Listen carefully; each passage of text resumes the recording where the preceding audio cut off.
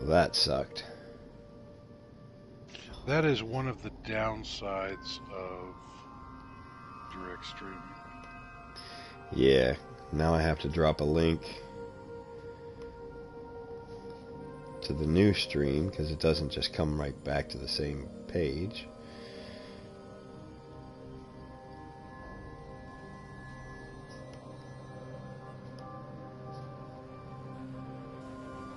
Well, hey, at least we can do all the new likes you get. Yeah. Lost all the viewers, though.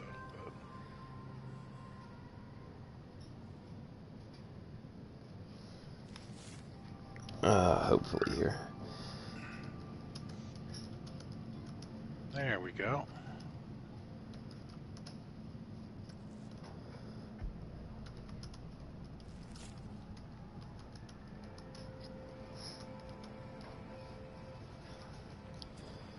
Oh crap, did it bring me back to...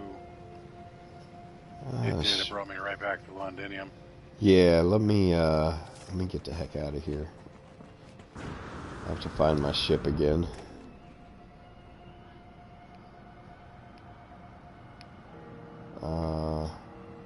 Apparently I don't have a ship now. Are you near a base? Yeah, I'm still at Sword's base. Oh. Oh no. And it's going to be hard for you to call. I have nav data. Call my ship. It's not powered. I got it.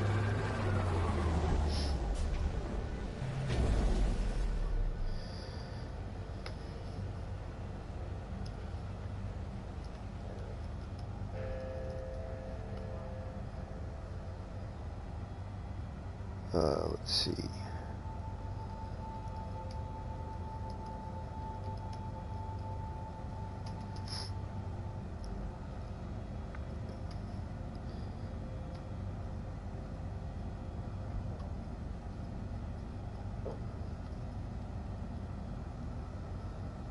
I gotta drop new links in Discord as well.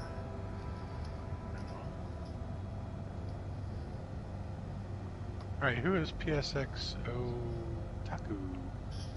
I don't know.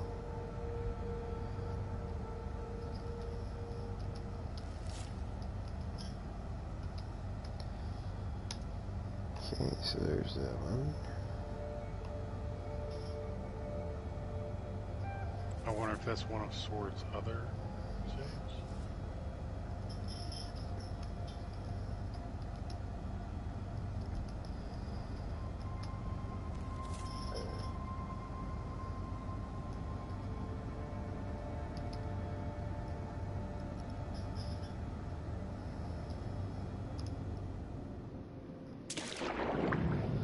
Well, I just fell off the base for no reason.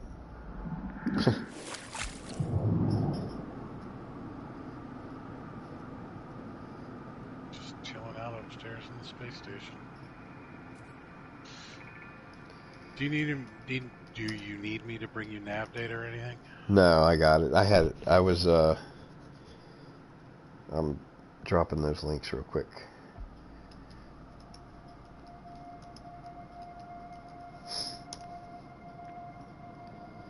Alright, let me get back to the stream here.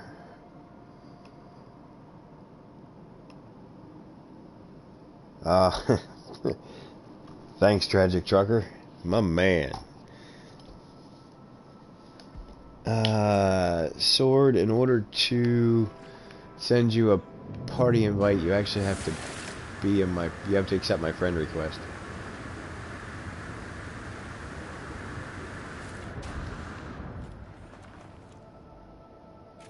Reload my YouTube real quick, because that's being dumb. There we go.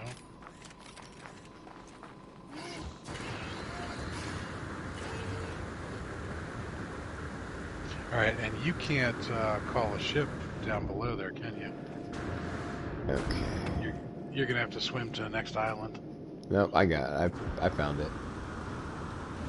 I just have to get back. over to the right landing pad.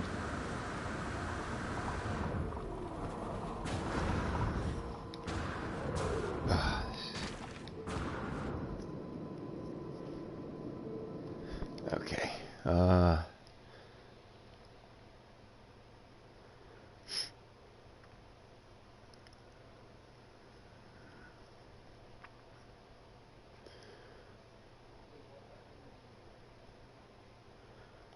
Oh, that's always good.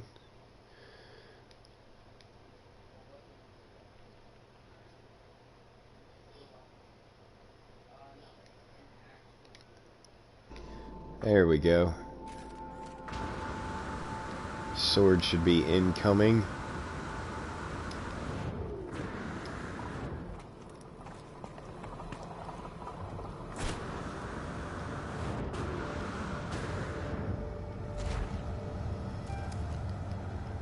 Good old Sword Amino Hub.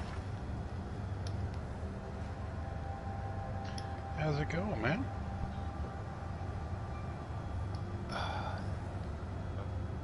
Allow my voice to be shared from the setting. Yep, there you are. What's up, guys? Not much, man. How's it going? It's not gonna work. So this is what happens when streamers up and coming start paying attention to you and try and make things happen. Oh man, I know how it was back when I first started, guys. It's the grind, man. It is. Oh, I'm sword. kind of upset at myself for taking the big old break that I did. Yeah, man, you missed out on like Beyond, and man, yeah. Yes, I did. Oh, look at that Beyond little was smoke good for YouTubers. Well, you know, the big thing with me is I wanted to make sure that I was having fun, and for a while there, I stopped having fun. Yeah, you're right. So about that. I had to take a break. I had to. Yep. Otherwise, I was going to go nuts. We were building so much stuff, and you know, every time I logged on. Oh God, did we lost him already? Oh, it says sword left the group.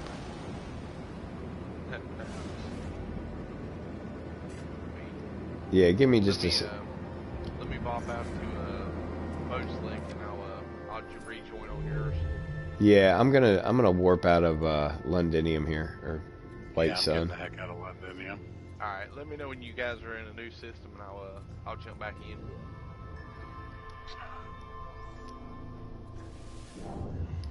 Here, I got a little. I think I just dropped a base computer, maybe a building or something, just to. Oh no, this is my underwater base. That's not finished.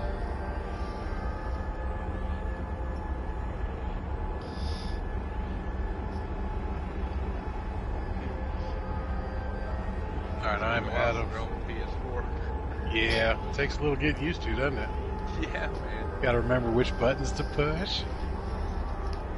Oh, you're playing with a controller though, aren't you? Yeah. Alright. Yeah, Yeah, I I'm left the controller. That's something I need to make sure that I do when I do remember the PC is that I play with a controller. Yeah, the only catch to a PC is you gotta have the controller plugged in. That's Yeah. no worries. I normally have mine plugged in anyways. Oh yeah, I mean if you're on a PC, usually you're right there at the desktop anyways. I was sitting across the middle playing, like laying on my sofa playing.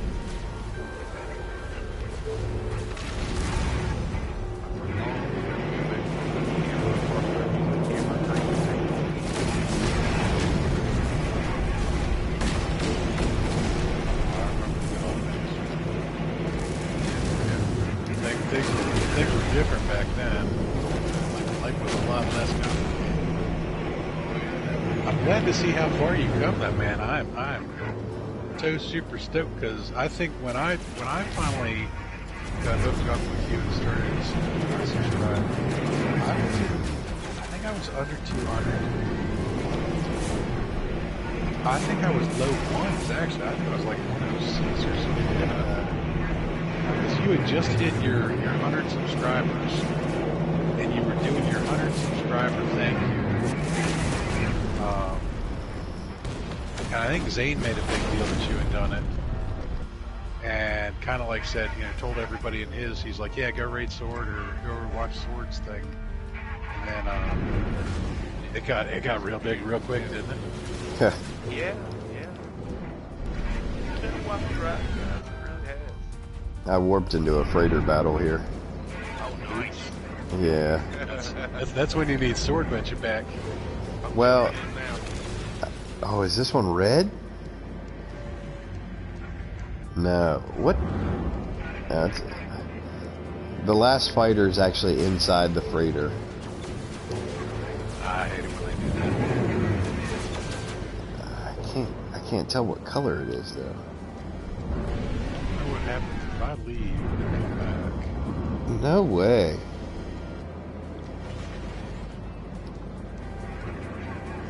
Oh, that's a big Star Destroyer. I've never seen one that color. Is that the blue no, screen? And then that one, I'm curious. No, it's kind of a... It's not yellow. It almost looks like a beige color. Almost like the desert camo type color that the military uses.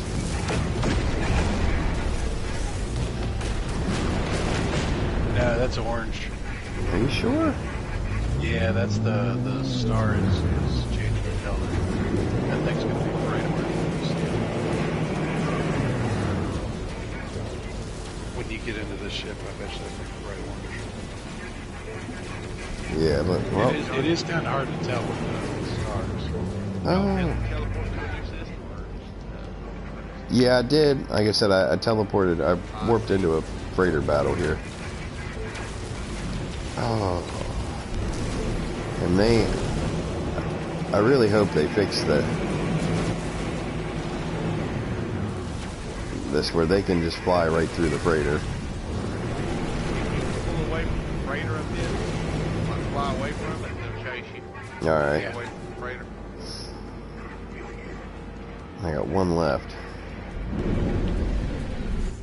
Come on, come on.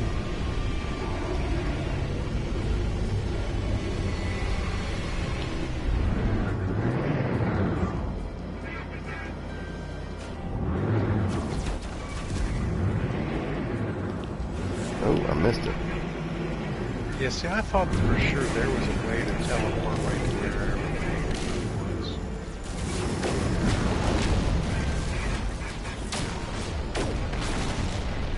At the first store. No worries, Tragic Trucker. No worries at all. Alright, let's go check out this.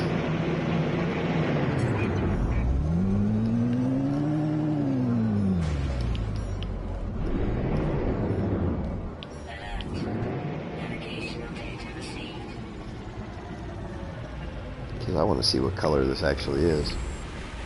Black and yellow for me. Is it yellow? It's only a C class. Wow, that is so loud. Oh, dude. This is hilarious. What's you're that? on mine. Oh, I'm on yours? Oh, You're okay. on mine, yeah. Ah, okay.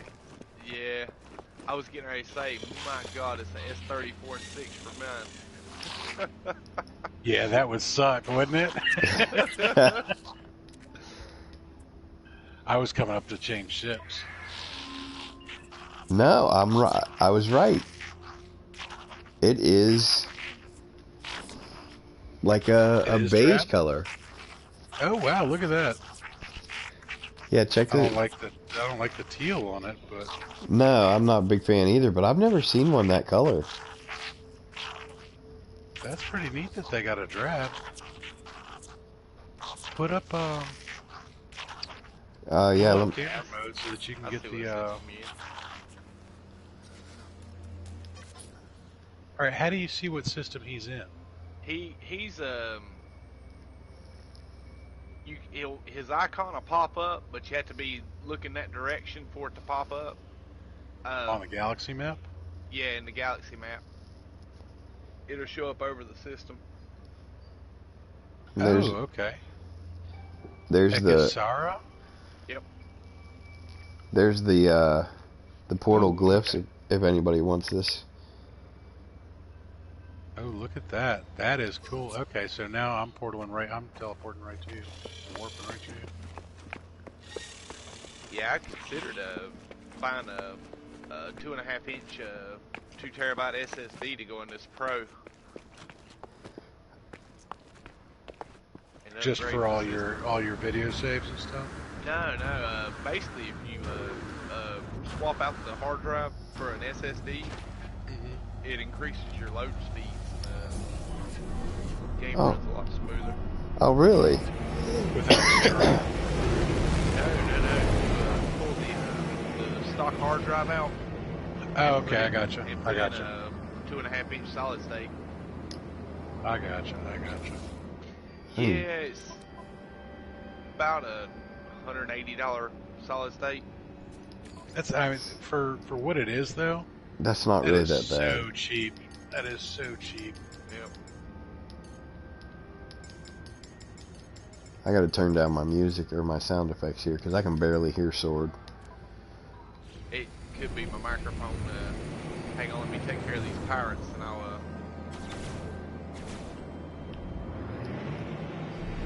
turn the volume up. Alright, so there you are. Alright, so your freighter is not. So here comes mine.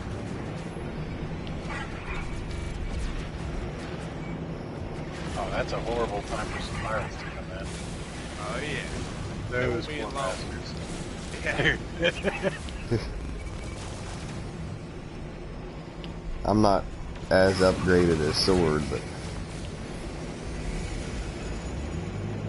Nice. It's a pirates for you guys. Well, I've also got Whoa. my military freighters, my combat freighters, or frigates are going to take care of a couple of these too.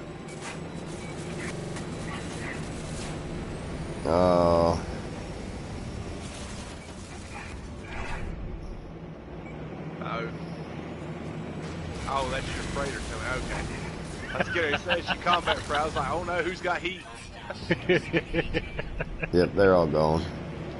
Yeah, they don't last very long with the combat ones around. Yeah.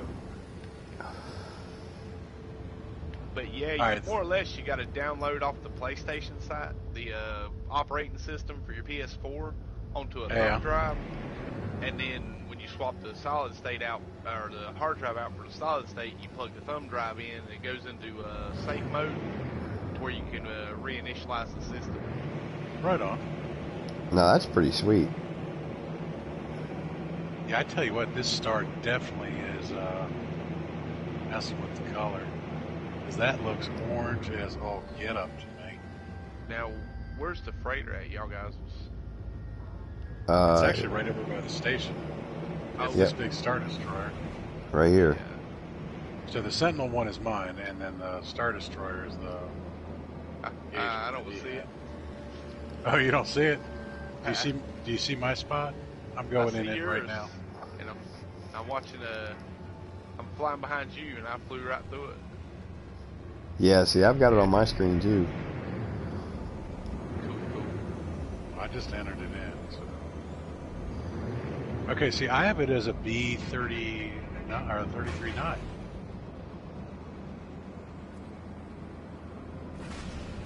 Now that's interesting. What did it come up with for you? It was a C20. I can't remember. I think it was 24. Let me fly in here and check it out. Now, Sword, you have to find it now and see what it comes up at for you. Watch it come up as an S. Yeah. I see y'all's S36-9. icons. I seen y'all's icons, but like I said, there wasn't no freighter there. Yeah, we're both inside the freighter. I know, that's crazy, man. Yeah, see, mine's a C27 and 6. Yeah, I got a B33.6. Or sorry, 33.9. Oh wow. That's interesting. That it's different. That's all right. So I'm flying around in an S-class, 34.4, and I'm really tempted to take this thing.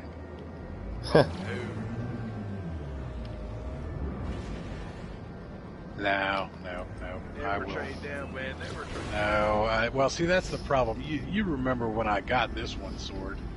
This was Sword and I went on a binge of freighter engagements, and I sat there for 3 days straight trying to get the S class that I have now. Oh my goodness. Because I had the A class for it. That I took the A class when I first found that system because it's a max size like that. It was gorgeous. But yeah. All right, just so that you know I'm not pulling your leg or anything, I can go take a screenshot of this. Nice. Because it's funny that they're different. Do you still show it as a C class? Yeah, it showed up as a C class. Don't look like you. No.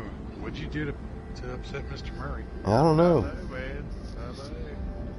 Well, it's because he's streaming. Yeah. That's what it is, man. Hello Games got facial recognition software, man. If they see a stream, you're done. Alright. They put the troll button on you. I think that last, that one I just got on my new save on PC took me 3 days, over 5 hours. Well, that's what I was saying about mine. I got that baby blue Sentinel. It took me 3 days to get, and I bet I reloaded over 200 times. Oh my goodness. Yeah, that's a little rough. Plus, well, see, I was beginning to think that when they dropped 2.24, I was beginning to wonder if something wasn't broken, because they had fixed the freighter glitch on PS4. Whenever you went in to compare your freighter to a new one, it would hang, and you'd have to close out and go back in. And I was wondering if when they fixed that, they messed with the spawn rate, because it did. It took me forever.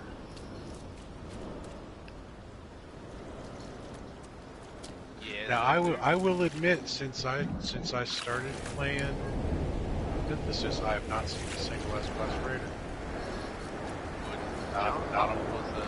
John Hall was exploring in Eisenham, looking for the UAS Civ in Eisenham. Yeah.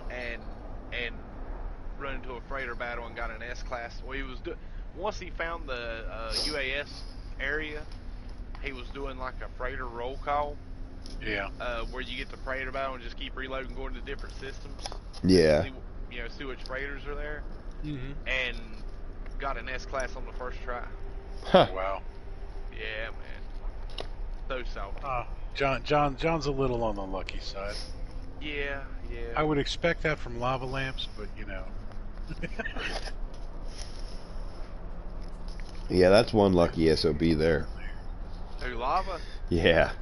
Oh God, guys, y'all don't know how many hours he puts. Yeah, into so I wouldn't say multi-tools. Lava's lucky. Lava does a lot of searching. He does a lot of searching. I watched one of his videos. He had it compressed down to 15 minutes, and it was basically a different system every 30 seconds. Oh wow.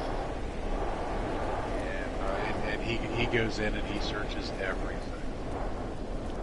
Yeah, I think he's had multi-tools that he's had to search over 100, 150 minor settlements for. That's crazy. There's Sword Ship. Hey, you like the holler, man? That's nice. It's a S48 and 8. Have to get a good. This is my legacy holler. What ship are you in, so? Oh, I'm in the Artemis holler from my original PS4. Yeah. I remember that one. Yeah, this thing used to be like a refrigerator nose, like a hawk wing with the turbines in the wing. Yeah.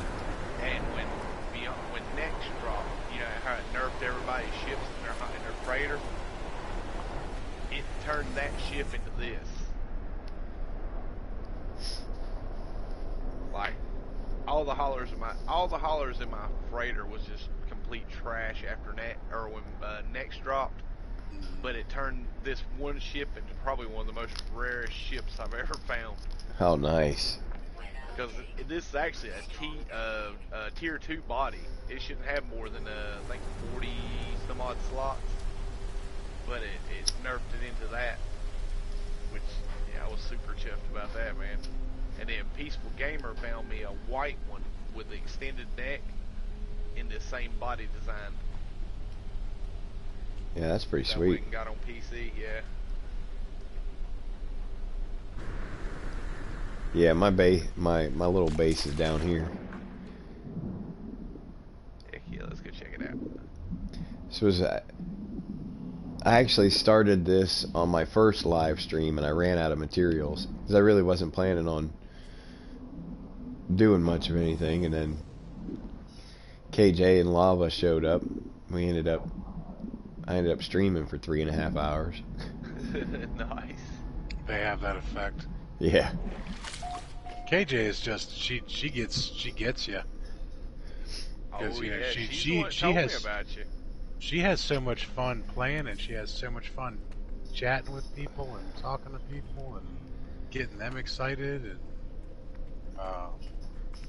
I've had a ball chatting with KJ. Oh yeah, she's a dear. Yeah, the idea here was to put in just a small farm. Okay, cool. But I thought the idea of putting biodomes underwater was cool. Oh yeah, man. Dude, I'm waiting on Zane to put out his guide. He's got some cool glitchery that is going to turn farming upside down. See, I'm Probably not. quite literally. Yeah, probably. Yeah, it's going to be sick, guys. I can't say nothing because I'm sworn to secrecy. Yeah, it's going to be amazing. That's honestly, I'm going to be redoing a lot of my farms once this guide comes out. See, I don't have a single farm yet. You got a freighter yet? Yeah, I got that S-Class Sentinel. I would recommend, especially on PS4, not going. I would probably stick with doing like anywhere from 15 to 20 of units of whatever you're crafting. Like if you're going to do circuit boards or living glass or whatever. Mm-hmm. You know, especially if you're going to try to do stasis devices. You know, start off like doing 8 of each circuit board and living glass in your freighter farm, and that way you always, like, basically all my PS4 farms, my freighters are all I got like 25 trays of living glass or of glass or frostwork. Just cause the freighter complexity. I remember, man, freighters used to crash me like mad. Oh yeah. All right. I was telling Reaper that my first in-game death was warping my freighter into Londinium, Oh my goodness. and I fell through the floor and spaced myself. Oh no. This is not I think that's bad when ocean you were building the that circuit board Yep. base. Oh yeah, I remember that. I remember that hauler. Oh yeah, man. Like I said, man, I had That's people. old school. I had 4 or 5 people actually looking for a system that had that body style. And How do you man, get down there? you just swim down, man. Swim down. I'm coming. I'm Oh. coming. You gotta get your suit wet, man. Yeah. My suit wet. Yeah, there ain't much here. Like I said, I ran out of materials when I was building this. See, I've never done a bunch of underground stuff. I really do need to. I tell you what broke me of underwater farms or bases. I was on vacation the week Abyss dropped, and was up the night before sick.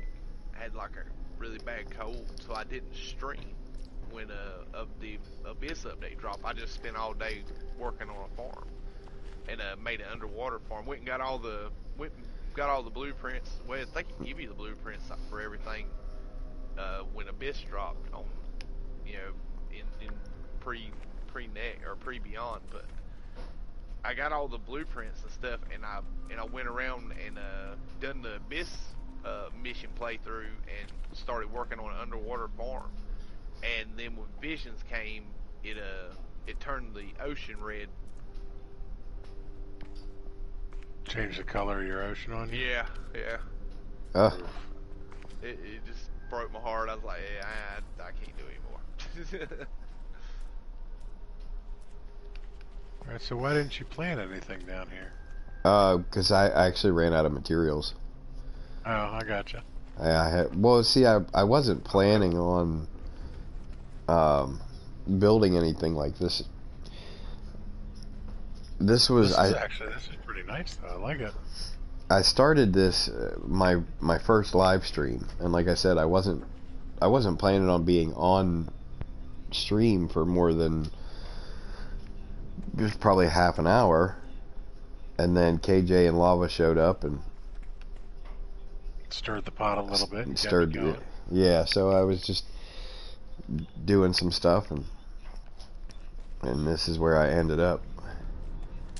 I don't even know if I have anything I can plant with me. I think I may have some frost crystals or something. I can do all Gravitino balls if you want. This tells you how long it's been since I've been on this PS4 save. I got stacks of 500 in my exosuit cargo. Oh, Nice. yeah. Like everything's in stacks of 500. You can compress everything down to 4 stacks of inventory now. Yeah. That was my favorite thing with Beyond and Synthesis. I was so happy, and you know they increased the stack size that you could do on your freighters, the storage units and everything else like that. I was like, oh, this is great. I'm never going to run into inventory problems again. And then I made my first activated indium base, and it is. I think they're all 250,000 activated indium per harvest now. Oh, wow. So I can fill my inventory just off of one activated indium base. I'm literally making 1 billion units every time I harvest. Oh, nice. But it's 5 maxed out activated indium mines. You know, all that's at those bases is miners and storage, and every 16 hours it's complete. So it's great if you want to make lots and lots of money, but what the heck am I going to spend, 5 billion units on? Yeah. Yeah. It got to the point where I went in one day and was basically just dropping stacks of activated indium on anybody in the Nexus, Ugh. in the anomaly. Nice. I took the hint from you that day, Sword Dude. Sword used to go around. Actually, Sword made me a billionaire. It was actually Sword on one of my first live streams. Sword jumped in and dropped a whole bunch of stasis devices. He cleaned out his inventory on one of his accounts and made me a billionaire. Oh yeah. Somebody did that. Somebody did that to me. Couldn't even give me all the stuff that he had, so he was going around just going up to randoms, giving them 5 stasis devices at a time. And it was funny because they were all running away from him. I know. Mm. It was funny as heck. I was chasing people down, throwing stasis devices at them. They didn't know what to do. They didn't know what to do. See, somebody Hilarious. did that to me, and I almost wish they hadn't. When I first started playing, see, I got it right after Next came out. Okay. And I was still at my first base. All I had was a basic building. I mean, I wasn't even that far in the game.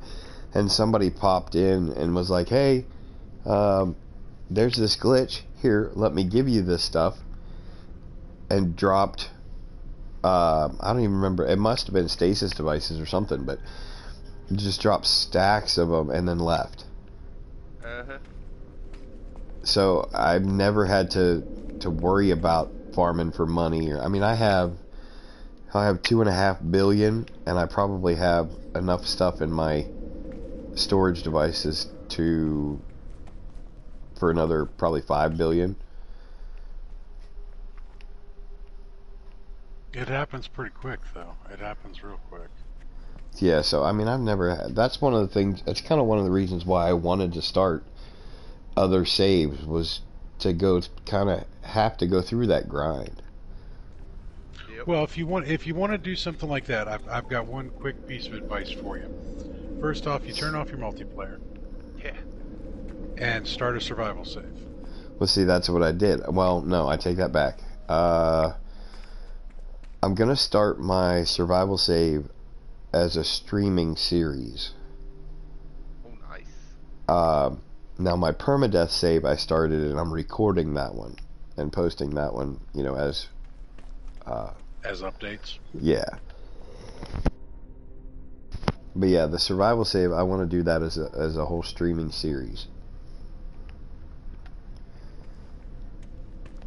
And I took your advice, Sword, and just dropped a ton of tags on my channel and my videos.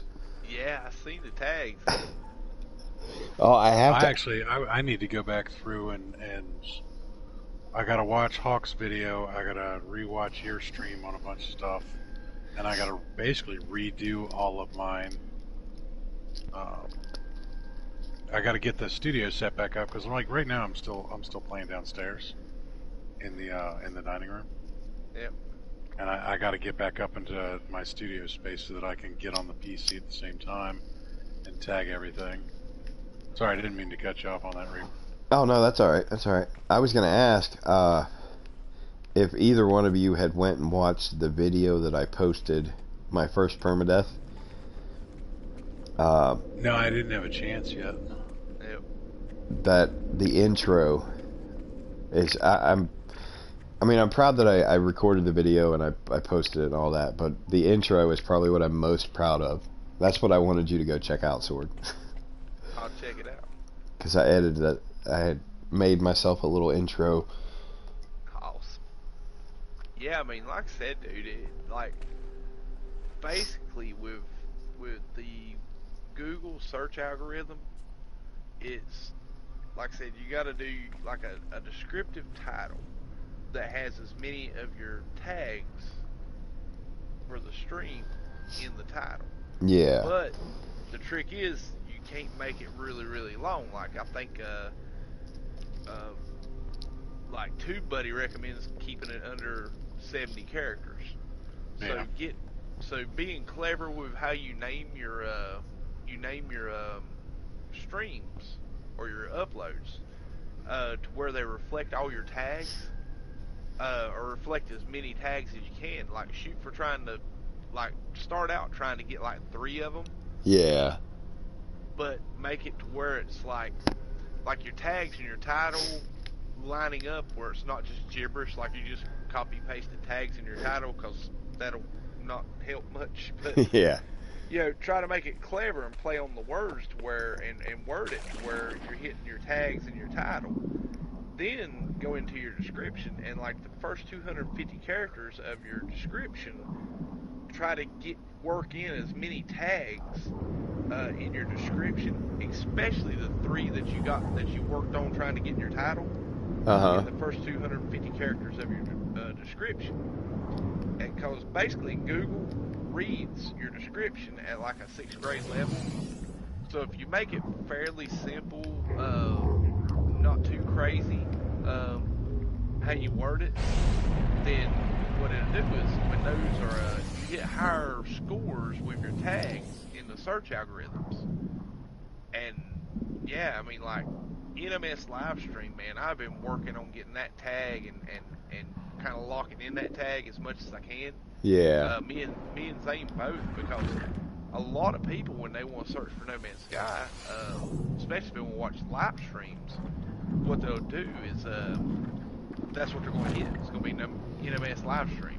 Not really as much typing it out, put the apostrophe in behind the N, Yeah. between the S and stuff. You know what I mean? Or even caps. You know, they're just going to punch in as, you know, whatever's going to get them as quick as they can, and trust Google's going to serve them up what they're looking for. Right. And like I said, before Beyond dropped, I believe it was before Beyond dropped, pretty much the first page and a half of NMS Livestream was me and Zane. Yeah, And then, pretty much. And basically when Beyond dropped, and people started searching for live streams, that's how I picked up quite a bit of a following right after Beyond, because I was being, you know, my channel and Zane's channel was being served up, you know, in that search algorithm more frequently than than anybody else's for that search term. Now, now that time's passed a little bit, and, you know, things, you know, moved up a little bit, then, like I said, it's more fish have gotten the pond, so. Right. So they don't do as well as they used to, or it doesn't score. Yeah, I still score pretty high with that one, but it doesn't. It's not as hot of a tag as it used to be. No, but honestly, when you look at the major No Man's Sky streamers, you and Zane are always the top two. Yeah. Well, that's I mean that you're consistently pulling 50 to 100 people watching and actively engaging your channel. Yeah. The big thing that gets the two of you all above and beyond everybody else is your viewer engagement. Yep. And that is, it's hugely important when you're growing a stream, is get people to interact with you. You know, likes and everything are great for the algorithm as well, but one of the things that I learned about YouTube search algorithms, and you actually touched on it the other night, that the likes and the dislikes, doesn't matter how many you're getting. The fact that somebody mashed a button shows an interaction with one of your viewers. Exactly. But when people chat, when you look at the analytics of your stuff, not only is it looking at viewed minutes and stuff like that, but if you have a single viewer comes and watches your stream for 20 minutes and drops 10 comments, then that scores so much higher than somebody that watches you for 3 hours and doesn't make a single comment. Ah. Basically what YouTube's, or basically Google's, the whole reason for the platform being free and to upload for free is they can sell advertising. Right. And Google looks for content that's going to keep people on the platform longer. And like I said, if your average view times is high, it'll push you a little bit further than people with much lower average view times. Right. Makes sense. What's going on, Tragic Trucker? How you doing, buddy? Yeah, we definitely missed you, Tragic Trucker.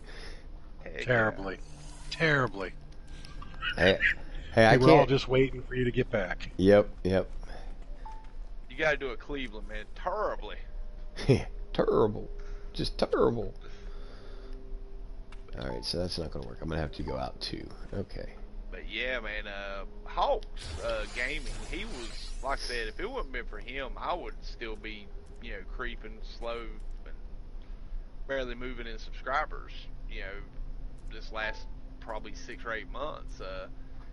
He's super cool dude. Like I said, he reached out to me and messaged me on Discord, and me and him got in a couple conversations and he went and looked at my channel with the TubeBuddy app and looked at my tags and stuff, and you know, offered some advice where I could improve my tags and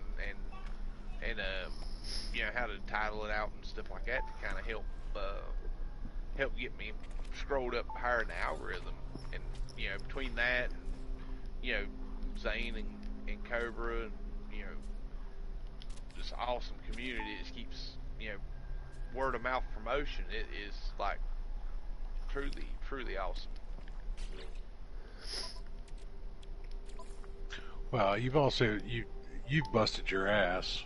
You've worked really hard on what you've been doing. Um, so you know, kudos to you, brother, for all the hard work you've put in. Not just in the time and effort that you've done to get your stream the way that it is, but everything that you do for the community is also huge. And it reflects really well on you. And that's why you've got such dedicated, devoted following.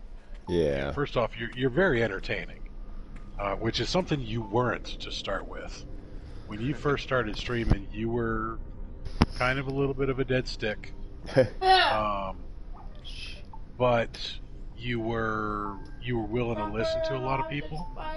And once you started loosening up, and started showing the real you, and people realized that you're actually a cool person and you really meant a lot of the things you said.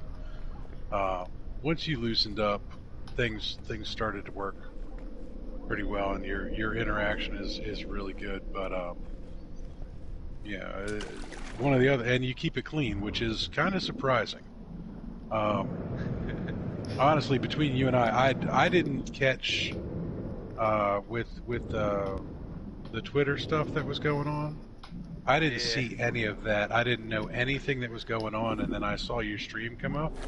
So I started watching that, and while you were chatting with all of us, I was going back doing a little bit of research, figuring out what you were actually talking about, what was going on and everything. And then I heard you cuss. Oh yeah. And I literally stopped. You know, I was kind of walking around outside looking at my phone and smoking while you were streaming and everything. I kind of stopped dead and I was like, did he did. Wow, he is that bent off of that. And I started to pay a little bit better attention to what not just what you were saying, but how you were saying it, what it really meant to you. And it was kind of funny because I didn't have to pay attention to that up until that point, because, you know, having watched you and having listened to you and having paid attention to what type of person you were, I knew that, you know, all the feelings you were having there and everything were really, really honest. And that comes through when you stream. And a lot of streamers are not like that. You've touched on this before, that, you know, if you're not having fun, if you're not having a good time, if it's work, you know, it's not worth doing, and you're going to struggle. So, you know, when you look at, I mean, you're gotten real good with your analytics and your key phrases and everything else like that.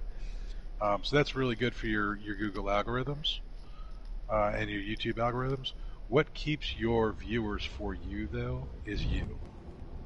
Appreciate it. And not everybody has that magic. What Zane does to keep a lot of his viewers, he's charismatic as hell. Uh-huh.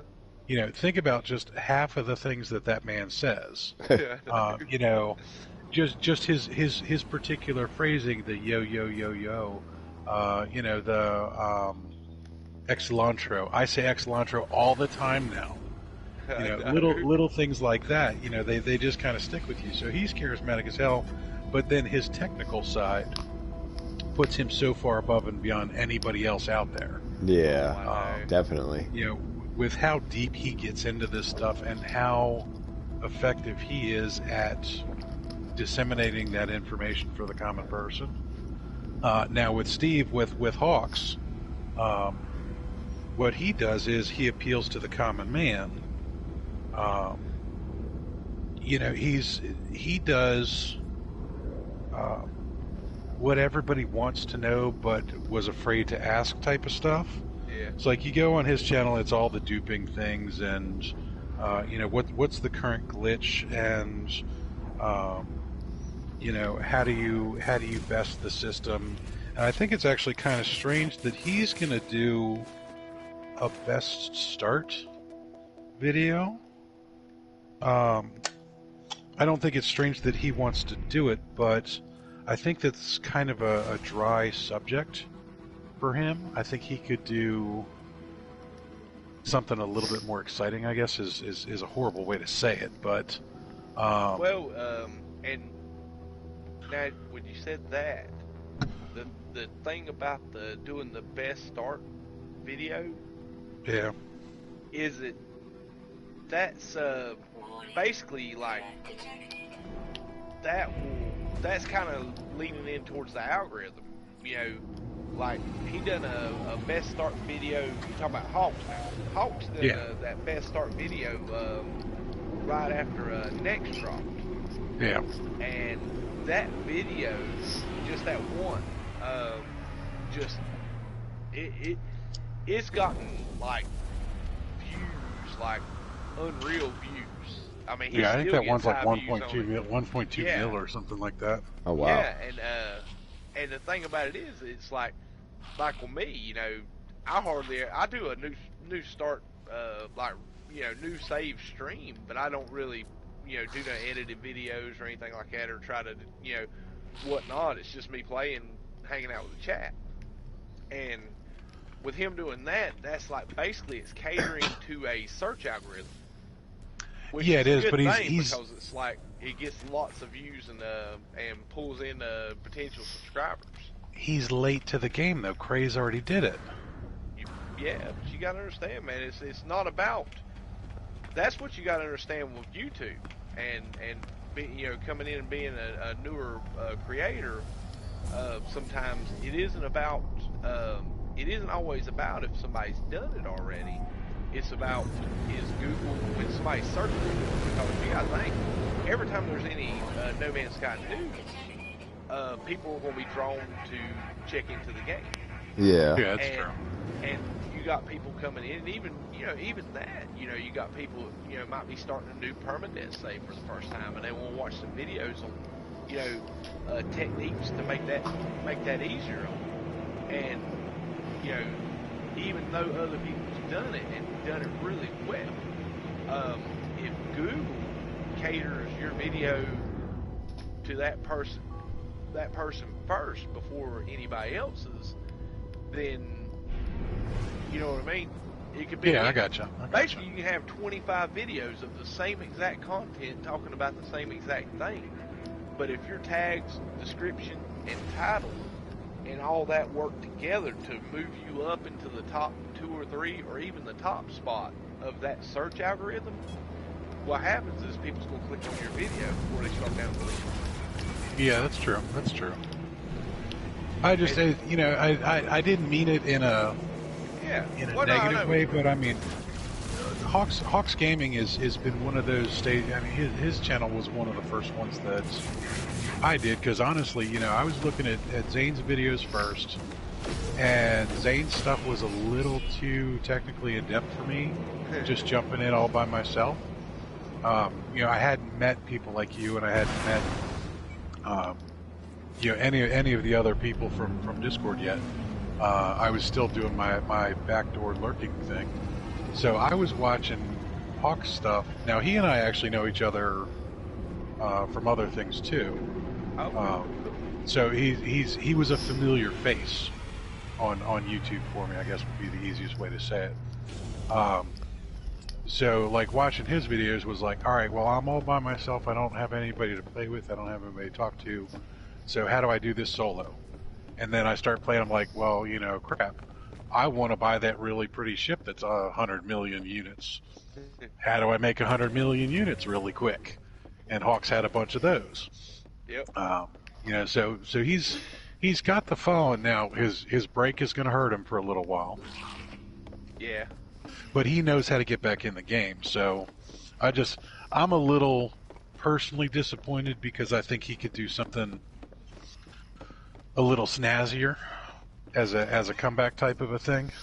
But I mean, I get where you're coming from. That, you know, he's building the proper core for the information that he needs to get back in the game. Yeah. You know? Well, I mean, and when you got to understand too, a lot of times, it like me, I'm in a really comfortable position with live streams because that's all I ever do. And you know, it's my joy and my passion. So you know, that's why I enjoy doing it, and that's all I do. But like uploading videos, and that's a lot of reason I don't really, you know, that's a lot of reason I don't desire to upload it, is because a lot of the times it's not about what you want to do or what you think, you know, or the way you like to play the game or this, that, and the other. It's what's popular to upload. Yeah. And don't get me wrong, I've been watching enough YouTube and been playing, you know, and been around long enough to know, you know, who's having fun with it and who's growing a channel. And either way is nothing wrong with it. Like, you know, if you're in it to grow a channel, then that's fine. You know, that's what you're doing, and you know, people see that. If you're in it because you're having a blast doing it, people read into that as well. You know, there's a lot of people, man, that you know, just is, and I've talked about it before on my stream, and I don't want to stir the pot no more than I have to on it, but there's a lot of people I've seen, you know, is all hype right before an update, and then it's all complaining after an update.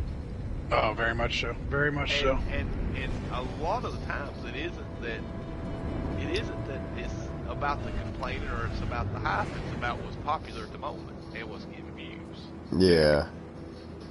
And well, it's really easy to do a clickbait video.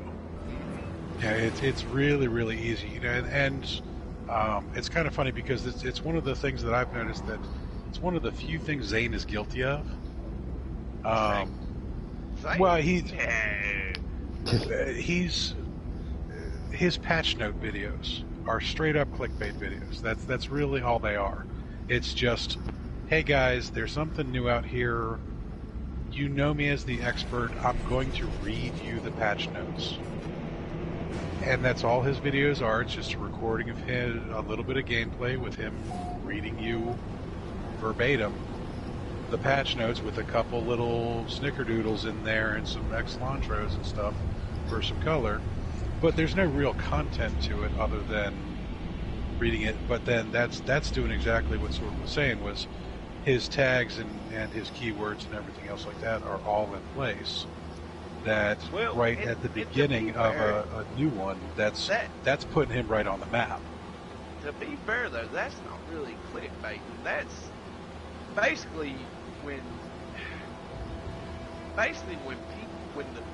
the patch notes drop, like when the update patch notes drop, there's a lot of channels that do a mad scramble to get a video up for the patch notes right away, because like me, a lot of times they'll drop patch notes at 9 a.m. in the morning for me.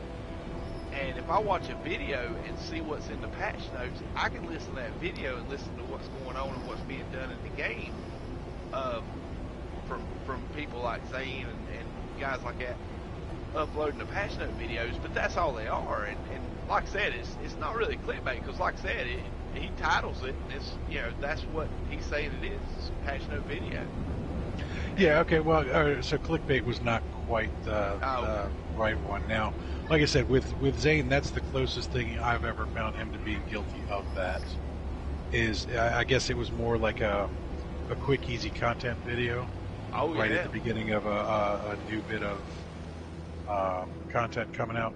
Now, it's like with a lot of people, I also play a lot of Apex Legends. There are a ton of content providers for Apex that are straight up clickbaiters, where they're like, oh, nobody uses this thing and it's the best one in the game, and you click on it, you watch the video, and you're like, okay, you're not talking about that particular thing at all. You're just trying to get people to your channel to watch you do some gameplay. Yeah, so there are definitely true clickbaiters. Oh, God, yeah. I don't disagree there. Yeah, there's quite a few out there, but it is what it is, man. And like I said, to each his own. And I was talking about it the other night on the stream, guys. It's when you can. I've seen people, and I've had conversations with people that had, you wouldn't think would be concerned with subscriber counts and analytics, that are just, that rules their joy. If things are good, they're happy as they can be. If things are down or flat or stale, they don't enjoy it. Yeah. And especially that's a lot to do with uploading videos and stuff. It's hard because a lot of people uploading videos ain't easy, especially if you do really, really good edited videos. A lot of time you'll put 5-10 hours worth of work into an edited video or more, making it perfect, and if it falls flat or something comes out right along that just more or less kills it in the algorithm, it's really disheartening. Yeah.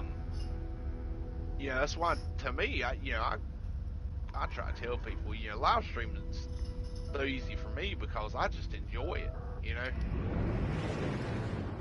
Yeah, but see, what you're doing on the back end of your live stream is also super important. That's where a lot of streamers go wrong, and I kind of fell right into this trap too.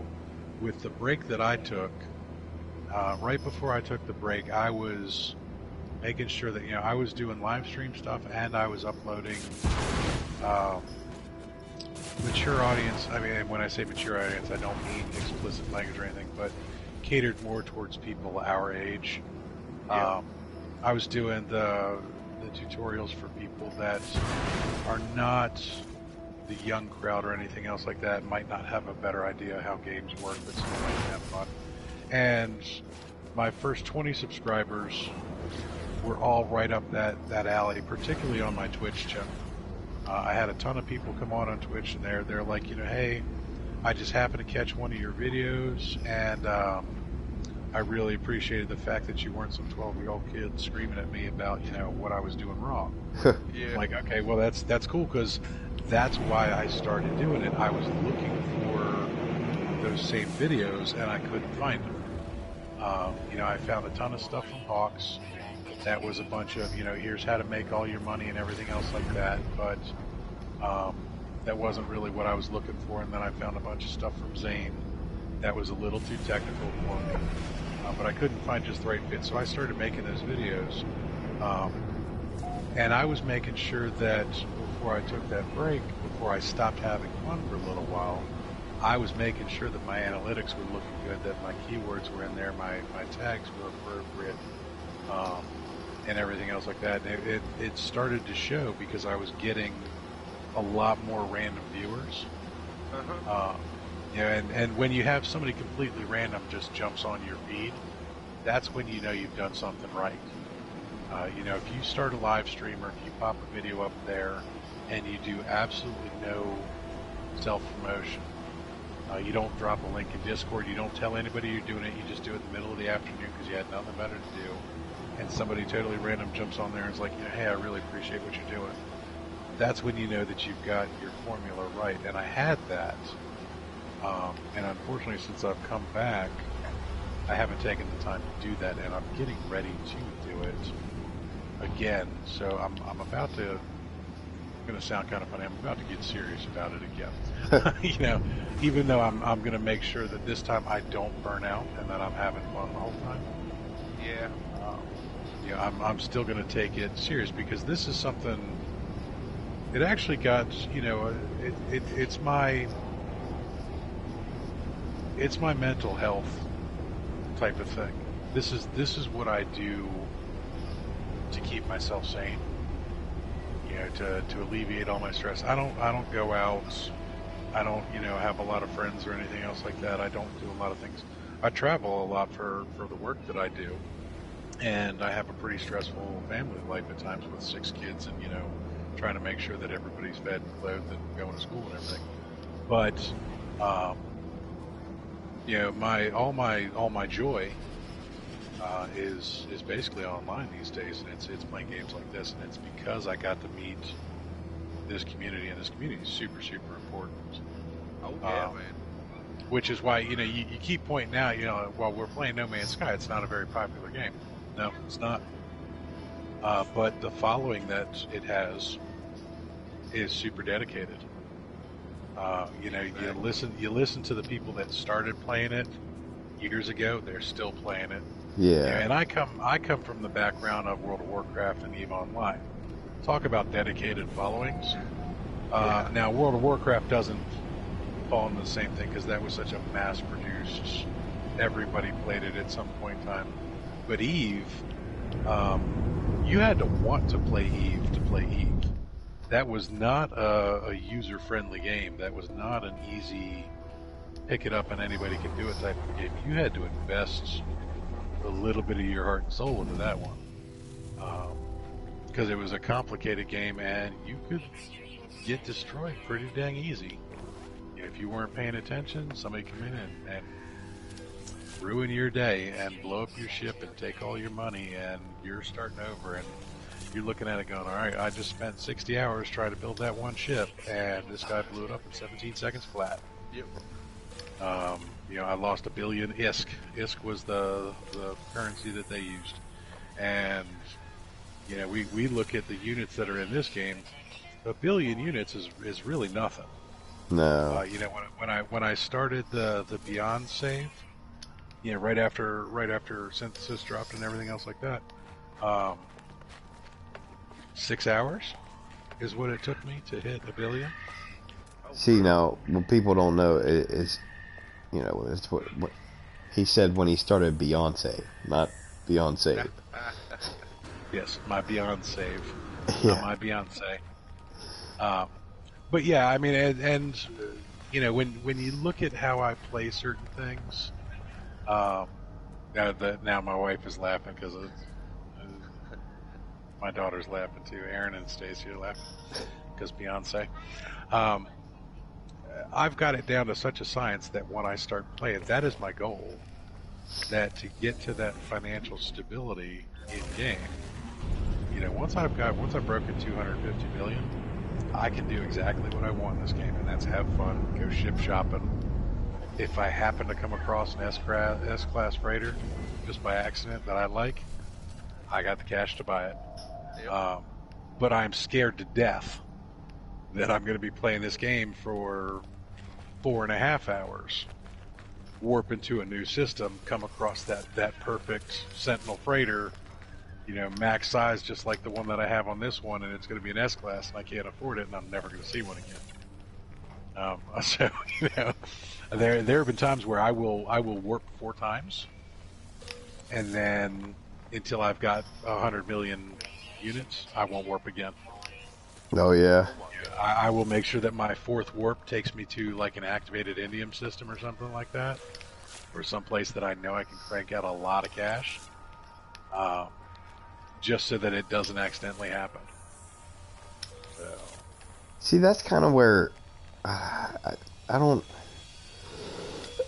at least up to this point, I really haven't had any goals in mind as far as the game. I mean, up until trying to get that S-class freighter, I really haven't tried to get anything, you know, as far as I haven't gone after any multi-tools, or I haven't, you know, sat on a trade station for hours and reloaded to get a specific ship. I just chill out, and that's, you know, kind of why I started the YouTube channel. Was just I got nothing but time. You know, I'm here having fun, just playing a game that I enjoy. That, I mean, I won't say not a lot of other people, but like you said, it's not a popular game. No, I'm trying to figure out roughly the numbers of people that we have that are playing No Man's Sky at this point in time. Now, our numbers right now are up. Well, you know, I would say on PS4, we probably have fewer than 20,000 people playing this game on a regular basis. Oh, I could see that. Now, I have no clue what the PC numbers are, but the PS4 numbers are probably down around 20,000. Yeah, and the only reason I can come up with numbers like that is I was very involved with the financial analytics of Eve.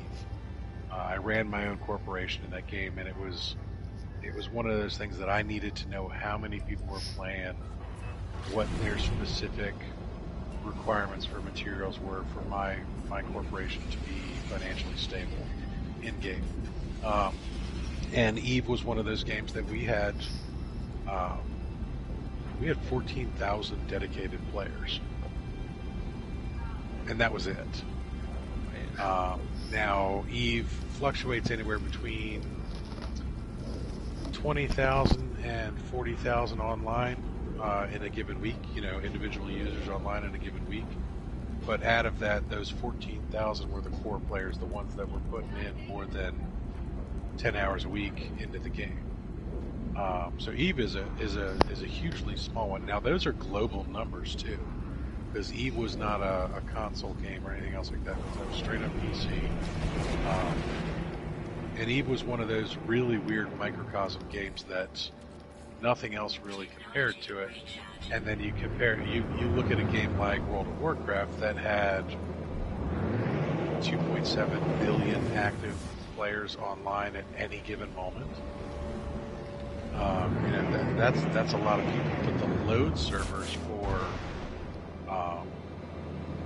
Hello Games and for No Man's Sky they don't support those numbers. The PS4 platform, they could probably handle 50,000 players at one time, and that's it. And then they're just going to crash. Yeah. And then you look at Xbox and you look at PC, all individual servers. That's the other funny thing is that Hello Games maintains their servers are not tied in together. They're not even on the same box. The PC players are all on a different data server than PS4 players we're all on a different data server than Xbox, which is why I don't think we're ever going to get the cross-platform, because they would actually have to do hardware integration between the three, which is expensive. I would love to see cross-platform, other than the fact that I would jump on like one of Sword's planets where he's done one of these giant snowflakes on the PC, and I'm just going to crash. I'm going to fall through the world. Yeah, and that's another reason I don't think we would ever get cross-platform.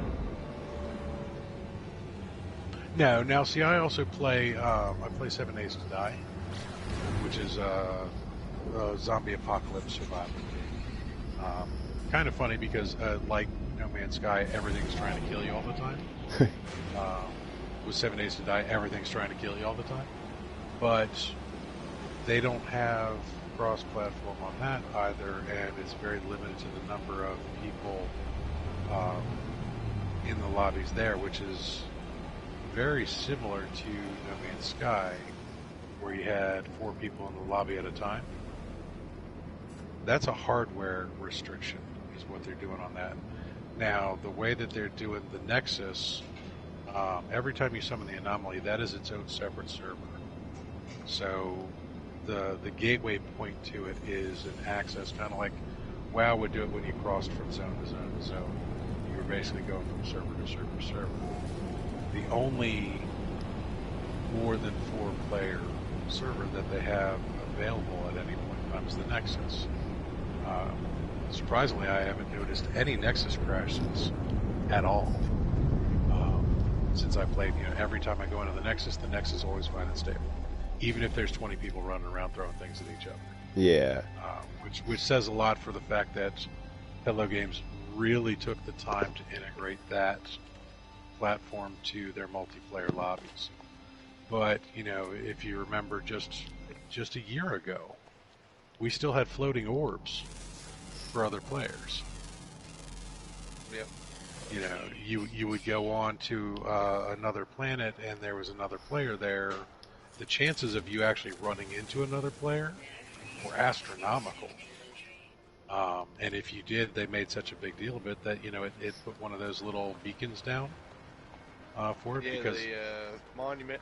The monuments, yeah, and I think the reason they did that was because it was more like Hello Game saying, "Oh my God, it didn't crash our servers.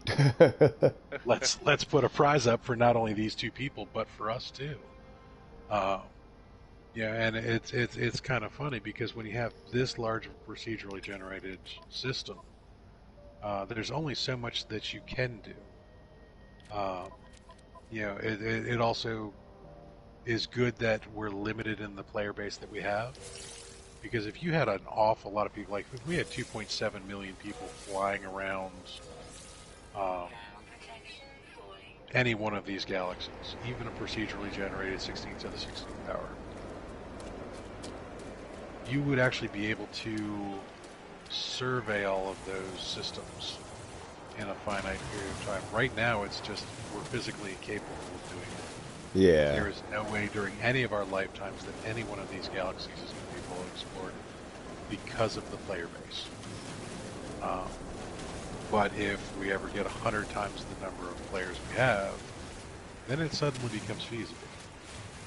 Well, I think somebody actually did the math where what it would take is, even if you have, I think it's 30 seconds between system explorations, it takes 420 years to explore them all. Oh, wow. At current load levels. Which is impressive that we could actually even do that, because it's a big dang number. Yeah. I don't even remember what 16 to 16th power comes out to, but it's a lot. Quadrillion. Quintillion or is it quadrillion or quintillion? I think it's quintillion actually. Yeah. Which is another magnitude. Instead of 4, it's 5. When you look at it that way, you're like, oh well, it's just one more. Yeah, but it's like the difference between a million and a billion. Yeah. It's a huge difference when you add one more number on those. So it's pretty cool, and I like the fact that we're a small community. But like Sword said, that you're not going to get rich being a YouTube streamer, especially not No Man's Sky. Now you can get monetized. I was also very impressed with how quickly you got monetized there, Sword. You busted your ass to get over that, because I look at the analytics on mine, and I know what you got to do for it. To get that number of subscribers with that much active views, with that few marks against you, is really not that easy on a game like No Man's Sky. Now, if you were playing up to the fact that you're a 40-something white dude in North Carolina playing Borderlands 3, and you did clickbaity type videos and stuff like that, or whatever the hot game, do like I do, play Apex Legends. If you were good at it, you could get monetized pretty quickly. It's not that hard to get 1,000 subscribers for stuff like that, especially if people are looking for ways to, like dirty old man tricks. Mm-hmm. That's pretty much all I have when I play a game like Apex, because my hand-eye coordination is nowhere near as quick as these young kids, and they tear me up. But I can very easily upload 250 championship videos, because I've saved every time I've ever won a game of Apex. Now, if you look at my kill-death ratio on that game, on average, I play 15 games before I win one. And when I win one, it's normally because I have one or two specific people playing with me, and we work really well as a unit. I play a very good support character. I don't play, I'm not a hyper-aggressive, go kill 20 people in the lobby type of a thing. I'm not one of these power players, but I'm also not afraid to be the guy that sits in the back, takes a little bit of damage, and then heals my whole crew. That's something I did when I played World of Warcraft. I either played the tank or I played the healer. So I could do a bunch of winning videos, and I could get 1,000 subscribers to my channel, and I could probably do it in 3 months. I think that's what I figured it out. If I posted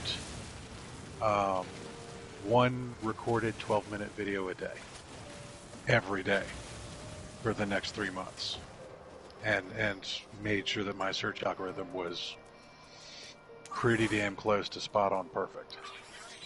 But that's a lot of work. Yeah. Yep. And the benefit of me doing that, so I get monetized, and I get monetized within 3 months, and I start pulling $17 a month worth of monetization. You're like, all right, that really wasn't worth all that work. No, you're not having fun. You're working too hard. And the return on investment is horrid. So you got to have fun. Oh yeah. And I'm definitely taking that lesson to heart. And every time you pop that, I'm trying to remember who said "Find your joy." Is that a movie quote, or is that a famous quote? Because that it sounds too familiar. Like I said, you gotta find it, man. It's like, I mean, if you're not having fun with it, I mean, you get around people long enough, when people's, hates their job or is doing something that they're not really happy doing, and even though they don't say anything, it reads. In their countenance or the countenance and their expressionism, mannerisms, and stuff like that. If you're putting up like me, if seriously, like even when like with me, if I'm not feeling good that day, I won't stream. I'll just post it up on Discord and let people know, hey, I've had a rough day at work, or this, that, and the other's happened, and I'm not gonna be able to stream tonight. And a lot of times, the reasons being is I'm not going to be 100%. Uh-oh. So, Timo dropped out. Yeah. Posted in the chat. But a lot of times, with me, if I'm not 100%, and I can't give 100% and be me when I'm streaming, I'll take the day, Yep. He dropped. No, he dropped out of chat. Oh, he left. Yeah, it must be. He said he'll be right back after he's smoking. Cool. Yeah. But yeah, and see, that's the thing. I mean, I'm not worried about getting monetized. I'm not worried about, having 1,000 or 100,000 subscribers. That doesn't. I don't care if the 30 subscribers I have right now is all I ever get.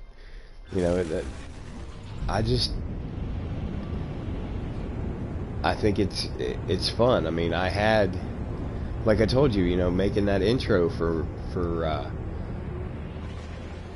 that video, I had fun doing it. And I had fun. I already have fun playing the game. So if I can, I can upload that to a community where other people have fun playing the same game, and we can talk about it and have fun with that. That's great. I think it's awesome that you and Zane have built this little community here. The same people come back again and again, and that's, I actually, I think I found Zane's video first. I did. I found his live stream first, and then you went on right after he finished. And like I said, you guys have built this whole community of people that, and I think it's awesome. I mean, it's, I don't know, it's like like my channel community, that's something you build over time, just people coming along, having like-minded and like interests, and they tend to, people like, will hang around people that share their feelings and thoughts on stuff, and how they enjoy, you know, things that they enjoy together and stuff. You know, that's awesome, isn't it? But like I said, that takes time. Yeah. That's not something you walk into overnight. And to be fair, like I said, I went through a time, you know, back when I was first starting out that, you know, I'm like, you know, nobody likes my channel, nobody comes to the streams, you know, or you know, and then I got to thinking, you know, it dawned on me one day. It was like, you know, I do got people that come to the streams, and they're not nobody. You know, you know, they took, they give up their time to come hang out with me, you know, in that stream.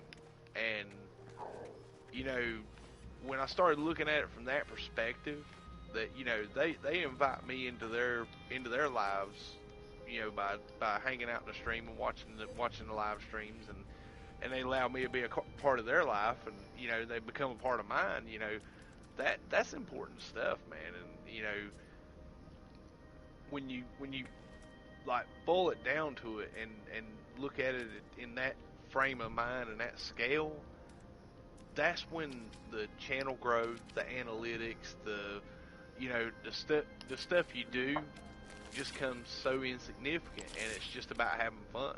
Yeah.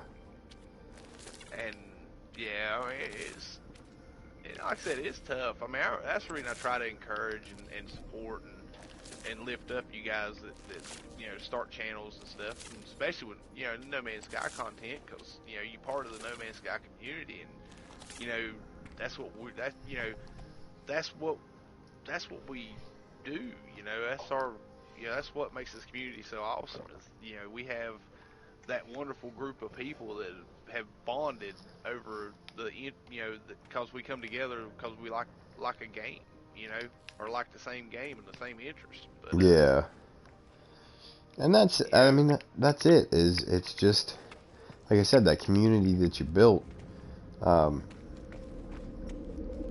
it's all about a game. You know, like I said, the reason I started the live stream and I'm posting the videos is it's because of that community, because there are other people out there that enjoy the same thing I do. And, you know, they may not be down the street or down the road where we can hang out and play together.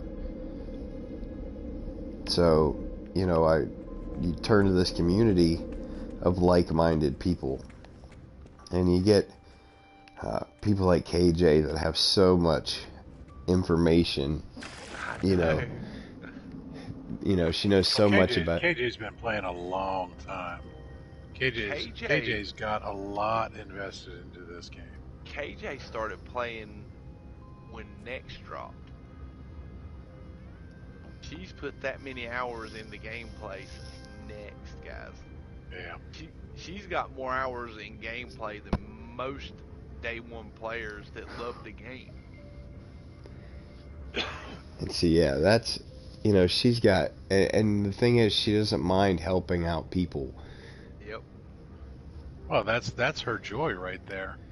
The thing that I realized with KJ was she gets just as much fun out of somebody else enjoying her favorite pastime as she does her favorite pastime.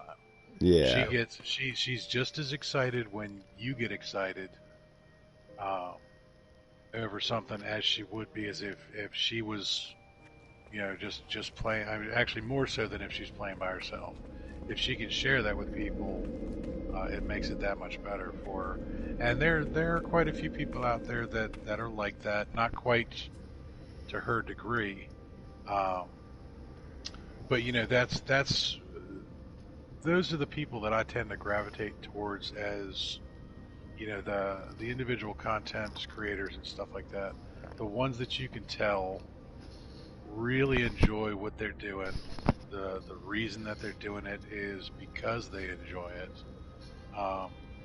Yeah, and a lot of the things that I do in real life are directly related to stuff like that too. Like with the LARP armor that I make. I'm a leather crafter by profession. I own my own company, and I make fantasy medieval armor for people that go out and play games. silly nerds that took Dungeons and Dragons out of the basement and took it outside. You know, that's what they do, because that's who I was. You know, I was one of those fat little nerdy kids that played Dungeons and Dragons in his basement. You know, and one day I got to go outside and meet a bunch of other people just like me that wanted to do the same thing. And we beat each other up with foam padded sticks.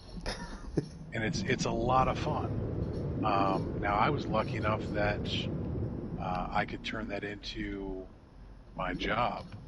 That, you know, I sell merchandise to those people. So I took that class, you know, with your job. If you don't love your job, you shouldn't be doing it. Yep. And I've had some shitty jobs in my life where, you know, you do it just to pay the bills until you can get that job that you actually do enjoy, type of a thing. Yeah. Some of the best jobs that I've had in my life and some of the worst were actually the same job. Oh my God, dude! I hate to interrupt, but when you said that, my mind automatically just went straight to the movie Role Models. Yeah, Have that's you- fine. Yeah. I've seen Augie is one of my I love favorite that movie. characters ever. Yes. I love it. So that's the layered game that they play. That is very similar. That's based off of a game called Amp Guard, which is a game that I actually sell stuff to people. That is exactly what it is. Now, it's not quite that nerdy, but there are times where it's some of these games that I sell stuff to that is that nerdy. But yeah, I man. love Role Models. And I'm just messing with you too, man. Like I said, from now on, every time I see your stream or hear you talk, I'm gonna be thinking of Augie up on the rooftop with a padded sword. That's right. That's right. The funny thing is, a really good buddy of mine, Gorg, makes those swords. That's what he does for a living. Oh, nice. So he was one of those guys that he came out and he went to an event and he saw how these swords were made, and he was so disgusted with how crappy the construction was that what he did is he made his own company to make those swords. Now he is the #1 seller of those foam padded swords in the United States because, like Sword said, it's something he does for fun, and he puts a lot into it, and it's a labor of love for him, and he loves it. You know, that is his joy, is doing all these things for people. But you know, he and his wife have gone through quite a few hard times making that the case, and I've done it too. You know, I've had lots of jobs that paid well over the years. I just bounced into your ship trying to land. You know, you got to put another landing pad over here if you can have visitors. Yeah. Yeah. So you know, when you treat your stream the same way, you know, like I said, I gravitate towards the people that are like that. Sword, you're one of those people that you can tell that you just really love what you're doing. KJ's another one that you can tell she just loves what she's doing. But KJ's also, you know, I don't know how interested she is in being a streamer. Because personally, I don't think she's very comfortable on stream. I think she's a little self-conscious and insecure about some of the things, which is really funny because everybody I know that's ever spoken to that woman loves her. Oh yeah. And she's funny as heck to listen to. You know, she gets into all this stuff and she gets excited and she starts giggling and you're like, wow, you know, you can't help but giggle with her. Do I need to move my ship so you can put another landing pad in? No, I put it over on the other side. There you go. Yeah, and Zane's like that too. But Zane's like it from a total.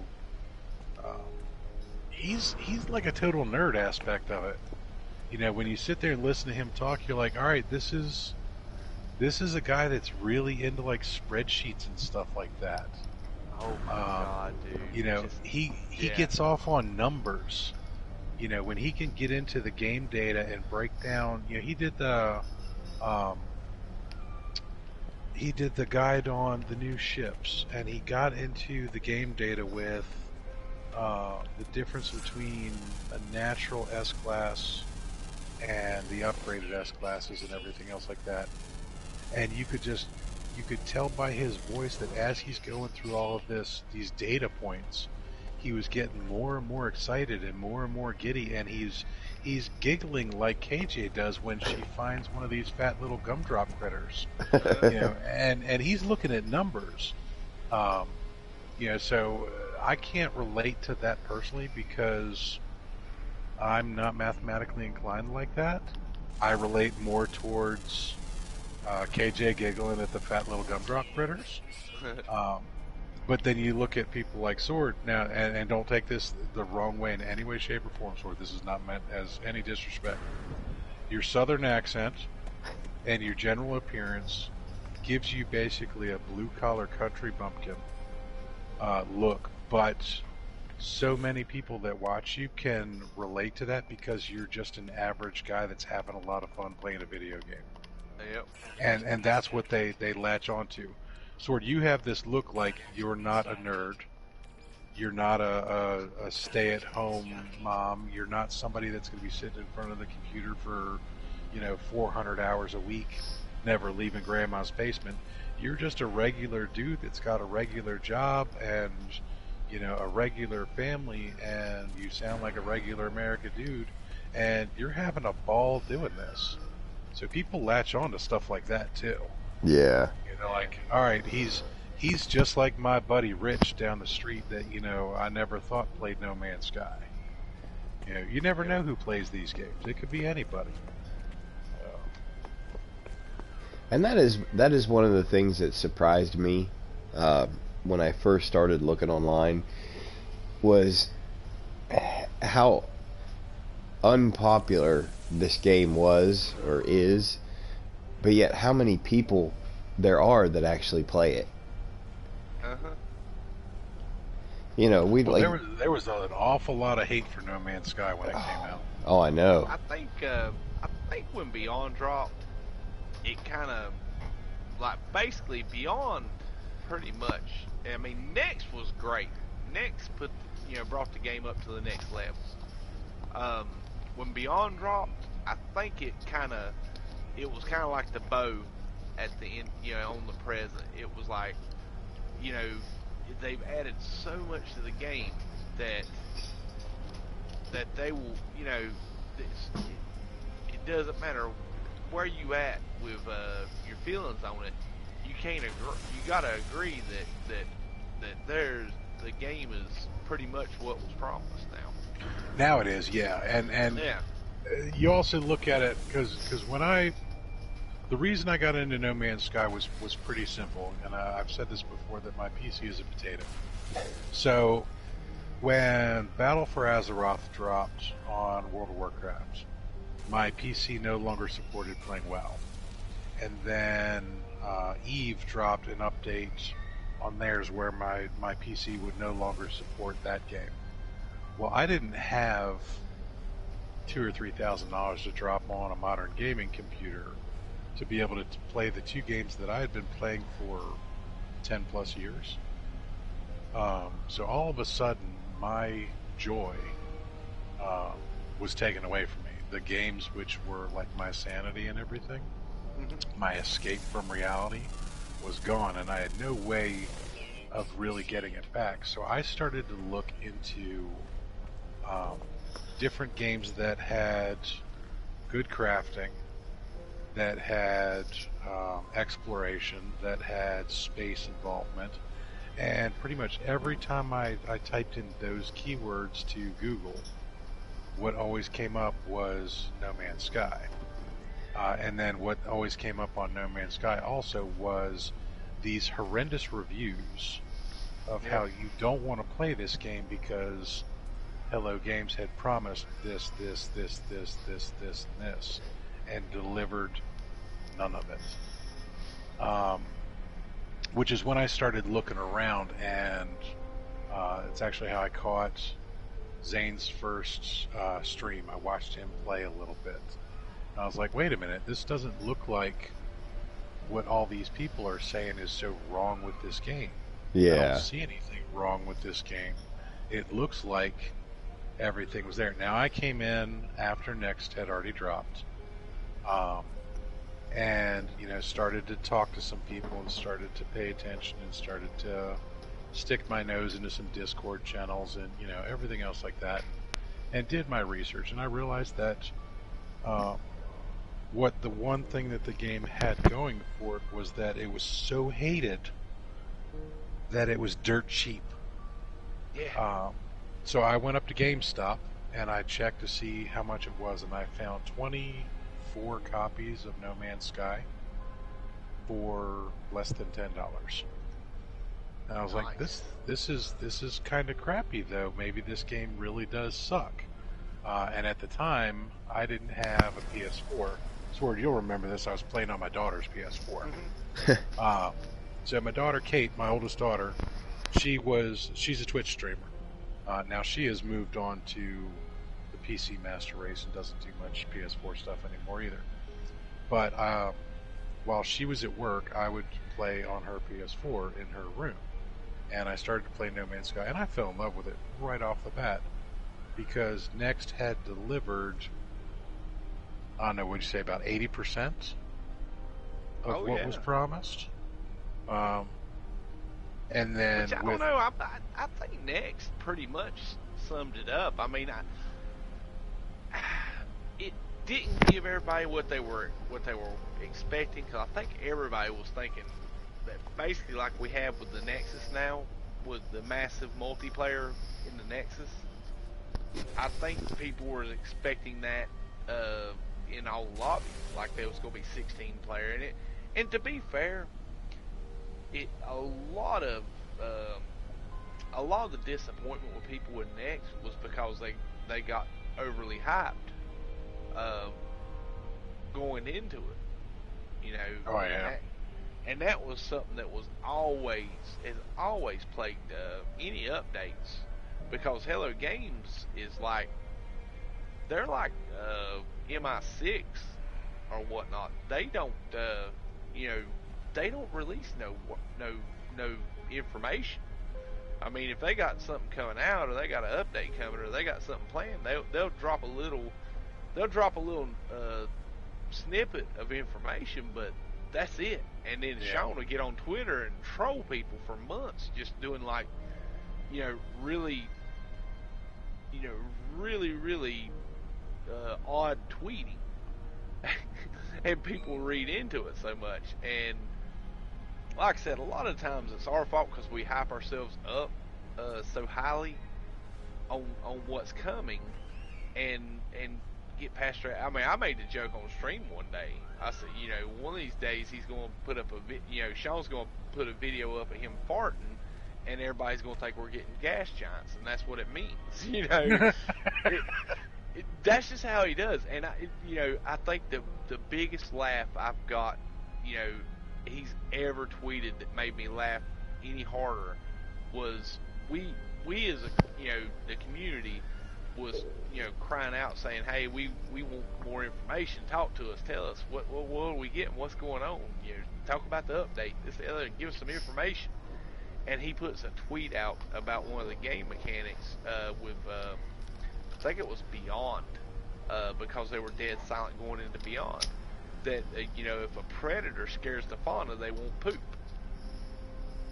And I laughed so hard because I'm sitting here like, everybody's crying out for wanting information, wanting to know what's going on, give us patch notes, give us something. And he puts a tweet out about poop, and that's all we had to talk about for 2 weeks.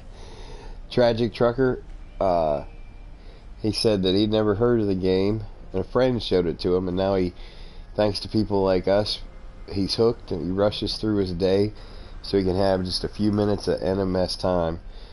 Oh man, yeah. Which, I mean, that's it. That's one of the things, because I don't play a whole lot of PlayStation when I'm working, because I put in 80, 90, 100 hours a week from April to December, so I don't have a whole lot of free time.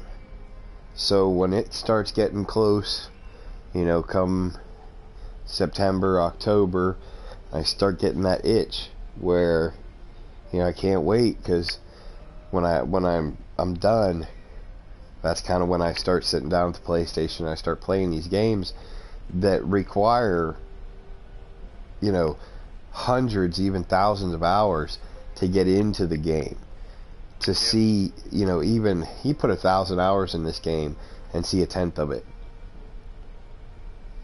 And that's not even that. well, Not you even know, a tenth. and that's and that's kind of one of the things. You know, when I was talking to a friend of mine, he kind of had the same experience where his brother-in-law had been really excited for No Man's Sky when it first came out, and then it was a flop, and you know, they didn't. So he's really against No Man's Sky now.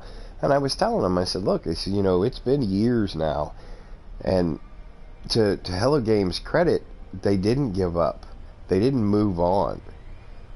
You know, for a game that has no microtransactions in it, there's no monetization in this game, for them to continue to drop massive content updates and to turn it into what it is now, which is better than what they promised, is a true credit to them.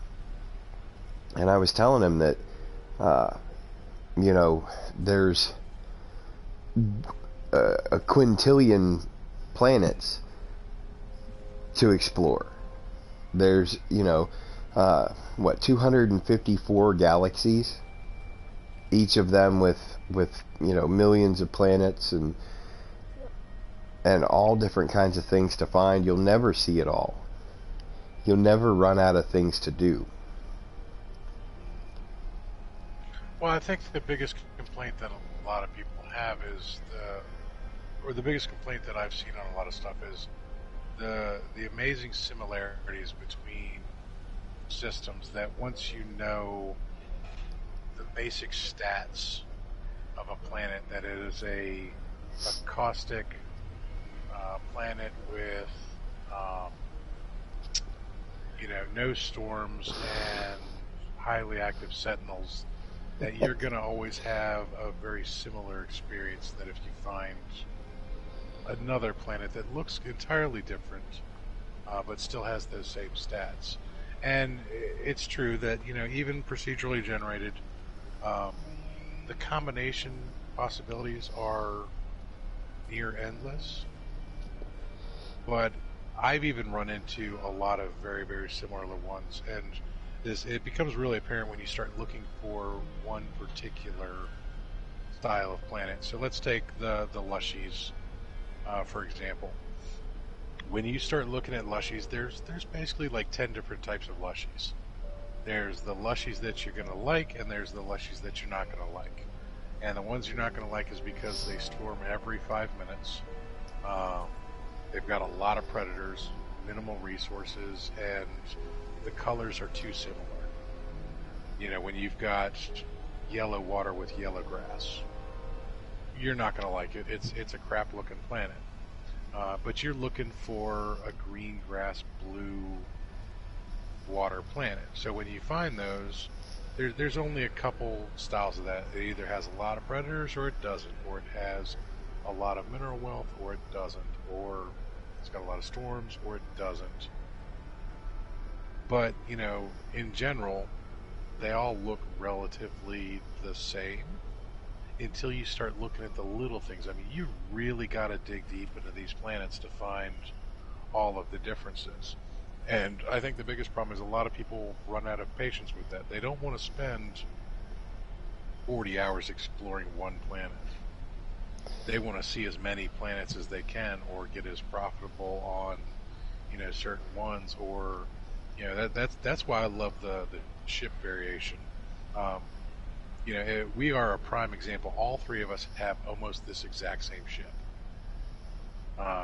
This Explorer. All three of us are flying one of these. But there's little differences. Like if you look right here This is something, if you look on the left-hand front of mine, there's that little V with the dot. Yeah. Okay. I looked at 7 other Explorers that looked exactly like this until I found that one with the V, and then I sat there for 4 hours to get an S-Class on that. Just because growing up as a kid, I loved the show V. Nice. So that is my little V for Victory. That is V for Visitors. That is a reference to my childhood right there. Your Explorer is just as pretty as mine in slightly different colors. But you've got this other little symbol over here. You've got this little triangle thing with 2 dots. Yeah. I don't know what that triangle is. That triangle doesn't speak to my childhood. So I didn't want your Explorer. I wanted mine, you know. Right. But something so little as that, you know, this could have been the ugliest Explorer in the world, an asymmetrical one. But with that little V, I still would have gotten it. I don't mean to interrupt, but Levi Rivers popped in. First of all, Levi, thanks for the like. And you don't know what you walked into. Well, let me introduce my co-hosts here. I have Big Papa Timo. How's it going? And the legendary, the one, the only, Mr. Sword. What's up, Levi? See, Levi remembers V. Yeah. Levi's right there with me.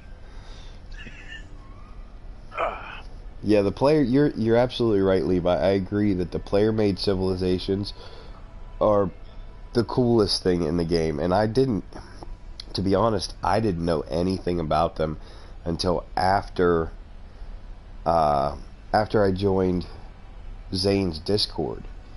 I didn't even know that they were a thing.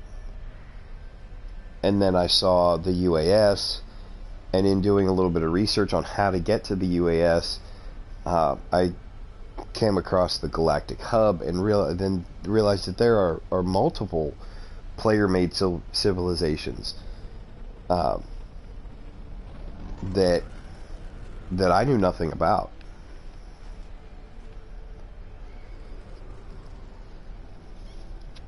Yeah, actually, it was a huge reason that got me going into this too. Was running across the UAS. Now, I never came across anybody from the Amino Hub other than Sword. I didn't know a lot of those people. I came across the UAS crew mainly because I found Zane and I found Sword, and so I got heavily involved with that one. And then when Zane and Zelric and Sword, who was the other one that went looking for Londinium and Funny Imps. Funny Imps. When those guys went and announced, when Zane announced that they were doing the dual capitals out this way in the UAS John space. Hall and Funny Imps and Dark Lord, yeah. When Zane announced that, he put up the portal coordinates for Londinium, and this was right after, I think I had just gotten my 16th glyph for the first time. And hey, look, we got a storm coming in. Yeah. That was the first one in a while.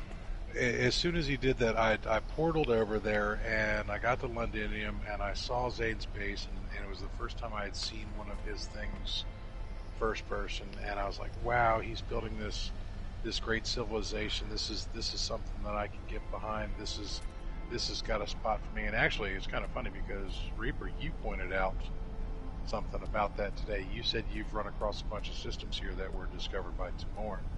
Yeah. The reason for that is when I finally got here after my 300 some odd plus jumps, after Sword coached me how to get more than 2,000 light years out of my Explorer.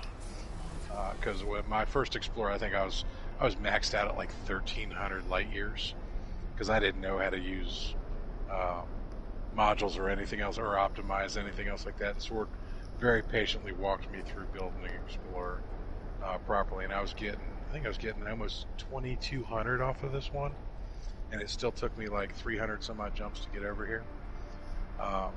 The first thing that I did is I told everybody in the UAS on the Discord and everything, I was like, I'm going to start mapping systems. And I hop from system to system to system to system and basically mapped them all out, named a bunch of them through the naming conventions and everything else like that. And I got behind the fact that I knew nobody really wanted to go to the crap systems.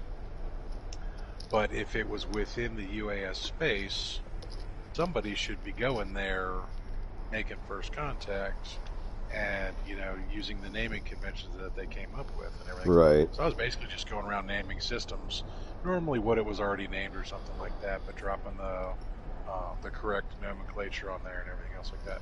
So you'll come across probably 200 systems here in UAS space that are discovered by me. There's nothing there. There's no bases. Nobody's ever been there other than me. Nobody's ever been back since then. Because it's, you know, a struggling Vy'keen system with one airless planet. Yeah. You know, it was discovered by Timoran. You're dang right it was. I'm the only one that's ever going to go to that planet. But that's something that's really cool about this, that one of those player civilizations gave me the opportunity as part of a group to come in and visit a moon that nobody ever wants to see, and leave my mark that somebody a year later can be doing a live stream on YouTube, mention my name when I'm not even watching. You know, I came on, 10 minutes after you made the comment about it or something like that? Yeah, I think so. You know, and that really brought a smile to my face, that when you said that, I'm like, well, what were you talking about me for? I thought I had done something stupid. You know, I had said something dumb in one of the streams or something, and you're talking because you came across something that I had done. And the community that we are part of. And it was actually possible. It was actually Lava Lamps that pointed that out, because when I first got to UAS on that first live stream, I was looking around for some place to build, and I wanted an undiscovered system, you know, so I could put my name on it.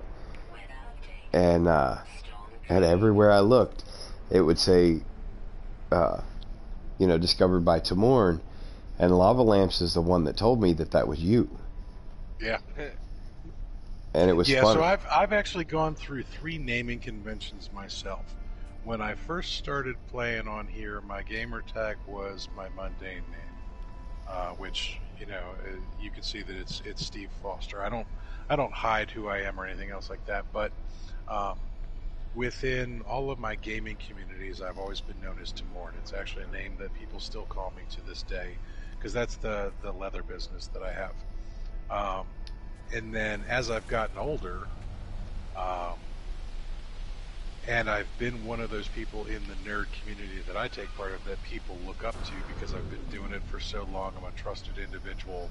I help everybody out. You know, everything I do in real life is to basically try and better the communities that I'm part of. The Big Papa Timo was just kind of, they couldn't call me Santa Claus. With the snowy white beard that I've got going on these days and everything else like that. So they came up with the Timmy Claus. They call me Timmy Claus, and then Big Papa Timo. So I just kind of latched onto that. So yeah, that's all discovered by Timoran is all me, because my gamer tag is still Timoran on there too. But that's why I've got all the different names. I'm gonna go discover a new system since we mentioned this. And we're actually not in UAS space at the moment. This is right outside. Are we on that weird corner? Yeah, we're kind of, I mean, it's right next to it, and I didn't realize it when I dropped the space here. That we're in Bidjing, okay. Yeah, that we weren't in UAS territory. There's a few over here that I've discovered too. There's Mataki Shallows.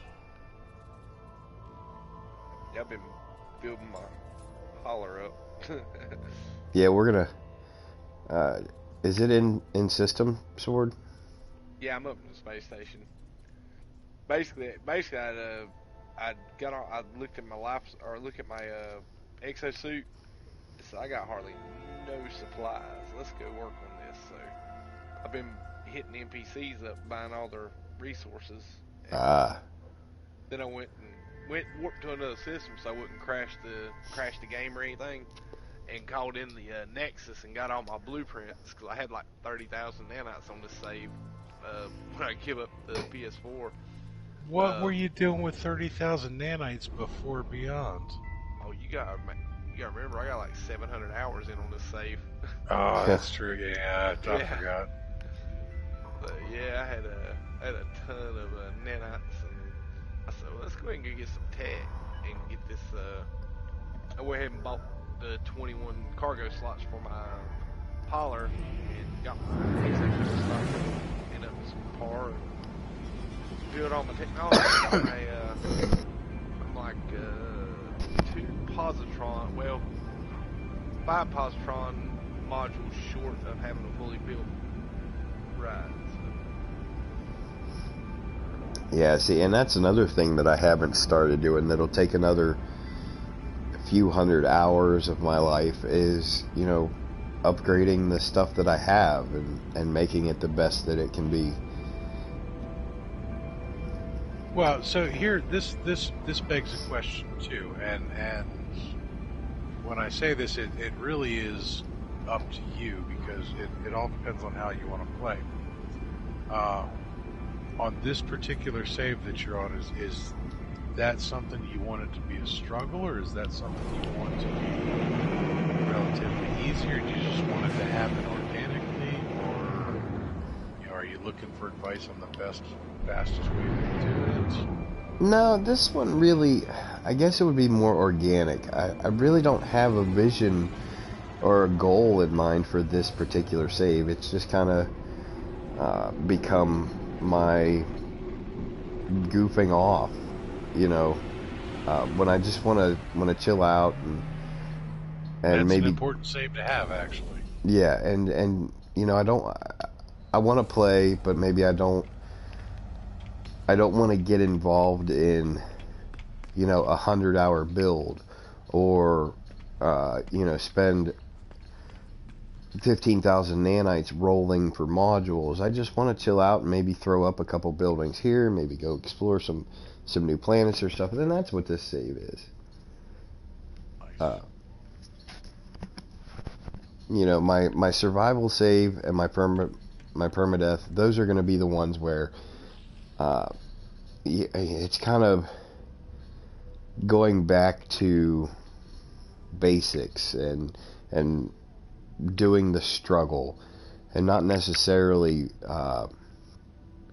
advancing real fast so I can put up a mining site and get a whole bunch of money right away.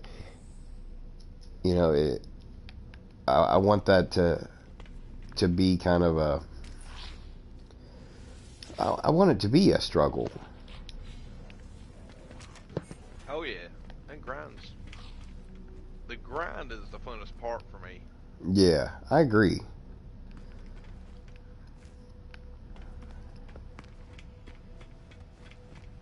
Now, see, with me, I ended up with multiple saves just for that, because this one was,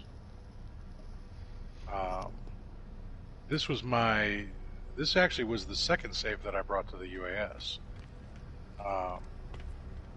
This save is actually the one, Sword, I think you and I got on one day and you slurped me over here on this save. The other one was actually the one that I did all the jumping on. And in doing it, that was always my hard fought one. This is the one that I did just to give me everything that I wanted. Yeah. So like I made a lot of money real fast on this save, whereas the other one I kind of had to fight and claw my way tooth and nail to get everything. I don't know, Sword. And you might be there a while. Sometimes you need those. Yeah, I know. I seen that when I first booted up. I think it was in Beyond. Those messages started popping up, and I sat down for something, and I think I sat in a seat at the space station because I was so happy that we could finally sit down. And it said Sword sits down to contemplate life, and I'm like, no, it didn't. Yeah. Yeah, I think you might be there a while though. Oh yeah. Well, listen, guys. I just looked at the clock, man. It's like 1:45. I'm gonna have to go to bed. I gotta work at like 4 in the morning. So. Oh, Oh, jeez. crap. Oh, Well, wow. thank you for stopping by, brother. It is always a pleasure. Yeah. Heck yeah. Well, I appreciate y'all coaxing me off the PC and back on the PS4 for a little bit. It was a productive night. I'm quite happy I got my holler built. So. And got Kind my of funny. I just come across your Solar Vine depot. Yep. Well, yeah. Definitely thanks for. Man, you get to looking at the scale of how many bases I gotta power up, and it's like, Yeah, oh man. my Yeah, God, man. where do I start? But yeah, definitely thanks for stopping by and again dropping some more knowledge on us. And Oh man, anytime, guys. Like I said, if I got time, I don't mind a bit. It's just anymore. It's eat, sleep, stream most of the time. So Eat, sleep, stream. yeah, and that's why I started my stream early, because I didn't know if you were going to stream today or not. You had mentioned possibly throwing one out there today. yeah, So- I considered it, and then funny imps that messaged me earlier today and asked me, because we've been trying to get him to do a live stream for a few weeks now, and he said tonight might be a good time for him to be able to go live, and I said, well, yeah, no problem. Me personally, like I stream, Christmas Eve and Christmas, and I'm like, I'm good until Friday. Yeah. But yeah, now definitely tomorrow night, guys. Keep an eye peeled out. I think I'm gonna be starting to stream a little bit later tomorrow, but I should have a special guest on tomorrow. I've been talking to the guys at the Black Hole Suns project, and I'm gonna have him, Husker, and maybe a couple other guys on, and they're gonna talk about a new I guess you would call it a feature or game or mechanic of the Black Hole Suns that they partnered up with the Galactic Warnix Exchange. Oh, nice. So, I don't know if I'm completely clueless. I got to talk to him about it before the stream tomorrow. But yeah, I'm definitely looking forward to this conversation. And also, those of you Amino Hub guys or the Cafe 42 guys out there, actually was invited to come do a interview with DG Squared for the cafe or in the cafe stream he does or videos he does. Oh, nice. So, yeah, it's gonna be a busy weekend, but I'm looking forward to it, guys. Right on. Well, you guys heard it here first. Yeah, man. Tune in to Sword Stream tomorrow, where we'll be getting some special info, I guess. Yeah, well, it's gonna be cool, man. Anytime I got Husker on, it's always a hoot because he is passionate about his stuff. Yes, he is. But yeah, guys, Reaper, man, thank you for having me on, dude. Oh, absolutely, anytime.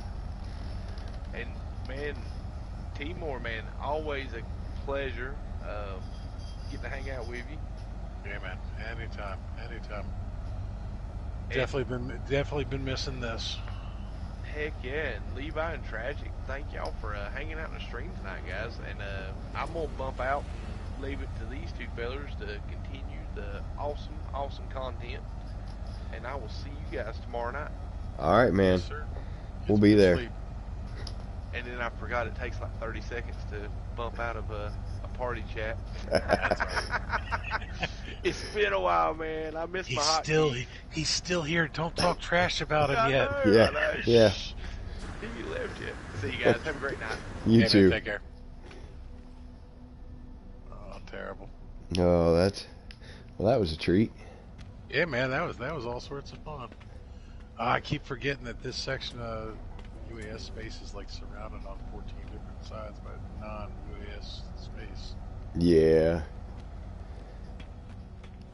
Yeah, we kind of pretty much turned that into a radio show. No. Yeah, it did. That actually was kind of fun, though. Yeah, that was a good time. I really haven't been doing a whole lot as far as, the video goes, because we just been chatting it up. Well, have you been just standing still doing nothing, or you been at least doing something? Oh, I've been doing, flying around and like I haven't done anything I bump into a constructive. lot of space stations when I start talking to people. I'll be like flying around. Yeah, I'm just kind of flying around. I'm like, oh crap. No, I've Get been. it no. I've at least been making the screen do something. There you go. And nothing constructive, but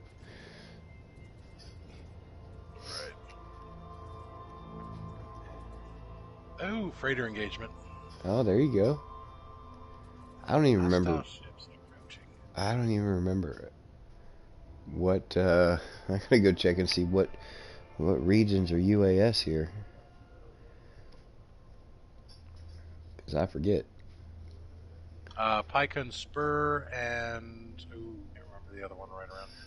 There's actually, there's 4 total. Put a good tagging on me. Hello, buddy. What do we got? Gonna die. Polk and Spur. The Dohumadid Nebula, Rithiel, and Ohe Vaste Anomaly. Alright. So none of what I've been looking at. Pretty much.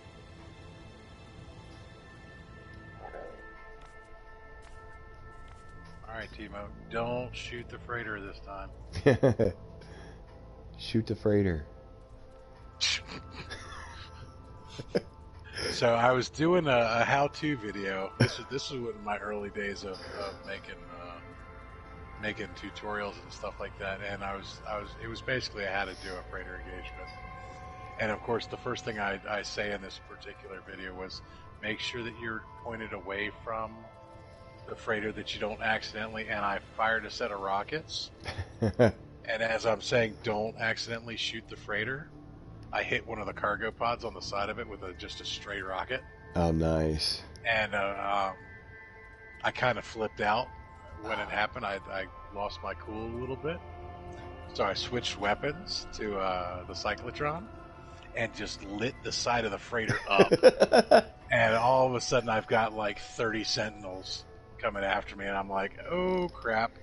And so it pretty much turned into a turn and burn and just destroyed the hell out of the freighter at that point in time. Oh, nice.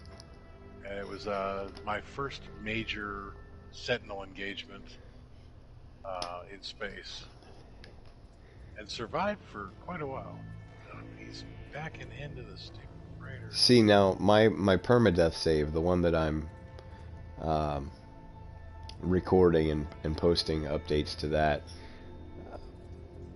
that's leading up to a kill stream. Yeah. Which I'll do that on a live stream. What I'd like to be able to do is by then, I'm gonna try and run it through my laptop just so I can use Streamlabs and kind of get a little more interactive. I don't know how well it's going.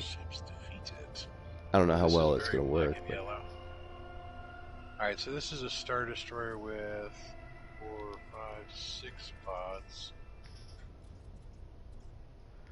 Very black and yellow. I tell you what, if this thing is in S-Class, I might be doing an upgrade. There you go.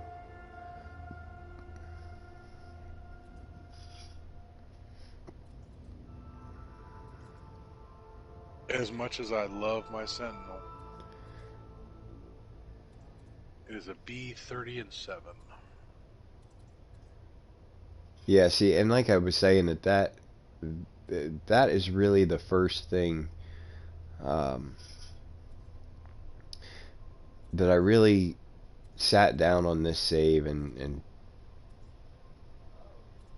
really went after was an S-Class freighter. Oh, you want to know something that's really going to flip your lid? So you got to see mine. Mm-hmm. That was free. Oh, was it? Yep. Oh, nice. 62 freighter engagements on my first freighter engagement ever. What wow. I did was I was timing my jumps and everything else like that so that I didn't inadvertently come to a freighter engagement early on, and when I did make the jump, I had already spent enough time and energy that I had a pretty decent explorer on this save. So I think at the time I had about 1,000 light year range. Mm-hmm. So when I did warp into the system and I got the special, what is it, the 5 jump 3 hour elite engagement one, I got the first one, and the first one that came up, it was a Star Destroyer, and it was neon pink with blue bubbles. Oh. And it was one of the real short truncated ones. Mm-hmm. So it only had like the 4 bubbles on the sides, and I was like, ew, no, that's not good. So I reloaded my save, and I looked desperately for another opulent system or high energy or high economy. And I was so excited because I was gonna get my first one for free that I was going to do this over and over and over, but I kept thinking, God, if I can't find another one of these systems, I'm going to have this stupid pink freighter for the rest of my career. So I'm like accidentally skipping over all these stars because on PS4 it's sometimes hard to focus in on the star correctly. Yeah. And so this it took me probably 15 minutes of searching furiously through stars before I found another opulent system, and I warped into that, and it was a wasn't the what's the other kind of, the Star Destroyer, the Sentinel, is there a third? Well, there's different variations of those two that I know of. But I don't know if there's a third one. I was kind of disappointed that the other designs aren't capital ships. Yeah. Well, I guess it was another Star Destroyer, and it was just as ugly as the first. Just not hot pink, and I think this one was like purple and blue.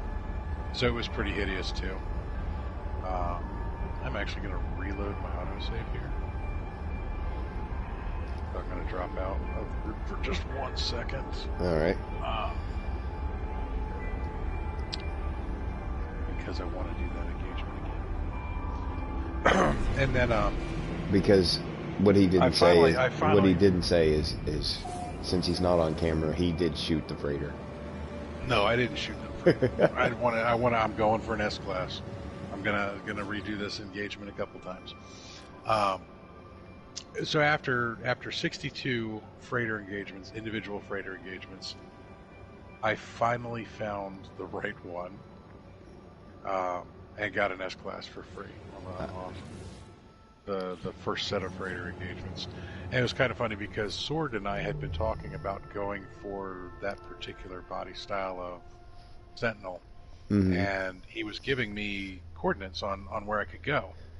Oh crap, I don't remember what the system was. Or I guess I should have tagged it. Alright, well at least I know that I'm going into that particular freighter battle again. And he's sitting there talking, and he's like, yeah, I just did mine for my S class, and it took me 12 times, and I'm like, 12? What? He's like, yeah, 12 times. And I was like, I just did 62 engagements. And what I had done is I had actually recorded every one of them. Oh, wow. So I put them into like a little compilation video. Mm-hmm. of the ultimate frustration of Big Papa Timo trying to get his freighter. And it's pretty much, I'm running through actually I think most of my fights were in hauler. So I switched out to the hauler to do a bunch of them where I would tag the system with the Explorer, jump with the hauler because the hauler had better guns and shields than I had on the Explorer at that point in time. So could you imagine doing a freighter engagement with nothing but photon cannons and the hauler? Yeah, because they were taking me like 7 or 8 minutes a shot. That's actually how I got my first one. Was, there you go. Was with a hauler and a photon cannon, and that was it. Nice. I actually found a wealthy system in UAS territory that had been undiscovered.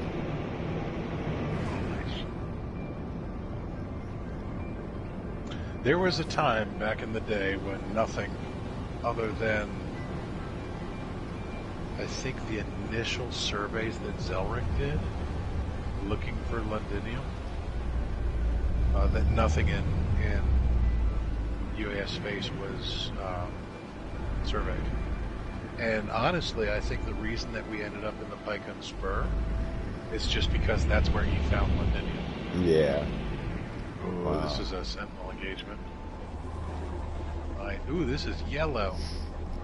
Ooh, this thing is very, very yellow. Oh my god. It's yellow and white. I found... Yellow and white Sentinel. Ooh. I actually found, before I started going after my, the blue one I have, I found a yellow one. And I tried for hours to get that. I kind of hope that this is in S-Class because it is obnoxiously yellow. But it's big. It's a big Sentinel.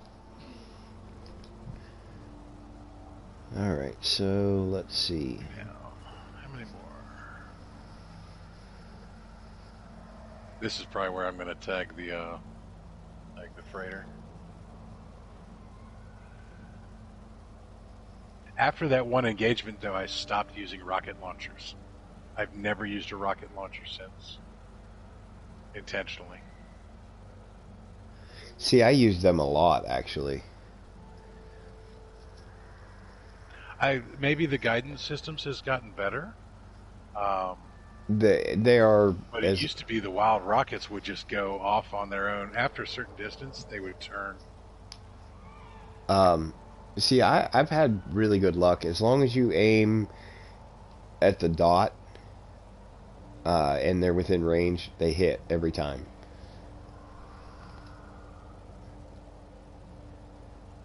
So now let's see. Alright, so I'm going to go on the sun side of this ship. And I'm going to rename my planet. Or my system. Picture of this one for you.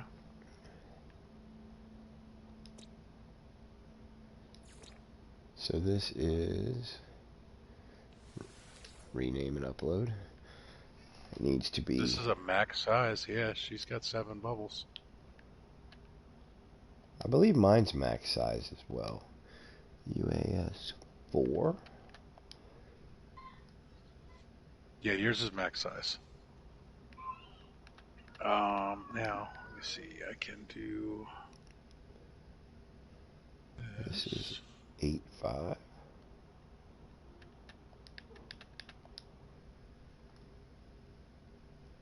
Oh, oops. Nope. I gotta open and close the brackets. See, I'm already messing it up.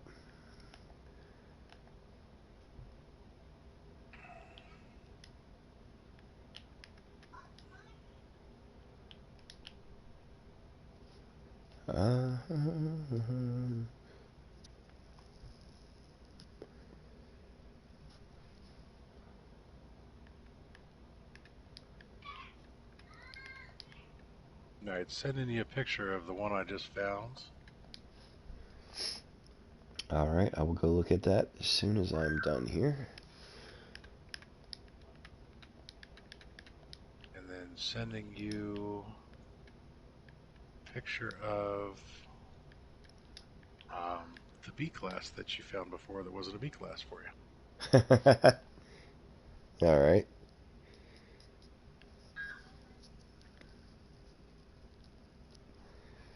Alright, now I should probably get on this ship and talk with the commander. See what kind of ship we have here, guys. Was Big Papa Timo lucky? Did he find an S class? Probably not. It's probably gonna be a C class with like 4 slots.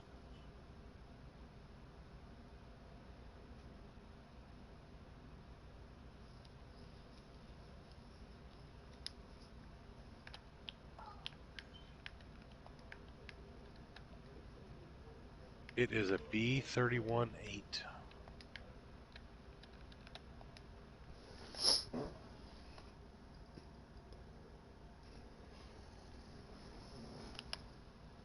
Now the problem is mine is an S-Class Legacy with, I don't even know how many inventory slots I have. I guess I can count them in a second. It's got four tech slots. I don't know if I can show these pictures on.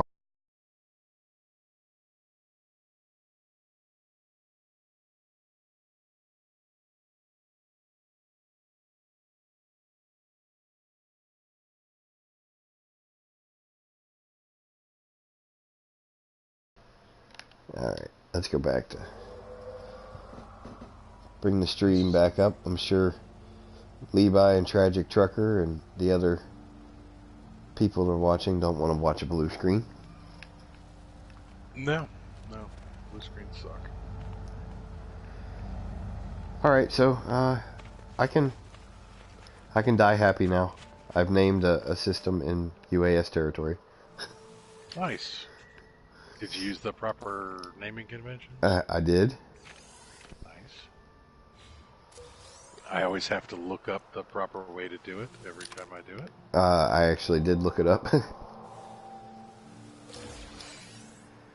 Yeah, Levi, Right, so it's a bouncy blue screen. Yeah, that's alright. It was just like mine, only bright yellow, like Transformer Bumblebee yellow. Yeah, actually, that's perfect description right there. Yeah. Transformer Bumblebee yellow. I don't know why that's not a color. It needs to be. Bumblebee. Yeah. Bumblebee yellow. Yep, Bumblebee yellow. Not Hasbro well, not just. probably doesn't want to give them the licensing. Yeah, probably.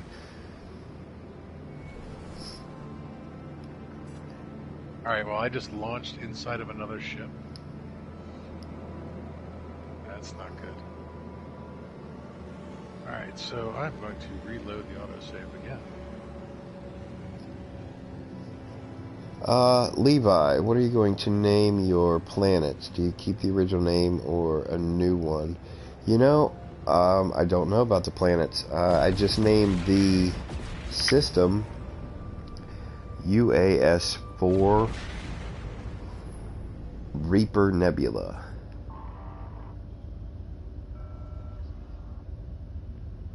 Oh, we lost Big Papa Timo again.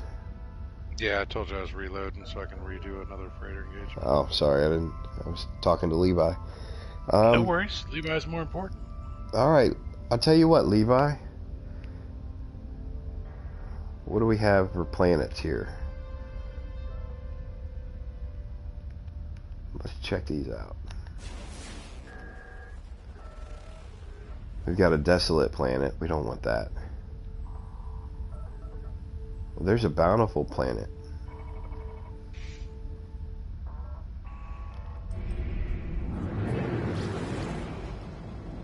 You got a Lushy? It's bountiful. We're gonna go take a look at it. Yeah, that's a Lushy.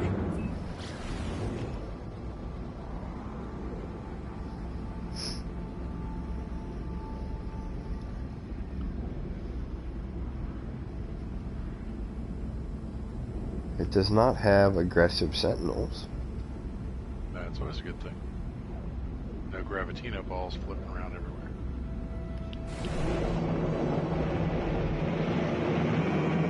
Has star bulb, copper, paraffinium, and silver.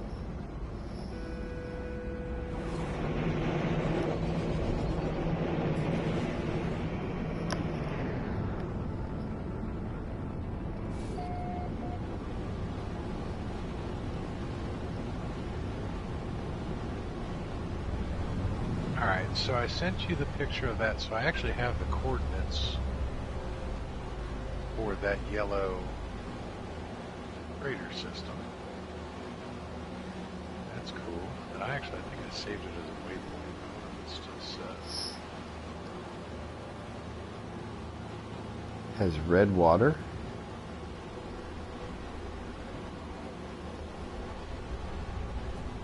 On the front of the red water ones.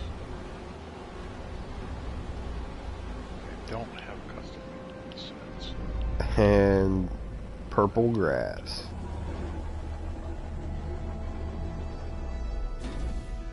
Interesting.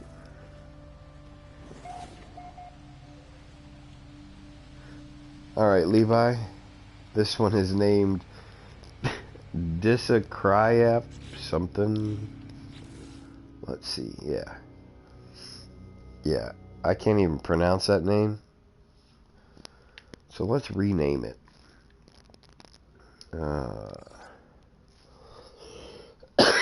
What do you think, Levi? What should I name it?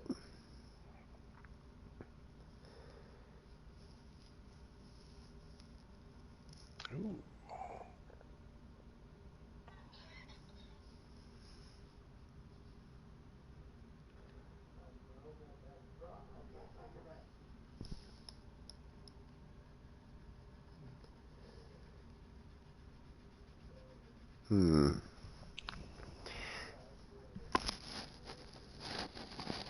See, I need a prefix for Reaper. We could do... You could always just do FTR What's FTR? if you're the Yeah. Reaper. Yes, it is. Wow. Can you tell I've been streaming for like 10 hours? Just 11, a little bit. 11 hours?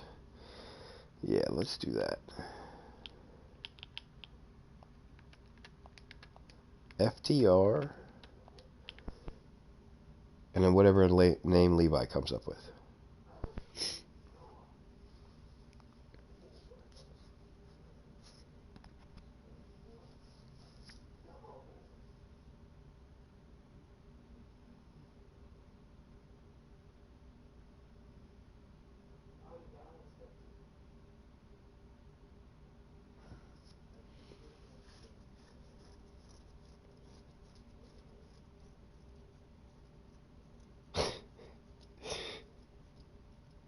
UAS Discree.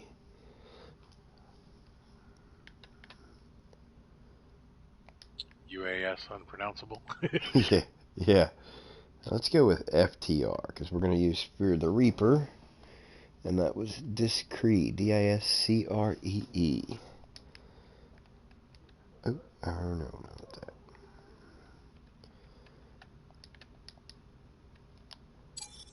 And of course, this last ship is inside the freighter. That's right, come on out. There you go, buddy. And now you die. These are not stock photon cannons. Some interesting wildlife. Looks like flying worms. Oh, you got the flying stringy dragons? No, they're not. No, they don't have wings. They literally look like flying caterpillars. Yep.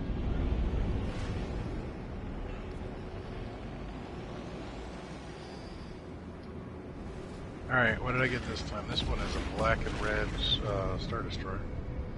So there was another bountiful planet here that... Yep. Star bulb, activated copper, paraffinium and cobalt. What else do we have?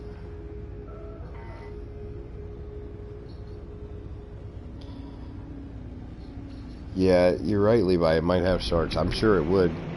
There was a lot of water on that planet.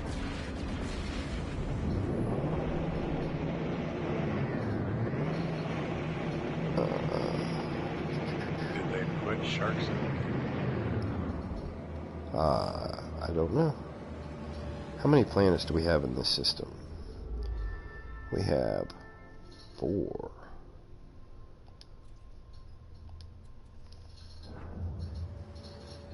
So there's 3 of them right here. Where is the 4th? Bet you it's behind this one.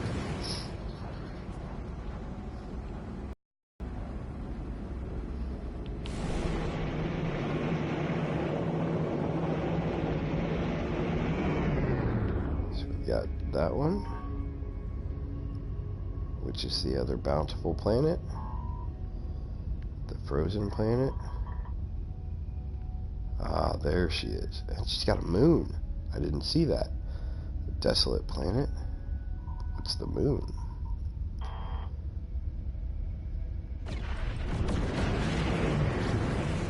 Alright, I'm going to do this one more time.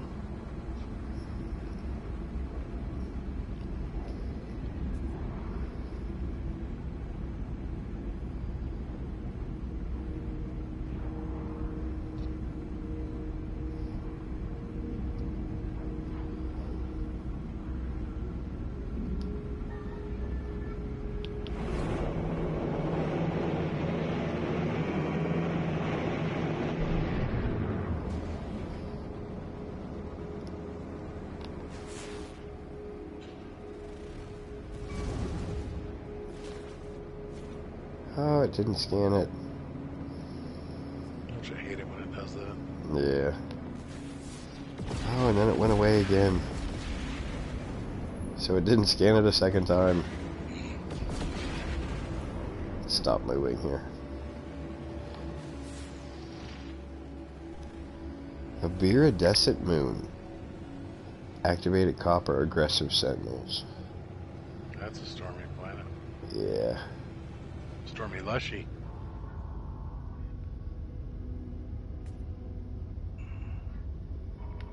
I kind of Alright, like. so I kind of like the Arctic planet.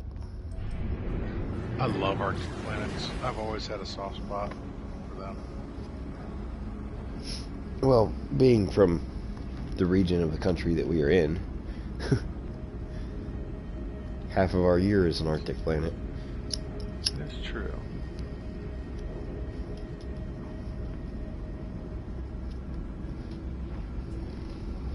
Kind of funny, when I moved to, I live in Johnstown, Pennsylvania, Ah, okay.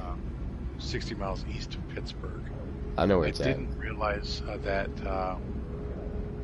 when they say lake effect snow, it means that from like January 3rd through April 14th, it kind of snows every day.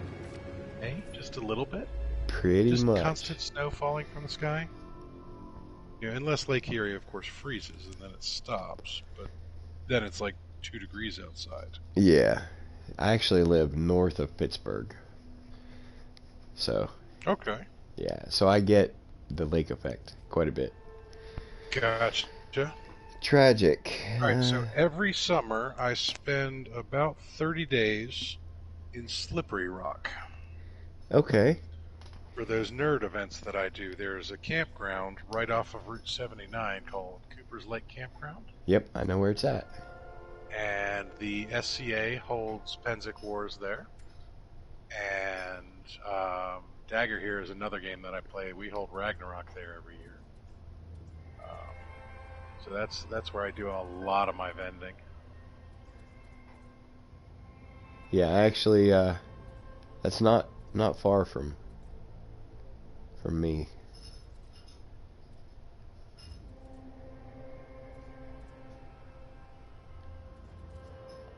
Where's this ship? Oh, hey, okay, I don't want to shoot the freighter. How about I shoot the space station? That sounds like a good idea. Oh, there you go. That's how you get Sentinels. Do you want Sentinels? That's how you get Sentinels. might Yes, have missed. yes, Levi. That is, he is talking about LARPing. Yes, as a matter of fact, I'm talking about LARPing. I got to be careful when you say the SCA is a LARP. A lot of the SCA people get a little twitchy about that. Me personally, it's a LARP. Oh. I know it's a LARP. I don't care that it's a LARP. See, I actually don't, I don't know a whole lot about LARPing. I don't, I mean, I kind of dig some of the same things. I mean, I like the games, the style of games, stuff like that. I just, I never went that far with it. Oh, I gotcha. It's not for everyone. It's not for everyone.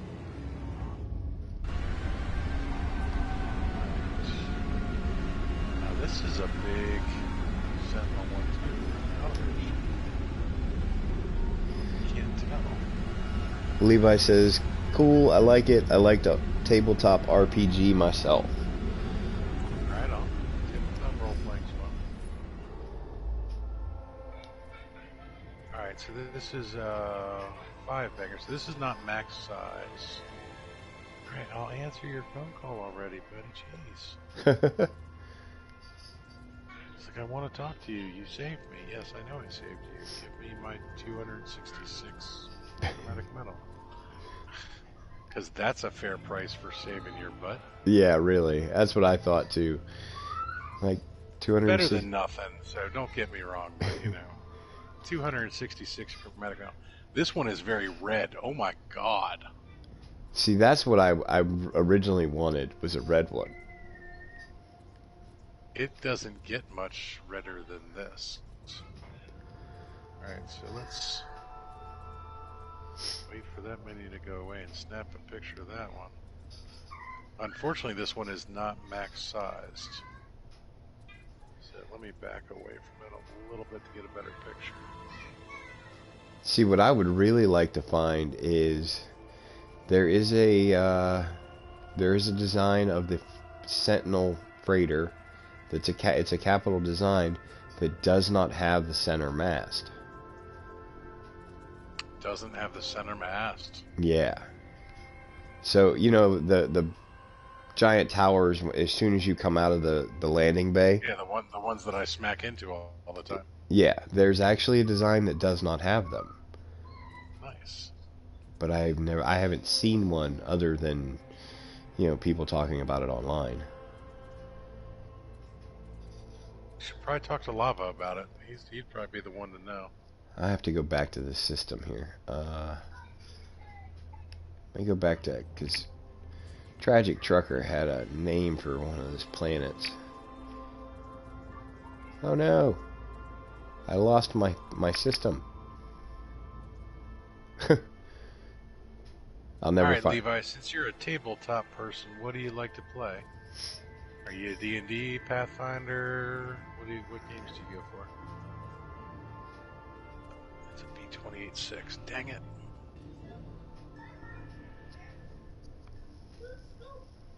Just like a disembodied voice blurting out stuff that he's not happy that he got a crap freighter on that engagement.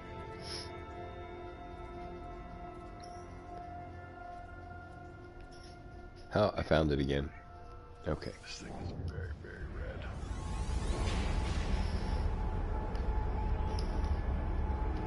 Yeah, I could have. Actually, it's kind of You're right, orange. Levi. It looks red in the sun, but this one actually looks pretty dang orange.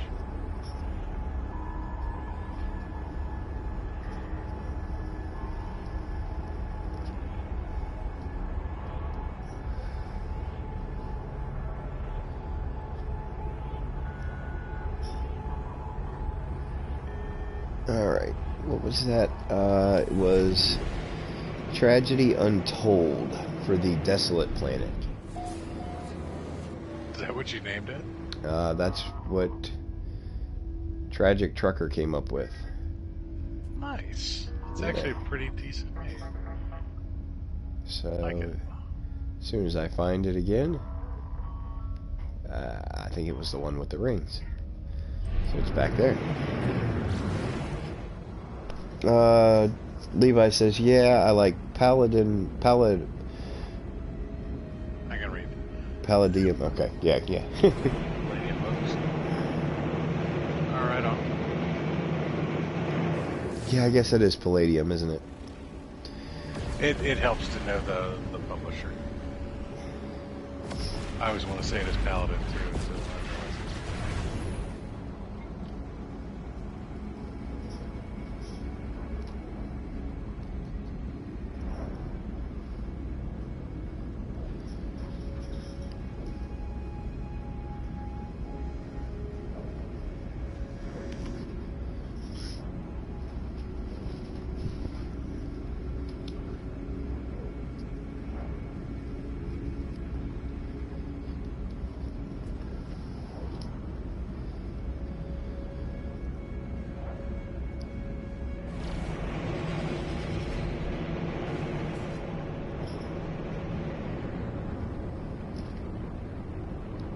Rift's Earth is my favorite. See, now you guys are getting stuff I don't know. all right, on. All right, so I found a Paradise Moon over here. Ooh. Yeah, Levi, I'm a huge Dragon Riders of Pern fan for the novels. So my home planet is actually the UAS system, the Darkwater system, which is my LARP last name is Timor Darkwater. So I renamed the system Darkwater, but when I was looking specifically for it, I was looking for the right number of planets, the right order, and I renamed it the same as all of the solar system in the Dragon Riders of Pern series. So my home planet is actually Pern. And I have a red star, which is, if you're familiar with the series, you'll know exactly what I'm talking about. But if you're not, there's a planet that wanders in and out of the Dragon Riders series, and it drops this life form on Pern that it eats people basically. Huh. So Cool. that's my every once in a while I get rainstorms, the superheated rainstorms. That's my thread when it's falling. Yeah, that one's for you. Tragic Trucker is officially FTR Tragedy Untold. Nice.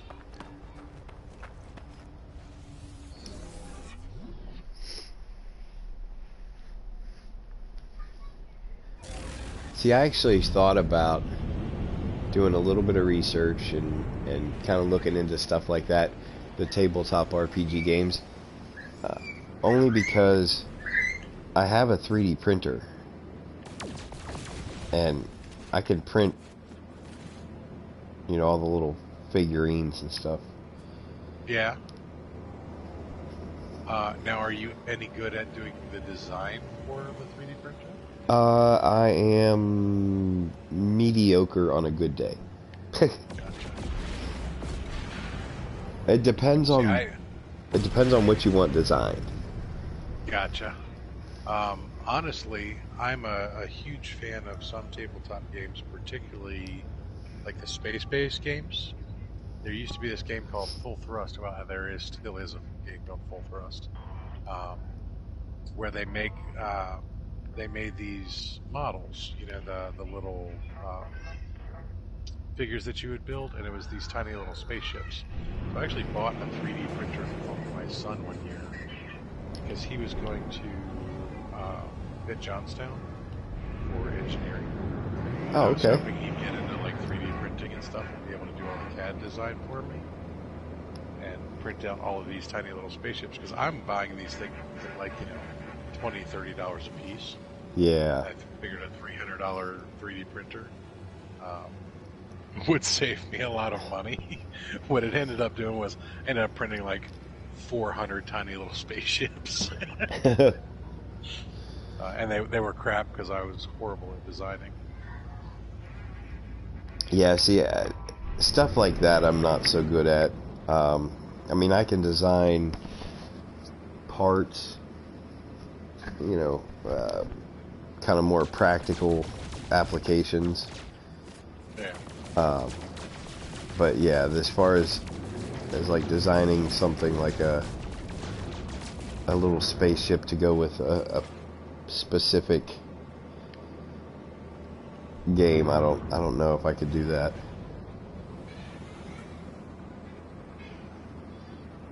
Well, if you ever get a wild burr up here, you know what, print out one of these. I have flying little cow things here. Sorry, got a little distracted by the fairy cows that just floated up to me. Oh, that's okay. If you ever want to do one of these explorers that we're flying around in, I would love to have one of those. Oh, you know, I hadn't even thought about it, but you're right. Yeah. I'll have to do a little bit of research. I know Zane has, he had something 3D printed. Levi said Captain Steve 3D printed out the No Man's Sky ships on his printer. Did he really? Would you happen to have a link for Captain Steve? I'm drawing a blank right off the bat. I I'm don't. Take a picture of these flying little cow thingies.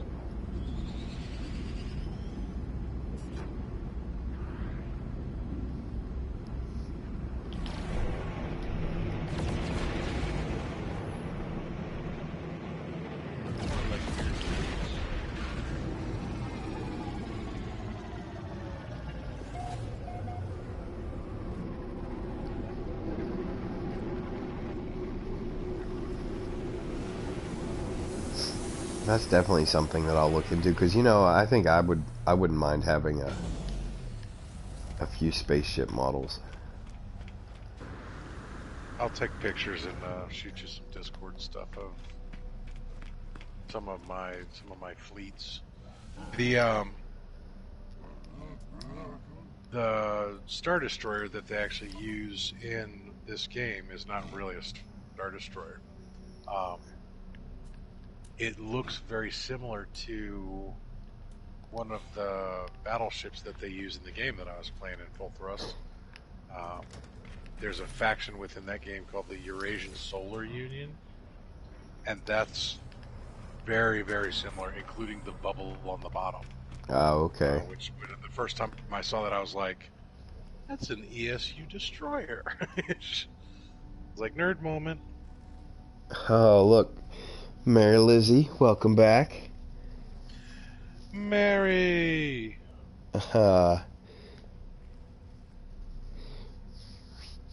Mary Lizzie, you missed all the fun and excitement.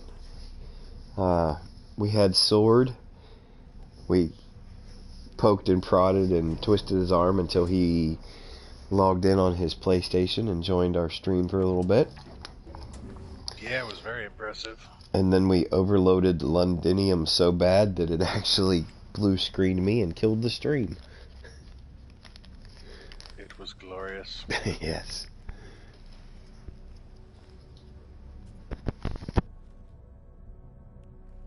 Don't be sad. He's going to be streaming tomorrow. You're not supposed to be sad that Sword's not here. You're supposed to be happy that Big Papa Timo is. Oh, yeah. Yeah, because it's not Fear the Reaper's live stream. It's Big Papa Timo featuring Fear the Reaper, apparently. I think it's the other way around, because this is your stream. I'm not even streaming right now. I was going to stream tonight, and then you invited me on, and I'm like, nope. Just play around on the stream and bring. Oh, yeah. I broke Londinium. I broke your base. Oh, yeah. You know, Mary, I have a plan that I am also going to possibly stream or record and upload some Conan Exiles content. Because it's another game that I really enjoy. See, now I'm half tempted to get Exiles. Oh no. Oh, you lost all your materials. Oh, that's terrible.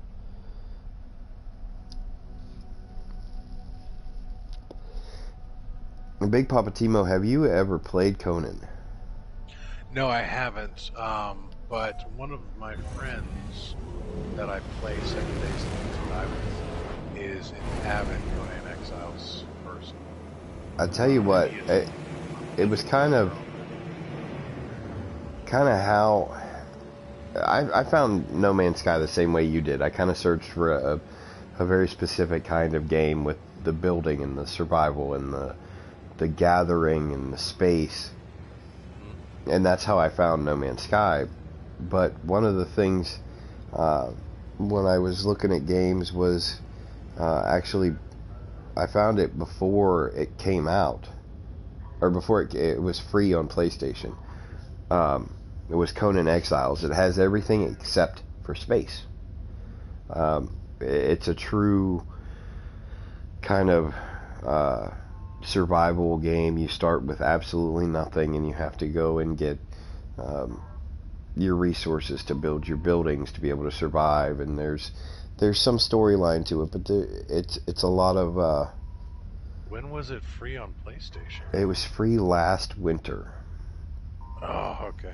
Okay. Speaking of, I just found out the other day that you should have access to all of the free games. If you go in, if you go into the PlayStation app through your phone. I haven't checked it out yet. I just saw a video on it yesterday. And yeah, and not, you don't just have access to the 2 free games that are free right now. I guess there's a whole library. But it has to be on the PlayStation app on your phone? Either on your phone or you might be able to do it on the computer, but you cannot get to it through the PlayStation. Okay. What'd you say, Mary?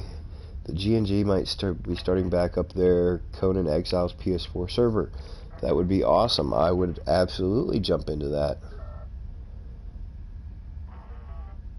All your steel tools. Oh, that's brutal. Channel my inner sword. That's brutal. Alright, so... Alright, this is just... You're unfortunately talking me into getting the PlayStation app on my phone. I've been trying to avoid it.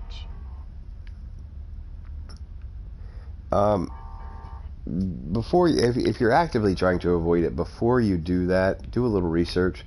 So like I said, I saw one video that mentioned it as one of the features of the PlayStation. I haven't looked into it to verify it yet. So, just, don't take my word as a definitive source here. No, but the reason I've been avoiding, I try not to put too many apps on my phone. Like, I didn't have Discord on this phone until 2 weeks ago when somebody reminded me to use Swords Discord. Mm-hmm. And somebody had actually mentioned me in the comments. I was like, oh, well, I'll just go, oh crap, I can't check it. So I hadn't even put...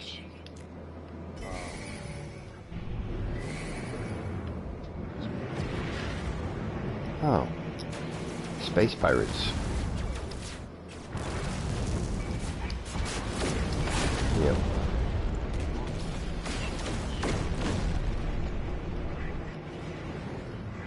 Oh, don't run. I only want to shoot you. Kill them all. Oh, I need to get the maneuverability up on this ship. Damn, this dude flies like sword.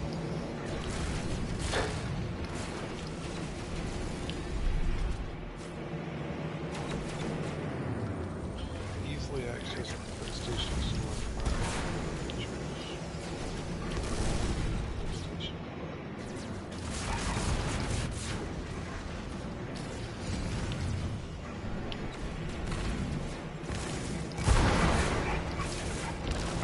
I am on. Okay, well, I got the app. Yeah. I'm not streaming.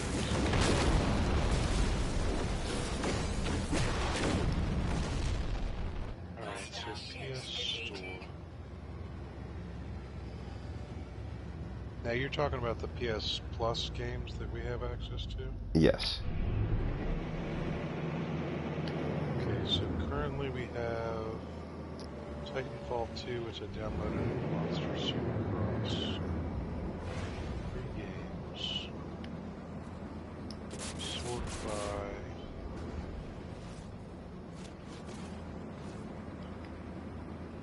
titles, A to Z.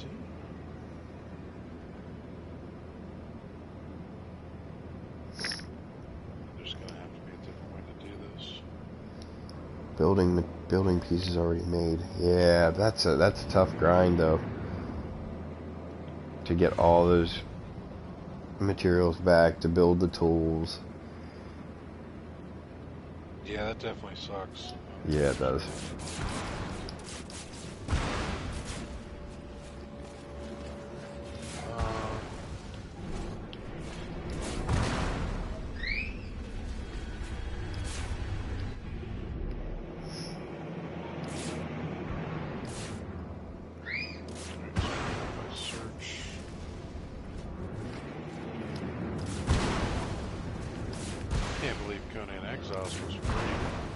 Yeah, I got it, like I said, I got it for free last winter.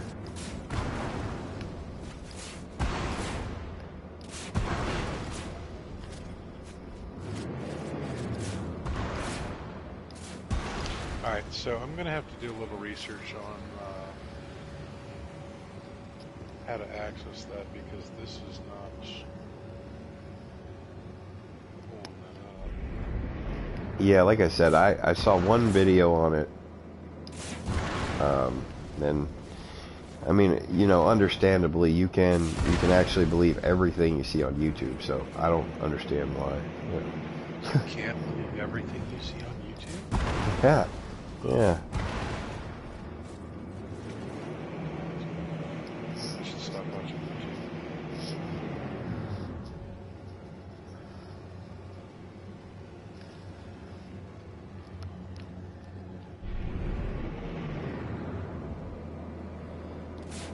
See, the other game I really like is Ark Survival Evolved. Mm-hmm. And it's in the same kind of category. Yeah, that was, so the reason I play 7 Days to Die is mainly because one of my kids plays it, and then a buddy of mine that I play Apex Legends with, who ironically has the exact same icon you do. So it's going to be a little confusing when you send me messages. I'm going to think it's him first, and then I'll get used to you having that icon, and then I won't know who the heck's sending me messages. Jenny is my buddy, and he and I play Apex a lot together. He plays 7 Days to Die, and so he let me use his secondary account to get used to it. He's like, you know, hey, I see you've been playing a lot of No Man's. He's like, do you like zombie stuff? I was like, I love zombie stuff. He's like, well, do you want to play No Man's but with zombies, no space?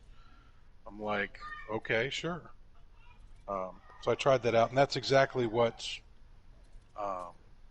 7 Days to Die is. It's No Man's Sky without the space, and it has zombies instead. Oh.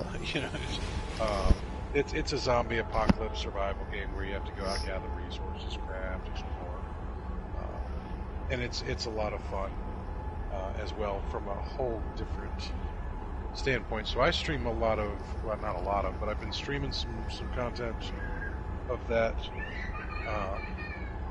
I've been streaming the Apex Legends every once in a while when I feel like I don't totally suck. And I stream a lot of No Man's. So that's pretty much my style stuff. Yeah, and that's really the one thing I don't like is the lack of games in this kind of genre of building and survival style games. You know, it was, I was really disappointed in Fallout. Because they didn't really get into the building like they could have. Yeah. And then, I'm not even going to talk about Fallout 76, because that's just a dumpster fire. Yeah, it's kind of like Highlander 2. It doesn't really exist. Yeah. So, ironically, the best survival building crafting game that I've ever played, which was also the worst survival crafting building game that I ever played, was a game called Worm. It was this huge open world sandbox, big MMO, where the crafting menus were amazing. It took you forever to learn how to build stuff, because you had to learn how to make nails. But to make nails, you had to learn how to mine. But to mine, you had to learn how to build the tools to mine. But ironically, to build the tools to mine, you kind of needed to do some mining. So, yeah, and to build a mine, you had to actually learn how to cut down trees. And to cut down trees, you had to learn how to craft a cart, and you had to tame a horse to pull the cart. And it was so in depth. It was amazing. But like, you start out, and you're on this map, and you're like, all right, what do I do first? And you're like, okay, well, you would mouse over the grass, and it told you to pick the grass. So you pick the grass, and then you realize that when you pick the grass, every like 7th or 8th one, you got a couple grass seeds, but mainly you just got grass. Yeah. And then from the grass, you could make like a bedroll, and you could stuff the grass in your clothing to stay warmer, as insulation. And they went into such depth on all the different things that you could use with every different material. You would get lost on a lot of things. And then as you're doing all this, you're gaining skill points. And then you have to invest your skill points into certain places. So you could actually be the best nail maker in the world, that your nails were the best. That, they were such high quality that if one person put a nail in, it would hold up an entire 4x4, to keep their house up forever. Type of thing. But you couldn't make a spoon to feed yourself because you sank all your money into how to make these nails be absolutely amazing. Okay. And then they wanted the world economy to be based off of interaction of all the different players. Well, the problem was the maps were so large, it was so hard to find anybody else to build a community with, that your chances of ever meeting anybody were pretty low. It's kind of like, starting a game of No Man's Sky, discovering 5 systems, deleting that save, starting a new one, and then going and looking for those 5 systems that you discovered. Right. You're like, ooh, okay, well, I knew I was 639,000 light years away from the galactic core, so they gotta be around here somewhere, So, how about I just found a system that has a first wave S-class spawn. Okay. And a second S-class spawn. Now, is it an exotic or is it just an S-class? The first one is an S-class fighter, and the second one is an S-class hauler. Okay. That's just the RNG kicked in really well for you. Wow, that's pretty sweet. Yeah, actually, that's a lucky run. See if it does it again. I gotta switch ships here because I wanted that fighter, and I didn't realize I had 6 ships. So I have to call in my freighter. Careful where you call it your freighter. Your freighter will change the RNG. Oh, will it? Yeah, especially if it's close to the stations, it'll draw traffic. I don't want to do that. No, so what I would suggest is go ahead, teleport to another system, call in your freighter, grab the ship that you want to swap out, teleport back to that system, and then reload your autosave. Okay. Go jump in your ship, out of your ship, and then reload your autosave. Yeah. And see if it first waves again. Okay.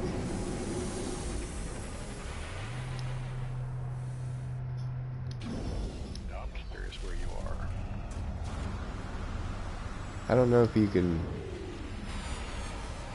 So Sword taught me the trick of finding you. Oh, okay. So what you do is you go to your galactic map, and you have to look around. This is where it gets kind of goofy. Since we're still in the same game together.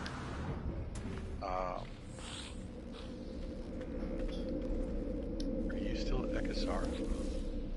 What is this system? I just highlighted because I have a mission there. No, I'm in Ikingi, NP, NPI. Okay. I'm so actually... you get into your galactic map and then you look around, and if you're looking at the player that's in your game with you, it'll show their icon. Ah, okay. But other than that, there's no real way to find somebody. So I don't know which direction you are from me. But this is going to be interesting, me trying to find you. And I'm lagging like crazy right now. Well, I'm actually warping out right now. Okay, so you're not going to be where I'm looking for you now.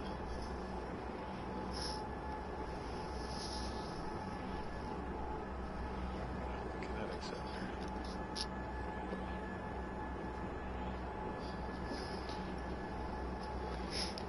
Yeah, I have to say that the RNG is never that nice to me. To drop 2 S classes just like that. I've had a couple systems that, while they don't tend to do it often, will actually do it. Like the Dora systems that I have on my survival save.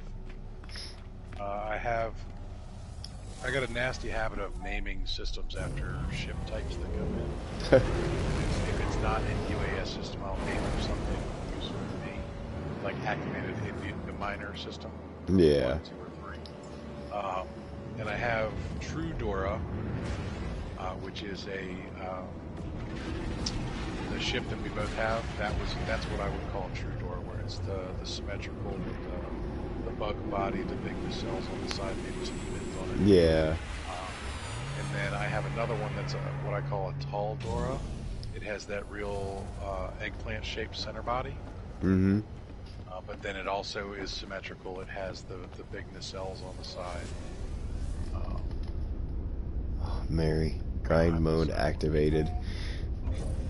I worked away from sunlight spheres. Sorry, and I'm not even reading chat anymore.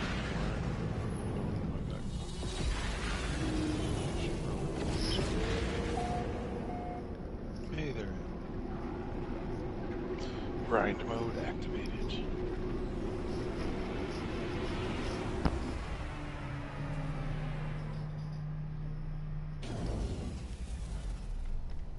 Alright, so what I'll do is I'll you don't have a link for that video you watched, did you? Do you? I can get it for you. I'll have to go back in my history.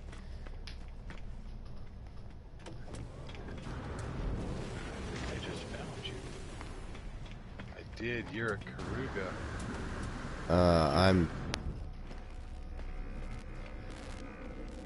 I'm currently in Reaper Nebula. Yep. Yeah. UAS 4-85 Reaper Nebula. Yep. You're about to get visited by the Big Papa Timo. Oh, I'm actually about to leave. Ah, now I'm gonna have to find you again. Yep. As soon as I find the station that I was at there.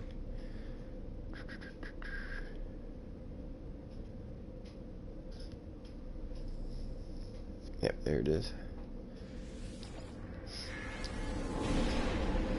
Catch me if you can. Sounds like a challenge.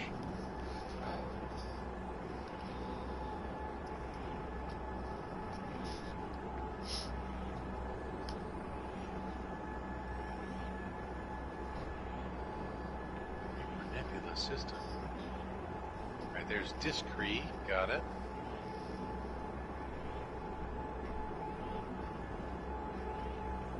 And there should be a planet there with rings called Tragedy Untold. There's an unknown planet that's undiscovered here.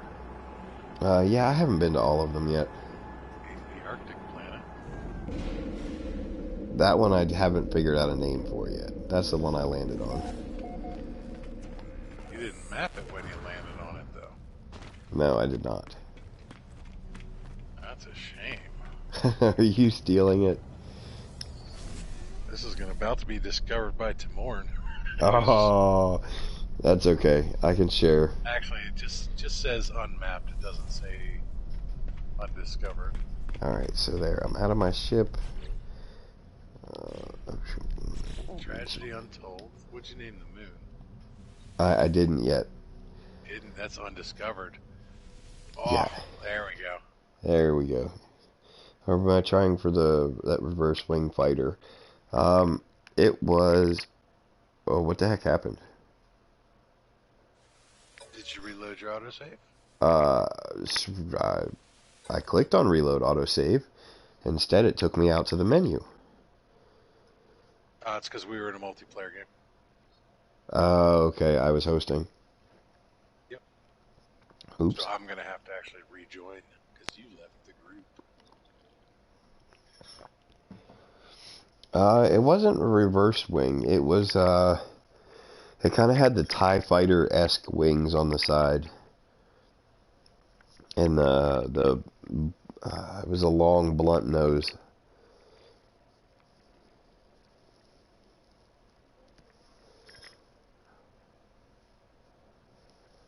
Tell you what, though, if I'm going to keep playing on PS4, I'm definitely going to look into upgrading the hard drive like Sword had mentioned.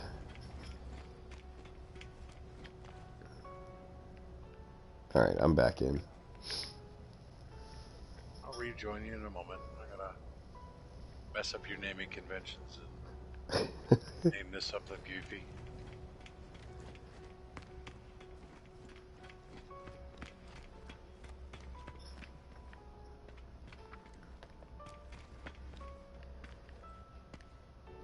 See what we're gonna have fly in here.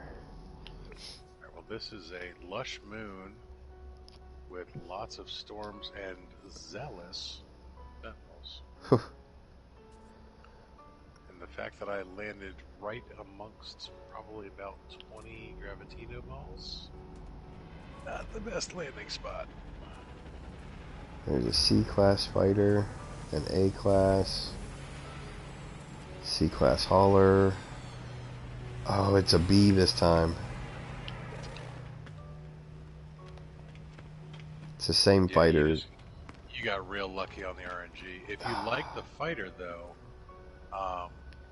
the cool thing is if it showed up as an S-class once, it will show up again. It will show up again.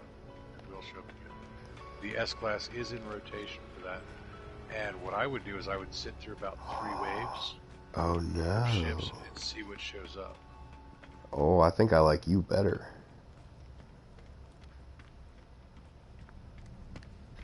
Oh, that's a pointy nose. Yeah.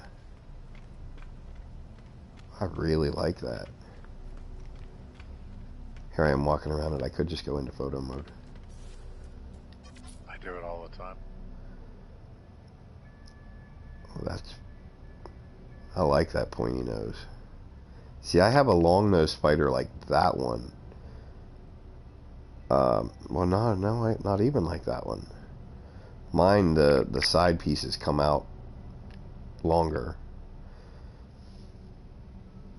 Let me see what you're looking at. The one right next to it. Okay. But yeah, I like that. It's even a color scheme too. Yeah, Blue see, one. I have one that's pretty similar to that, but it doesn't have the blade nose. I have a lot of ships because I have a lot of saves. See, I kind of like that. I'm gonna have to save this and re-roll for that. Alright, so... What did you name this ringed planet? The ringed planet is Tragedy Untold.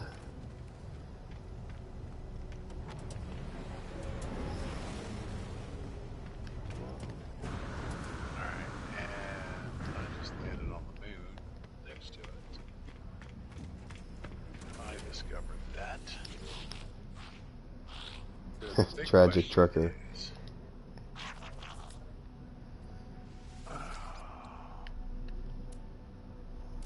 Alright, Tragic, what should I name this moon? It's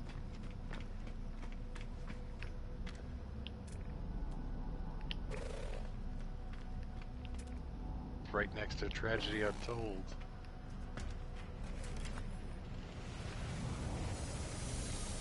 Well, that's a different hauler. I don't think I've seen that one before either.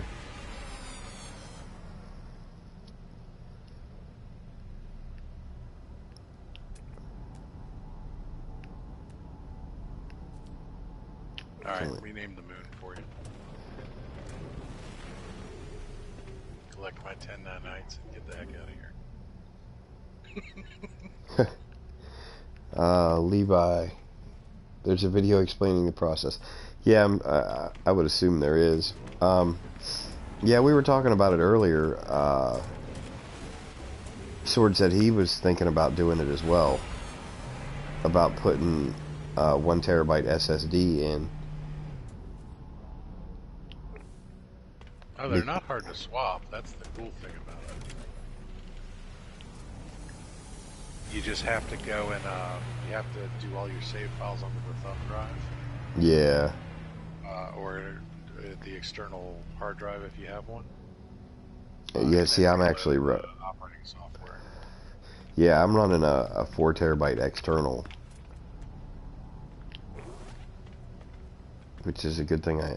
I'm glad I have it. Because recording videos takes up a lot of space. Yes, it does. Which actually, sometime in the very near future, I'm going to have to clear my cache and swap all of them out. Where the heck did you go? Levi, Traveler's Zen Moon. Are you a Karuga now? No, that's... Oh, I missed. That's Reaper Nebula. That's...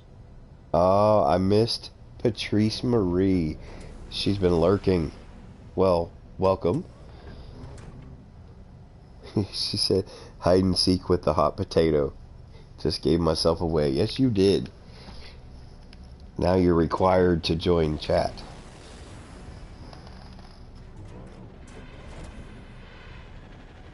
Ah. Mary got a 2 terabyte SSD for Catmas. Alright, so I just figured out why I can't find you. Why? We're not in the same party anymore. Oh, yeah. Because you didn't join back. Yeah, so I gotta go land someplace and then jump in and out of the ship, but then I can rejoin you. I'm just checking out ships right now.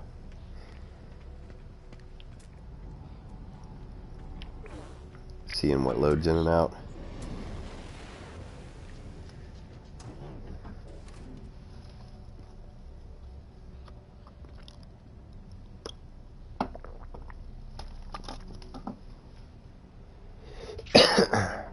Bases I have in the dark water system.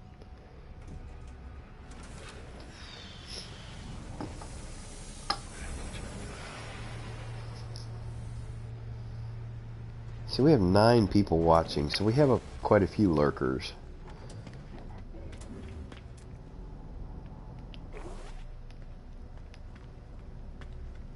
Well, 2 of them are us. Well, yeah. Alright, all you lurking people, stop lurking. Chat. Yeah, chat it up. We're here for you.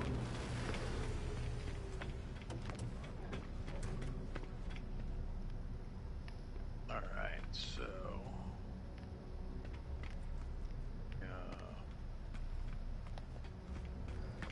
autosave. Nope, that's not what it's just gonna let me reload and autosave.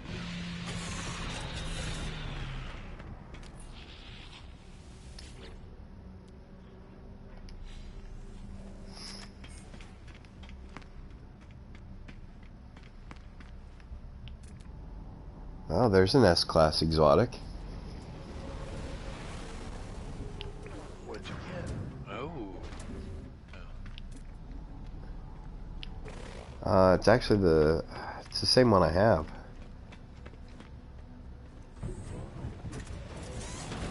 All right, so the cool thing is, though, is if you had 2 S-Classes on the first one, and you've already had the exotic roll through, your RNG is actually a little bit higher than 2%.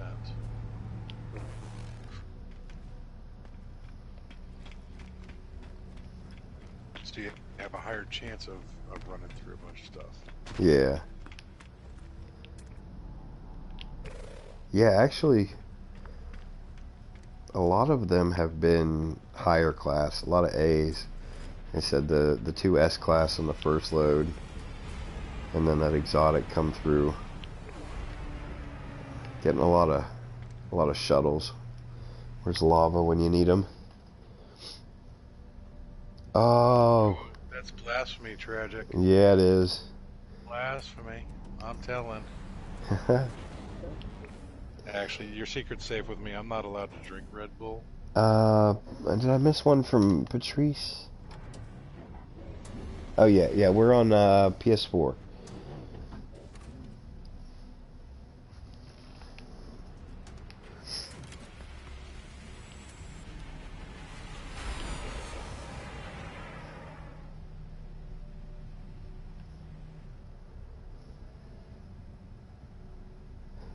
Coconut, ooh. Yeah, I don't know how... Well, see, I don't drink Red Bull anyway. But I don't know if I could really drink a coconut Red Bull. Ooh, that might be a little harsh. If I do drink an energy drink, it would be Rockstar Punched. I can't do any of those. I really shouldn't. Well, nobody should. They're horrible for you. Yeah. That's why I'm not allowed to drink them. I'm a cardiac patient. Ah. Anything with taurine in it, I have to avoid like the plague. Oh, there she is again. That's a B class. Right, we have a toxic anomaly. We have a boiling planet with a toxic anomaly.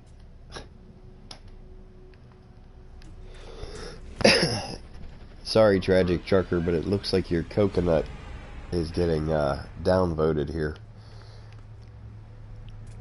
Alright. How are there so many things on this planet, but it's undiscovered? There's an observatory, a trading post, ancient ruin, unknown grave, an ancient ruin. Oh, wow. All in the Scalding planet. Ilzeb. And this giant thing. Crossbound planet with activated emerald. See, this would be a good money-making system right here. Well, that's cool, Patrice. Fire Knight, her and Fire Knight got a chance to play on Xbox One. Oh, cool.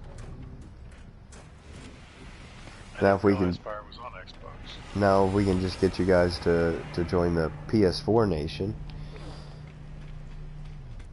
that would be even better. Yeah, because we have the PC Master Race, PS4 Nation, and the N1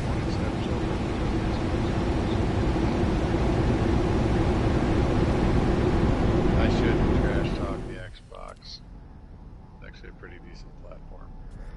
You know, I was There's an S-Class right there. There's an S4821. what is it? Giant Explorer. Look at that beautiful thing. I just found your Explorer. Yeah, it's an S-Class. It's a 4821. Are you on the station with me? I am. I'm right behind you. See, it doesn't show S-Class for me. It doesn't? No, it's not an S-Class. Ah, my scanner's not working. No, yours is just a fighter. Yeah, no, my ship won't show the class for you. Oh, that would be, yeah, funny. I didn't realize it was you. I was like, Well, that's wow. what really freaked me out earlier when Sword came in. There's Those were an both his accounts. there's an S-Class shuttle right there. S-28 and 8.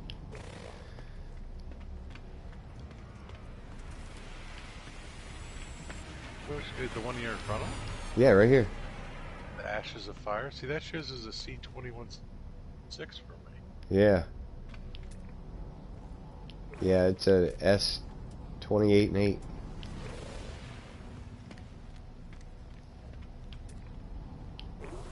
It's amazing how we're in the same game, but yet they're showing different. Totally different ship, yeah. It's a C-Class Explorer that just came in. Skip to the loo time.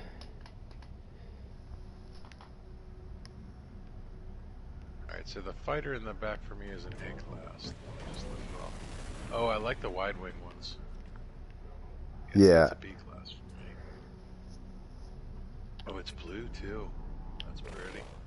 A lot of the ships coming in and out of this system are blue. Well, maybe it's just the, It could be white, because mine looks blue too, and mine's white. A-Class hauler. Nice star.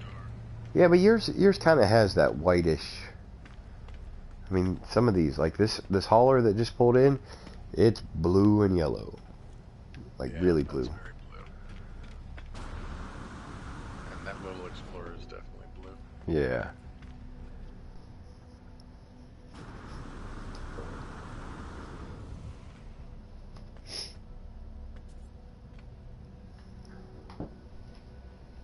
I should show you the stockpile of all of the S-Class modules I have on my other save.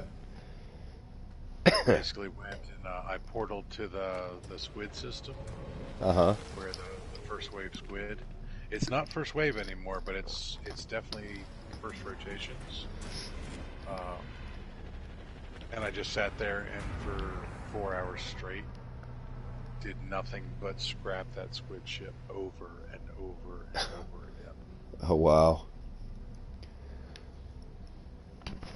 Guaranteed S-Class modules every time. 4 hours I made, what, 60-something thousand nanites? And all the pulse engine and hyperdrives I could ever need. Look at this. Mary says, look at the station colors. What are they? I'll go out and The check. outside? Yeah, I'm going to go out and check.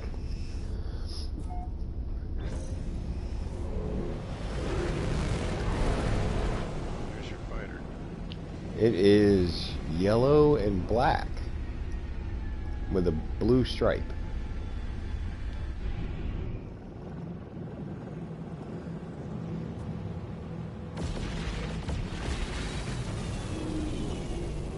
Ah, see. okay, so this is a mix. Did you say my fighter came in? Yeah. Back in the corner. And it make sure it's not an S-Class. I'll sit here and distract the guy for a minute. Oh, it's not that one. That's what, like I said, that one is kind of like what I have. My other fighter, it has these side points that come out. They just come out further.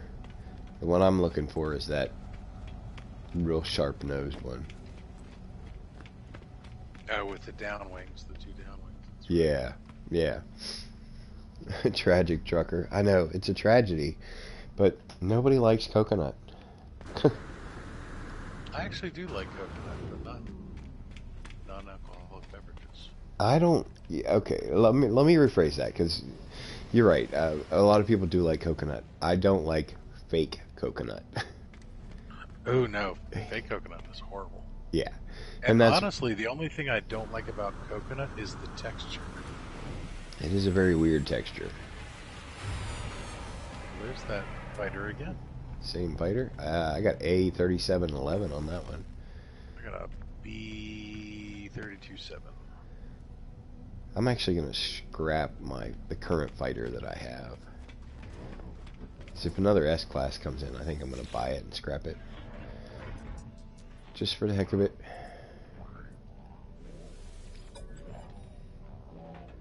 Let me Don't forget to get rid of your modules first. That's what I'm.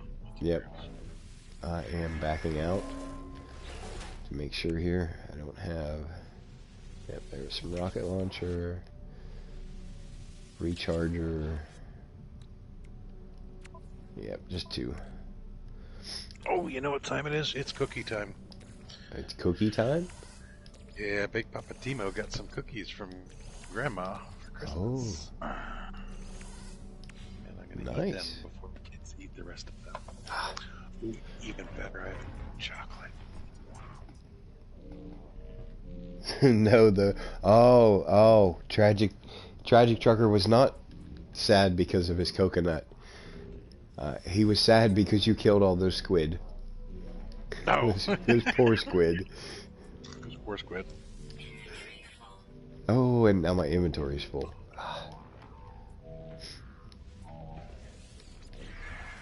I always forget that. I carry around all kinds of garbage. Mm-hmm. That can be... Why am I getting rid of it? I can just sell it. It's not worth much, but...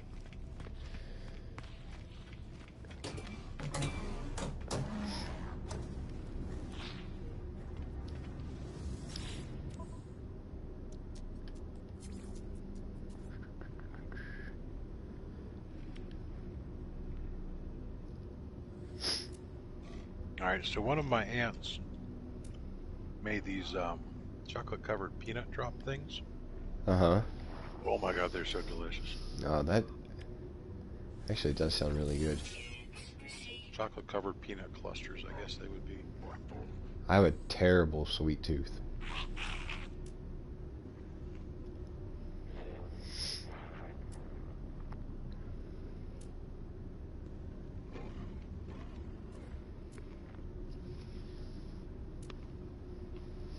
Alright. Well, that can... I guess I'll have to transfer the rest of it here. Yeah, I have a terrible sweet tooth. It happens.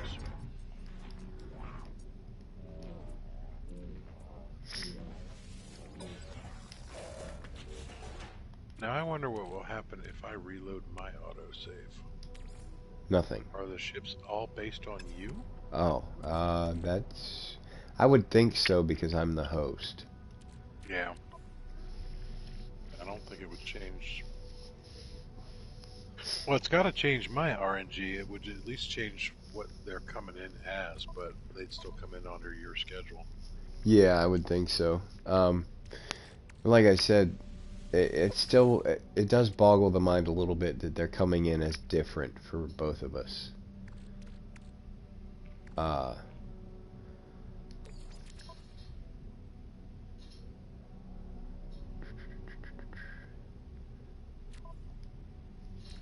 You would think you would be able to see what loads in for me. I guess they do it so that I can't swipe your S-Class.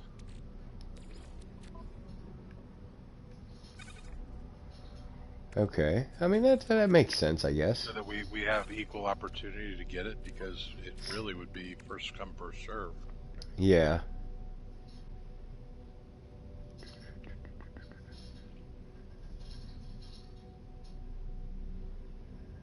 And it would kind of suck if it was your game and I joined for like 5 minutes and swiped an S-Class out from under you. Yeah, that would. Especially a nice exotic. if like the tiger striped squid landed and I got it. Yeah. I'd be pissed. I'm not a fan of the squid ships, though. I would probably just scrap it. To be honest.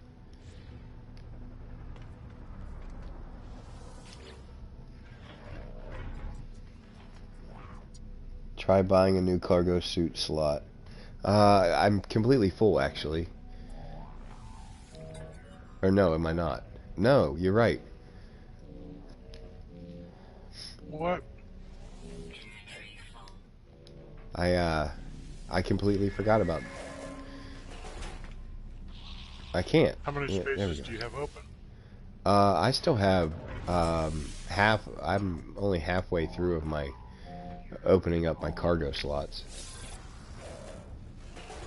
Okay, then jump out of here, call the anomaly in, and go get the other one.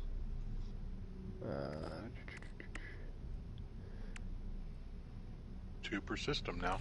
Oh, that's right.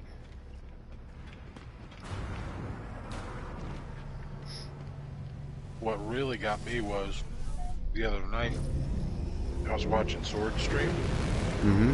and he pointed that out, and I had just gotten my last slot on my survival save. I was so pissed off.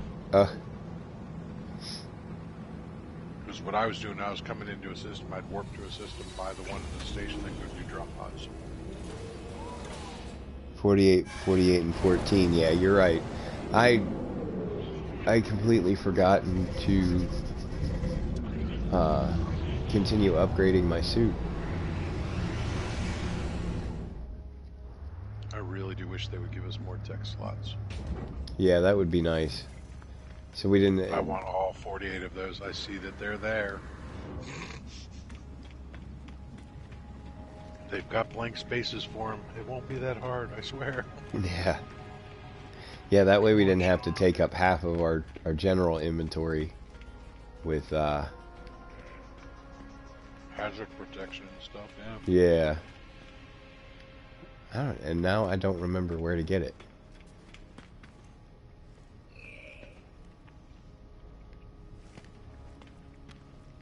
I'm drawing a blank. I forget where to get the suit upgrade. I thought it was right over by where you get all the other upgrade pieces. I've actually never done it.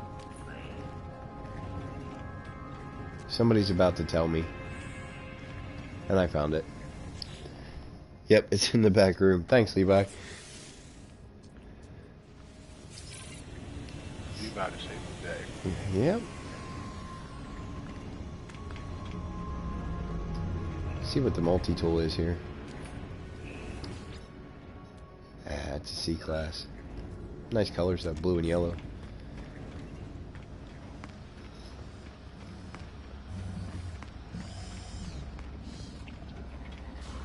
One of the stations, the Ark of Peace, little A-class. Backsies. I want full open slots on the nutrient processor. Please stuck for 10.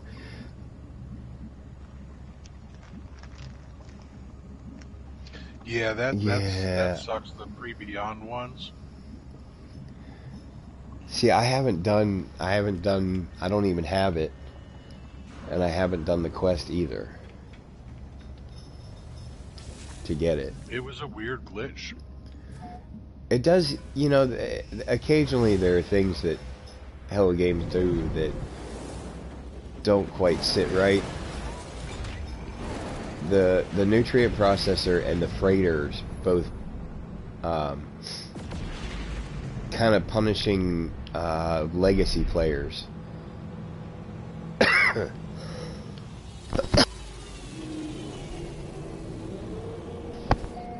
Because if you have a pre-synthesis freighter, you can only have 6 tech slots.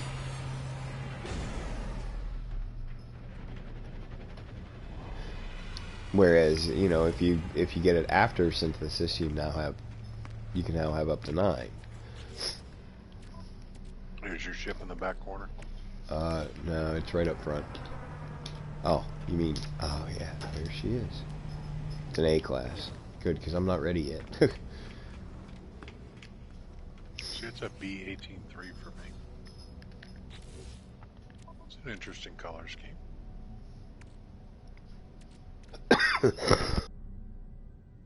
I like the swept wings on the back. Yeah, that's pretty sweet.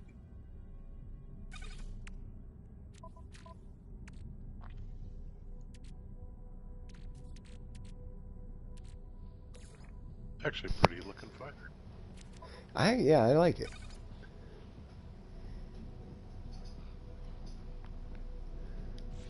Now, can I move anything else? What do I have in my freighter? Do you need some temporary storage? I don't think so, not yet. I have 15 available slots.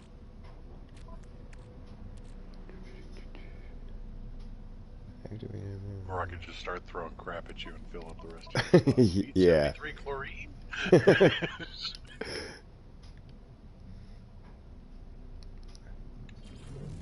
Here's 90 dihydrogen.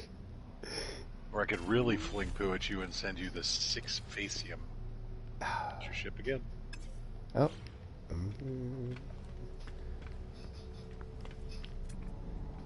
A19 and 4. And what do we have? You might sell the activated indium. Yeah. Yeah, actually, I didn't even have... that glitched into my refiner earlier when I was doing all the jumping around.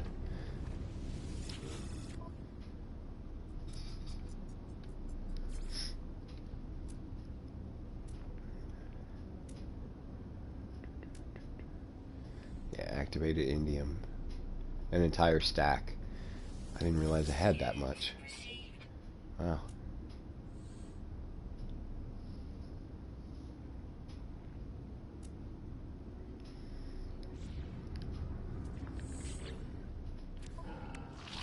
Alright. I really want to throw this 5-star bulb at you.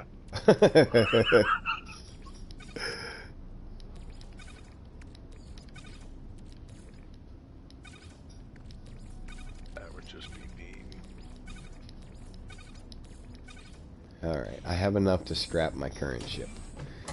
We'll see what we roll for modules.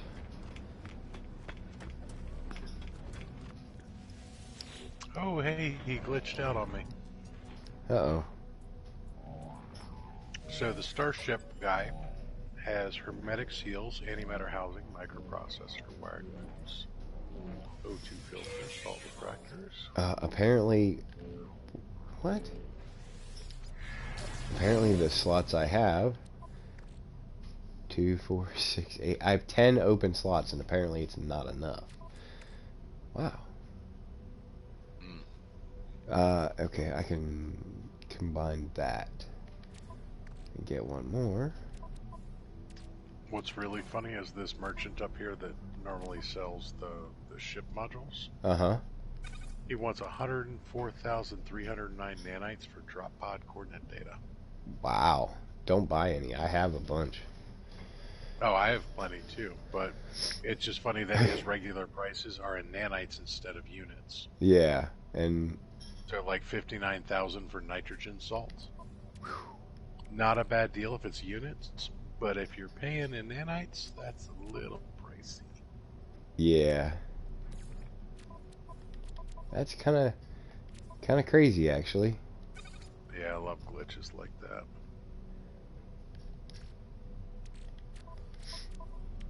See if I can get him to do it again. Let's see. I have some ionized cobalt. Yep. I can get rid of that. Chloride lattice, residual goop. I have some residual goop somewhere, don't I? I have rusted metal. I can just get rid of that. I don't really need it. Sorry, I talk to myself sometimes. That's alright, I do it all the time.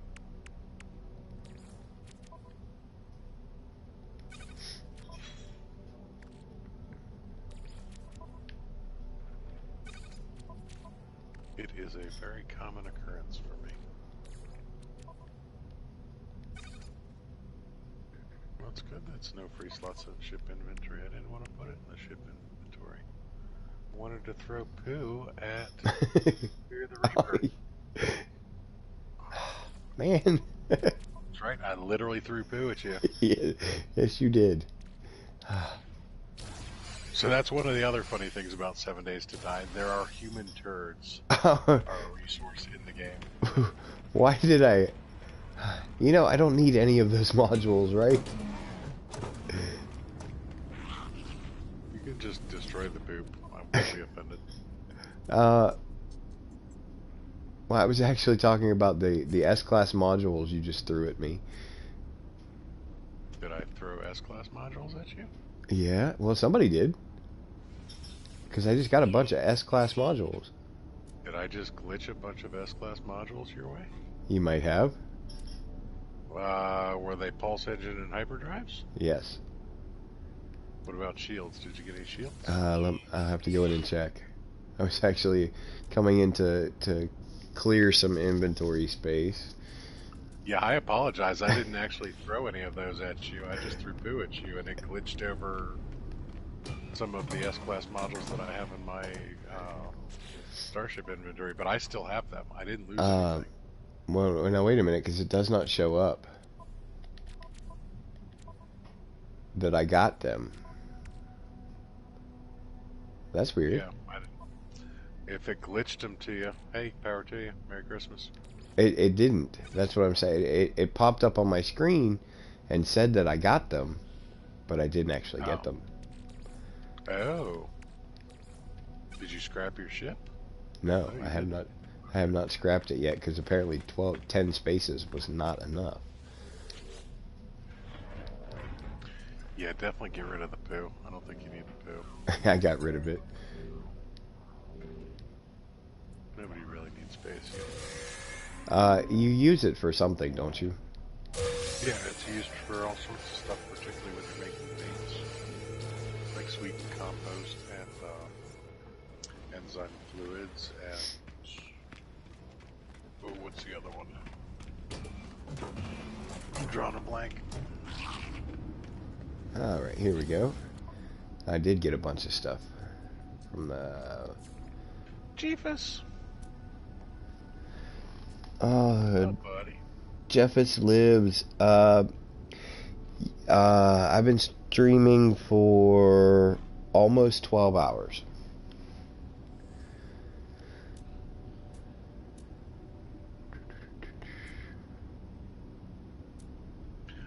I got all excited. I saw the Dora Explorer pop in here, and I was like, "Ooh, look!" Oh, it's just yes.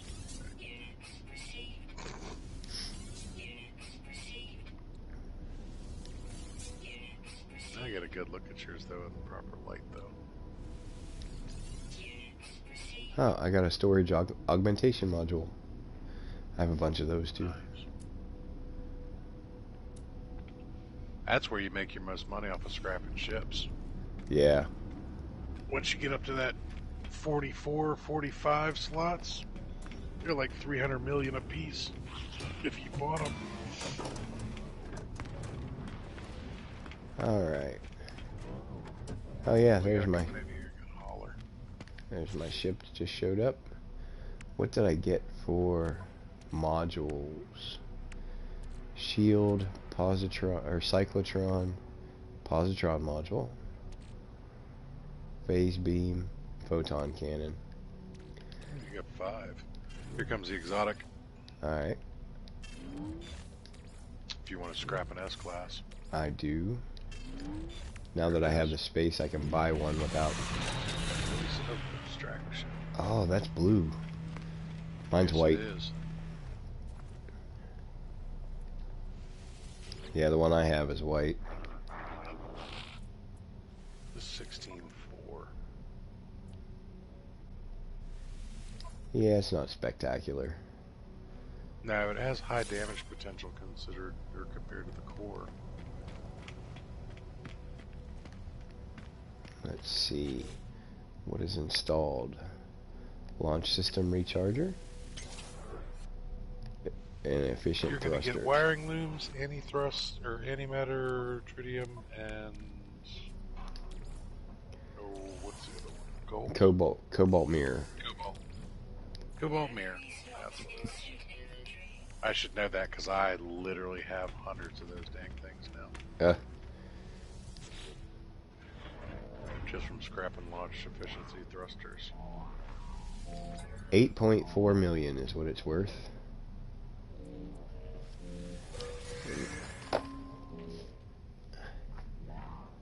Scrap value of 8.4 mil. Yep. What'd you pay for the ship? 12 million. Oh, okay. Hyperdrive. Handful of cogs. Yeah.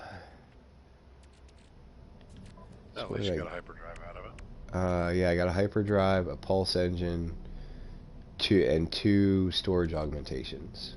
Nice. Let me go sell this stuff.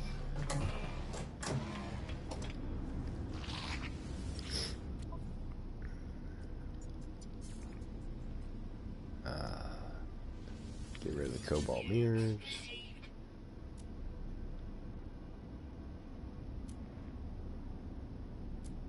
All right, Mary. What are shots of hot damn? What is hot damn? Is that a drink?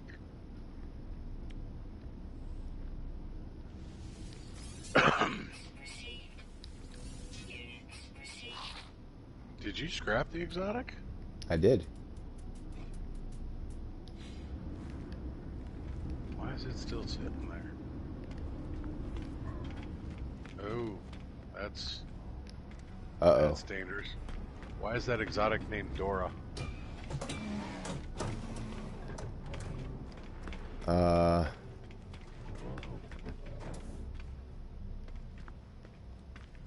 Hey, look, we found another glitch, guys. Is the exotic still there for you, or did it disappear? No, it's gone for me. You actually had me concerned that it didn't switch my active ship, and I just scrapped my Explorer. I was going to be really upset.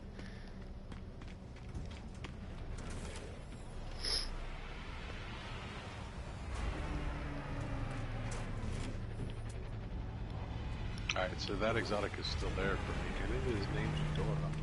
Is it really?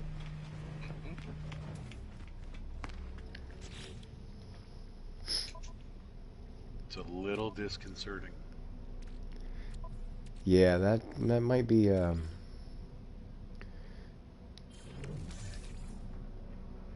something I would be concerned about. Not too worried about it, but if Dora disappears, I'm gonna be pissed.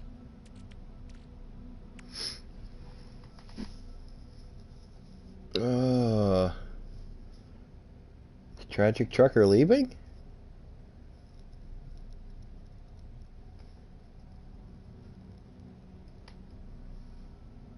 Sounds like an exploit in the making.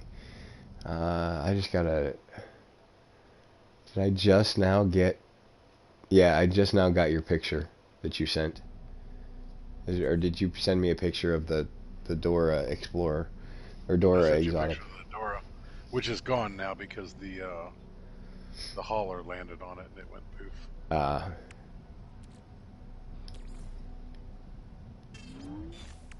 Nope, it's still there actually. Huh. It's inside the hauler.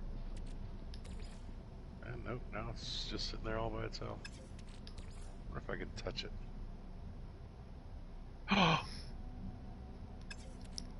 What? I got in it. You got in it? Got in it. There's an S-Class hauler. 31 and 4. Not spectacular, but C-class for me. definitely scrappable, and that'll be worth some money. Well, let's buy it for 20 million. Guess who just got a free exotic? Are you serious?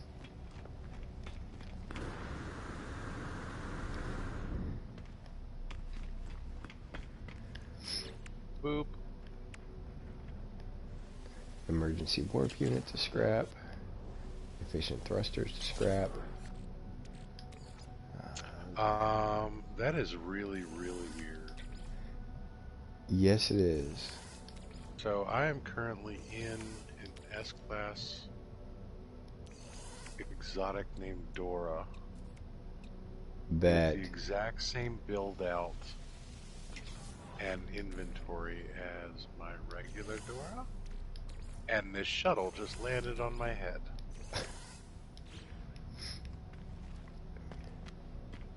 Now I'm in its exhaust plume. which is Alright, so is that exotic not there anymore? no, it hasn't been there since No, in this different slot, this one right here, right where I'm at. No, but the only thing I see there is a shuttle. Okay. So I have broken the game yet again. Yet again. And there I go scanning things like I'm trying to run. Although it makes that shuttle look really cool from the front. Really, I paid 20 million for this hauler, and it's only worth 14. Oh yeah. That's alright. But you're gonna get 2 space augmentations for it. I just got a bunch of S-Class modules. Yeah. No, I only got 2. A shield and a hyperdrive. You should have gotten 2 augmentations for the storage. I did. Actually, I got 3. Ooh, well there you go. That 45 million a piece or whatever they're worth. Yeah.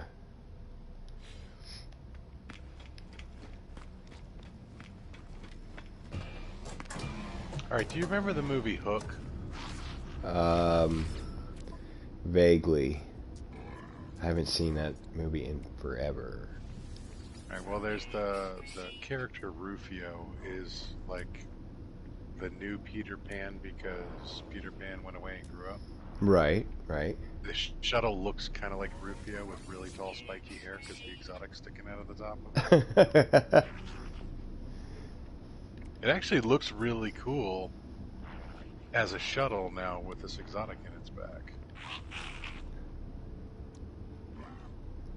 What is I'm a little concerned though. quantum accelerator? Quantum accelerator? Capable of propelling matter at unmeasurable speeds, these units are particularly important in power generation economies, where they're used to compress energy storage in high-grade batteries. It's just a trade good.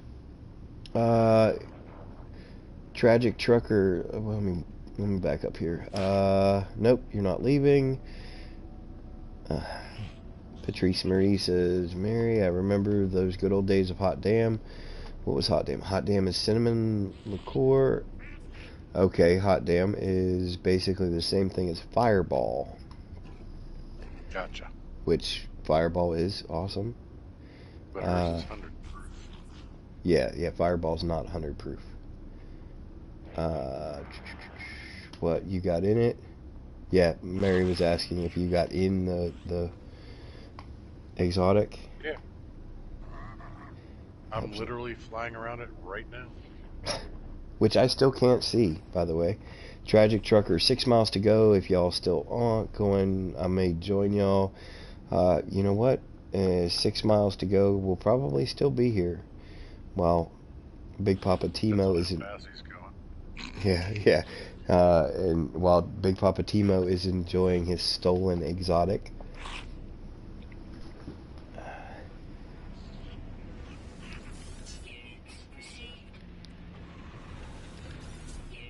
I just want another ship to land on it to see what that looks like. Alright, so I just landed back where it originally was. Alright, I'm coming out. I was selling things. And no. There's no exotic. So do you see me? There's a giant hauler right there. Do I see? Yeah, okay, there you are. Yep. Alright, there's your exotic. My Dora still over here?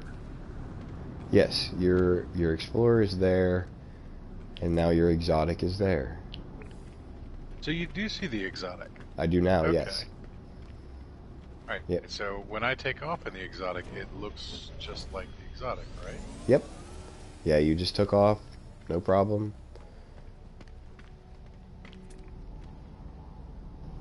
Okay, now I'm going to come back in and land in it. How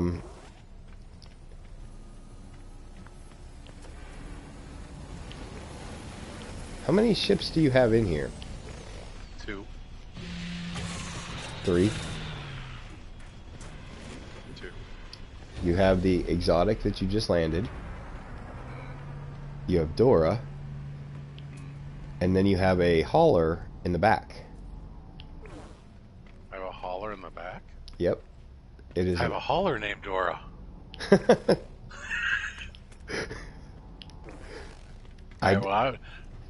The one I'm most concerned about is this one. This Dora has to stay.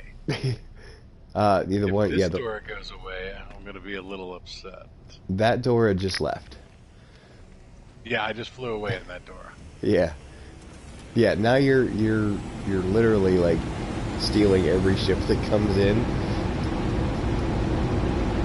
I wonder if I get a shuttle named Dora next. I tell you what, Patrice, if you run out right now, buy a PS4, buy No Man's Sky, hook it all up to the internet, download all the updates, you can join the game, and we'll get you a free ship. I'll give you 3 right now. Because apparently Big Papa Timo is just robbing the system blind. This is really funny. I have broken the game yet again. Oh, you can scan this ship all you want, buddy. Yeah, Hostile scan detected my butt.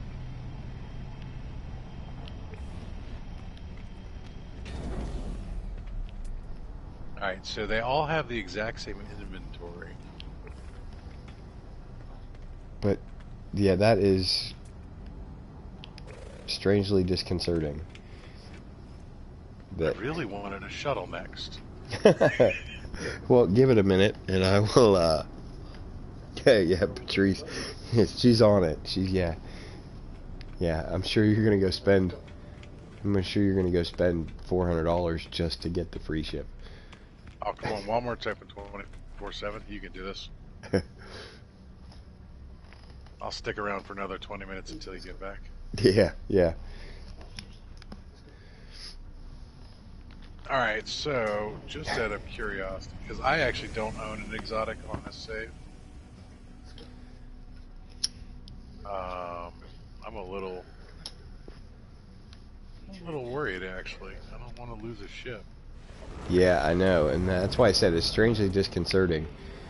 And not only that, you're getting the free ships, but they also have the exact same inventory. They're all named Dora. All named Dora. Yeah, it's swapping skins basically. Yeah. Self-replicating Dora. Alright, so I'm now in my freighter. Storage is still here. Dora is here. Make sure my other ships are here. Patrice, getting in my power chair at about 3 a.m. with my service dog on my lap, but I won't have room to bring it all back. Take a bag with you. Hang it on the back of the chair. You'll be fine. Hanging on the back of the service dog. Yeah. Make sure you take a flashlight, because it is dark out. It is 3 a.m. Yeah, after all, it is 3 a.m.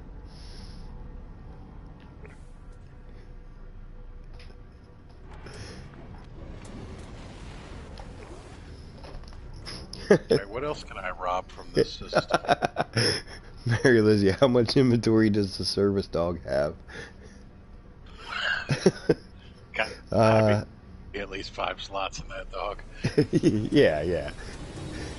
Jeffus wants to know if we could, where'd it go? I wonder if 2 players can keep scrapping the same ship back and forth between them. No, only because... You could, actually, several weeks ago. That was a glitch that was with the scrapper. Well, They have fixed it. yeah, I was going to say, the only, although it showed up for um, Big Papa Timo after I scrapped it, it has not shown back up for me. Alright, so now here's the funny thing. I went and I got my fighter. Yeah, I see This that. is my Song of Gravity, my A-class fighter, which I really need to upgrade. So now the exotic is named the Song of Gravity, and the hauler is named the Song of Gravity. So whatever ship I bring in here is what they get renamed. Interesting. Now I'm curious if they have the same inventory as that. Are you following chat? No, let me catch up real quick. Yeah, Levi said puppy pack. Mary said, yep, Levi, at least 5 slots. Unless he's upgraded, then maybe 10. Reskin? Yeah, yes, and tragic, that's kind of what we think is happening. Is it's a reskin glitch kind of going on here. My only major concern on it, I mean, other than me losing my own ship, I really don't want to lose my own ship, but it's also taking up Slots. 2 parking spaces. Yeah, like It's taking up parking spaces. So what I'm going to do is I'm going to take my Song of Gravity. I'm going to get on my freighter. Oh. Jeffus. So that all my ships are on here. What do we got? Jeffus is requesting that you scrap the exotic. If you scrap it, if it stays for me, then I could scrap it again. Kind of deal. Alright, so my only concern with scrapping that is, what if it scraps the ship that it is cloned? skinning? Yeah, that is, yeah. Which is why I wanted to get out of Dora as fast as possible, because Dora is my, kind of like my prized possession. Yeah. So, but what I want to do is I'll check ships and see what, nope, storage is full. I can't use that ship. Oh, We know foodstuffs is full. not Builder request. is Yeah, full. Jeffus is not requesting we do that. He was only suggesting. Oh no, I was thinking the same thing actually. It was something that I was tempted to do, and if I hadn't noticed that they were full of the exact same inventory, I was about to scrap the exotic before. Which I'm glad I didn't, because if it had scrapped Dora, I would have been Jeffus quite said, miffed, and this would have gone to a rated R stream very quickly. yeah. Jeffus said forward a link to this video to HG with the time code so they can fix it. I don't even know what the time code is. Oh, actually, that's Oh, apparently I haven't even been watching live. Yeah, I'll have to go back and look later on. Alright, well, I guess what I should do then is I should... Bring in a ship you don't mind losing? No, I need to go and... I need to save the video file. Well, it'll be on YouTube.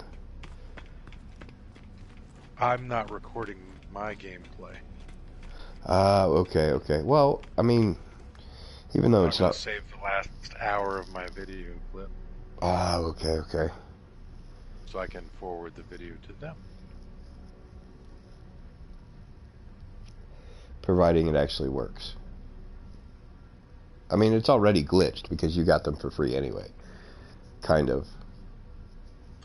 Well, what I actually do, I'm going to try and see if I can get them to go away.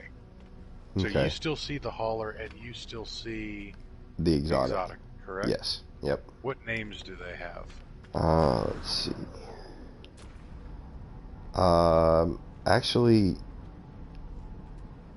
they don't. You have no names for them at all? They don't even show up when I scan them. Okay, so when you scan them, they're not there. They're not there. I mean, I can see them. but the information does not come up. And I actually, apparently I can fly through them too. Yes, so they shouldn't be there. So technically the skin is there, but there's no actual ship. Okay, and that's Kingi Anti is the location. I'm gonna warp to the next system over in the freighter. Mary is stepping out for smoke and taking us with her. Oh, cool.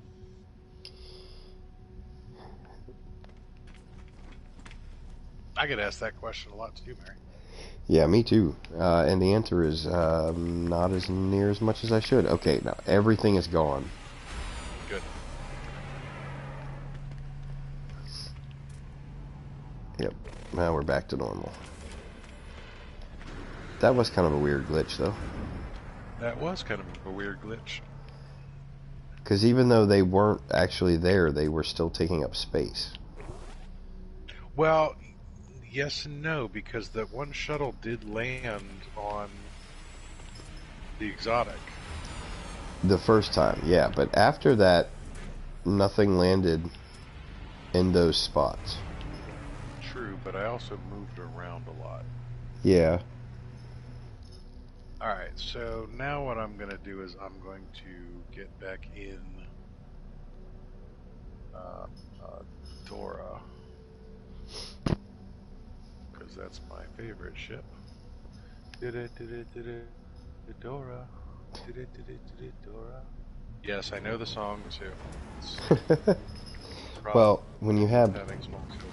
Yeah, I was going to say, when you have 6 children, it's kind of unavoidable. That's true. Well, we remember when Dora came out. But then again, I also remember when SpongeBob was new. Yeah, I do too.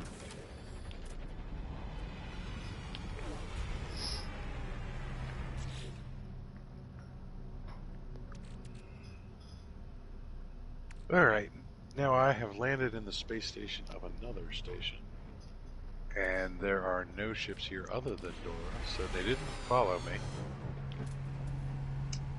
That's good to know. And now I'm going to teleport back there, and I wonder if they will show back up.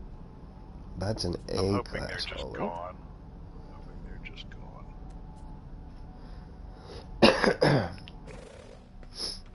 Yeah, I would think they are. I would think they are too. Levi said, I like the meme, being awake has ruined my life. Amen. Mary, my 17-year-old used to love Dora. I just threw out a bunch of Dora stuff. Been cleaning out the attic. Oh, gotcha. Yeah, our first one that liked Dora was my eldest daughter. Ooh, excuse me, who is now 20. Oh my god. Ooh. My oldest is 16. And he was never... My oldest is 23.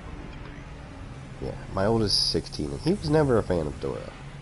I don't know. Probably not. I Was he don't know more of why. a Diego kind of guy? He was actually a SpongeBob fan. Huge Oh, SpongeBob. SpongeBob is great. Dude likes SpongeBob.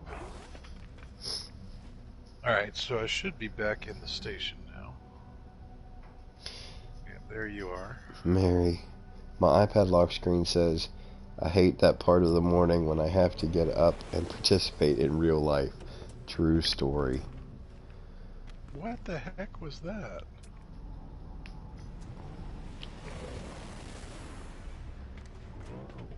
Alright, so...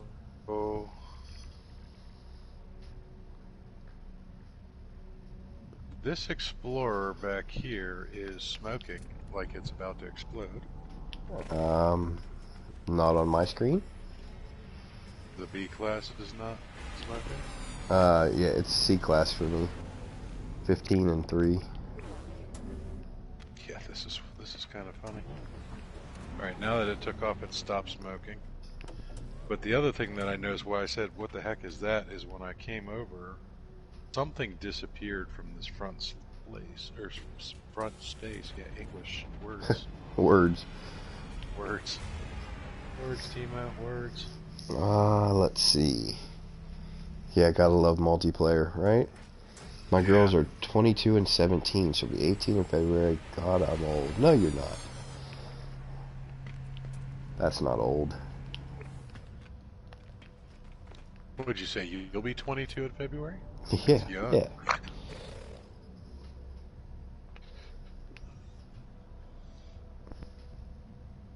Can't be a day over 24. How do you have children that old? Words are hard, people. Yeah, true story. Words are hard. I've been having a lot of trouble with words today.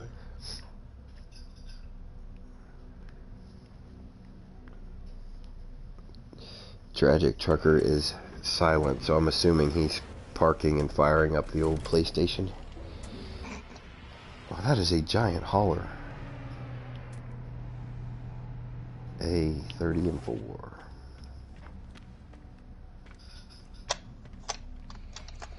I gotta admit, this has been an interesting adventure so far. Yeah. We have broken all sorts of different parts of the game. Yeah. And by we, I mean me. I have broken all sorts of different parts of this game. Well, not just you broke my stream. We had to start over. Was that me or was... Yeah, I guess that was me. Yeah, Well, that was my fault too. well, no, I know. Actually, it was the game's fault because we were in Londinium trying to build a giant base, and it warped in 4 entire freighter fleets all at once. Funny. Every step I got closer to the space station, another fleet would just warp in front of me. Yeah, and it was too much for my PlayStation to handle. So even the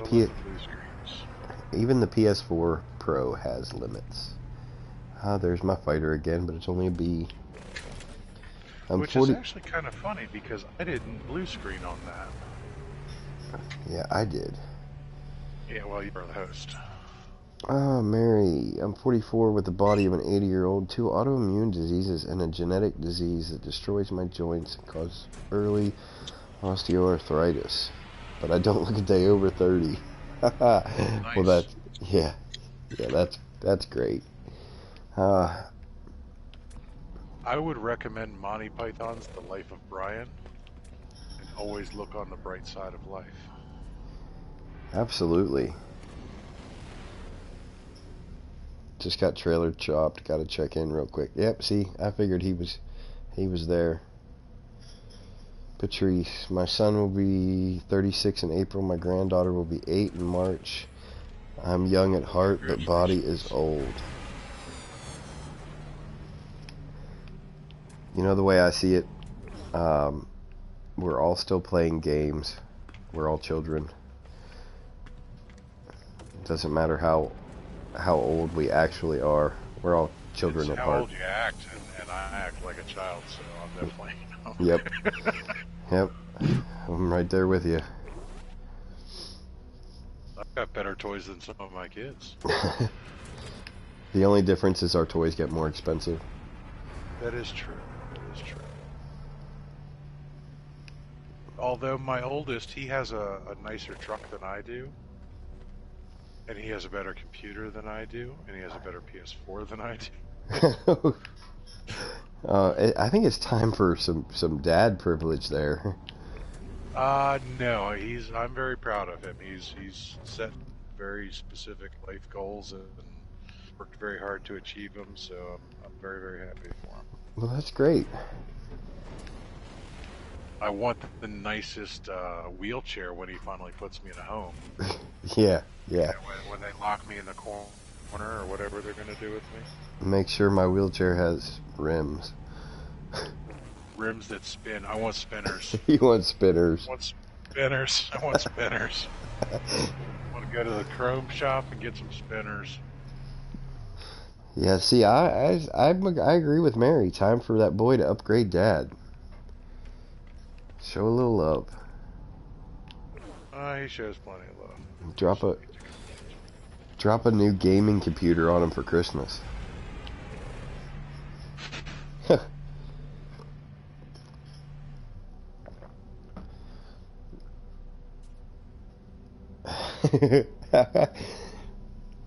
Patrice, how many grannies do you know that play electronic games with their grandchild?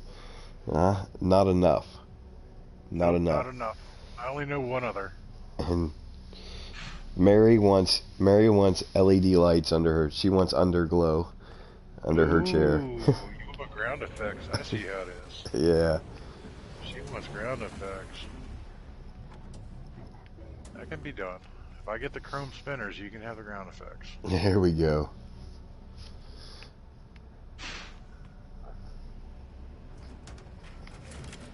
If you want an off-road wheelchair, I do. I want my wheelchair to be four-wheel drive. I gotta remember my PS4 controller does not have range outside. Well, there's an S-Class fighter. It is not the one that I want. But Is it that long prow one? no, it's the short, stubby one with the vertical wings on it.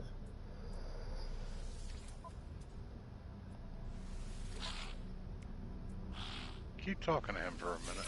Oh, I just bought a ship. Oh, there you go. Okay. It's not a max size anyways. No, it's not.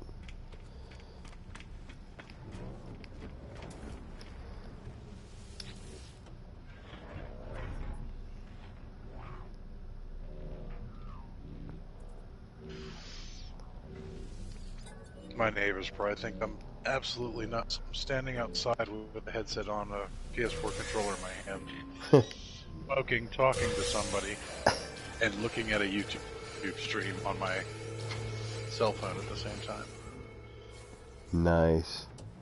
Yeah, I'm nuts. Oh, let's see what we got here. We got a cyclotron, infraknife, positron, phase beam, and photon cannon. So we got one that I can use out of that whole thing. Well, you can use the other ones for nanites. Well, yeah. I'll actually what I'll probably end up doing is I'll probably end up using them to roll for better modules. There you go.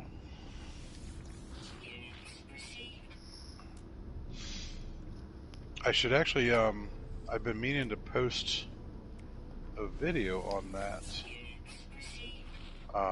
because I figured out a cool trick with rolling for modules that I haven't noticed anybody else say to do. If you're scrapping a lot of ships, say you scrap 6 S-Class ships and you get 6 hyperdrives, what you can do is have a junk ship, and you just go in and you open them all up at once while you're in your ship, and you see what the numbers are in order, and then write them down.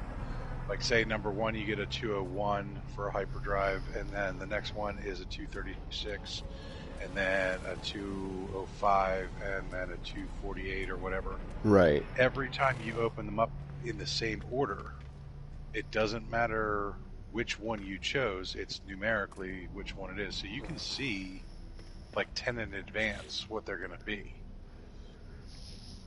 And then you just reload your autosave, pop and get rid of a bunch of them, and then on like the 6th one, that was the 248, that's the one you're going to replace. Right. So if you're upgrading a bunch of ships, like I was doing when I was swapping out all the haulers and going for explorers, I just put the crap ones in the explorers that I'm going to be using as haulers, and just waited for the big one to go in Dora. Right, and I haven't seen anybody else roll for them, but I figure that that's basically what I would do is start opening them until I get a max module, and then I'll know, well, I'll actually have to do it twice. That way I know what my seed is on how many I have to open to get to that max one. Because like you said, it's always the same. Yep. It'll be, if it's 10 every 10th module, then I only have to every 10th one has to. That fighter? Yes. Why is it named Dora? And you just disappeared into thin air. Not again. I'm flying around in a stolen fighter. Right, Jefferson. That's what I was getting at. Was only whatever number. So, like I said, say it's every 10th module is a max stat module. Then only every 10th module has to be the S class. The rest of them can all be junk. They can all be C class, which is a major savings in nanites. Yeah, then burn the tech for mats. Right. Does it work like that though? I would assume so. You install it and then you just dismantle it, and it would give you materials. No, but I meant like with the C's as opposed to a bunch of S's. Yes, at least according to what sword? I think it was either I think it was Sword that was saying it. Oh, I'm gonna have to check that out then. It was in one of his live streams over the last few days. I do know that. I'm gonna step out for a minute. I'll be right back. While I'm gone, Big Papa Timo, don't break anything else. Okay, I'm gonna fly this stolen fighter. Disappear into thin air again. I'm flying like I stole it. I should go start shooting things. That's what I should do. What if I shoot the station in a stolen fighter? Oh, I don't have any inventory slots. Oop, crashing into the station. Actually, can I crash into the station? Why, yes, I can. Alright, well, I definitely don't want to lose my door, so...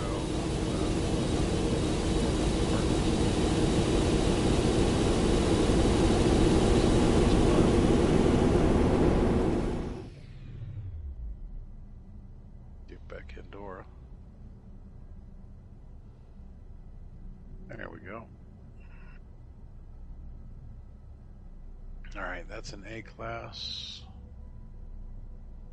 That is an A class. That is an A class.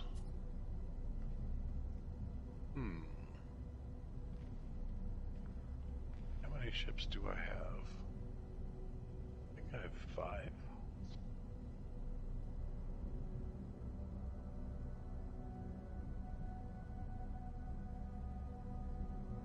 My inventory's full. I can't go scrapping ships right now.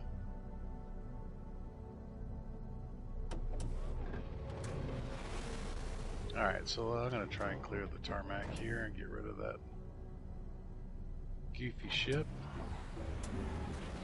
I'll pop out to a different location real quick.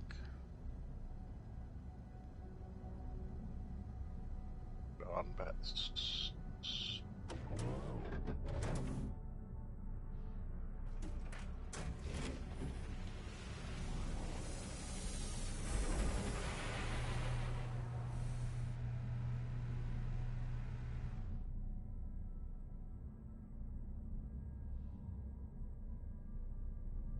Alright, so Levi, Sword actually did test it on the stream.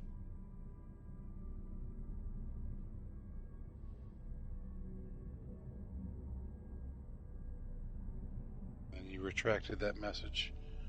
You should have told him that an S-Class landed. Your ship landed, it was an S-Class. That's just mean. Alright, so proper Dora is here at Onbats. Now I can come back to that station.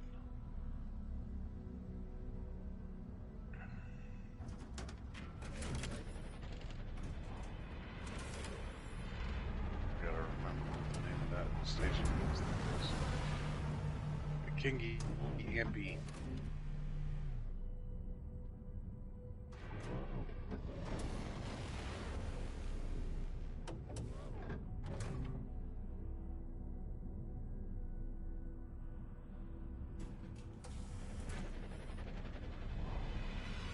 I gotcha. I gotcha. So, what do you guys think of the dual streamer method here?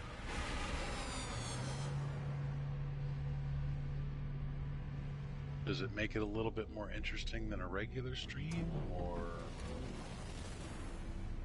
thoughts, impressions?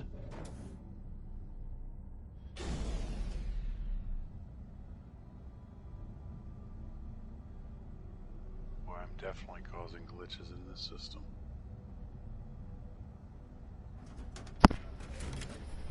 All right, what else did you break? Well, there's an S-Class shuttle that just landed and just took off without the pilot. And there was a hauler that was parked in my Dora. There's an A-Class shuttle. Or an S-Class shuttle, I'm sorry. Okay, so you get the S-Class on that one. It was the one behind it for me. Ah. The one that just took off. Alright, so we have definitely caused some pretty interesting multiplayer glitches. Yeah. Let me catch up on chat here. Yeah, Swords tested it on his stream. Mary, thanks Levi, I'll take a hip replacement if you got one handy. You know, Mary, I keep one spare just in case. I'll gladly send it to you.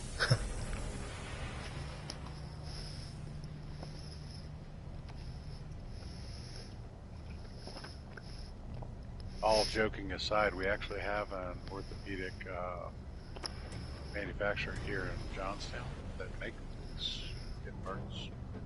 They also do prosthetics.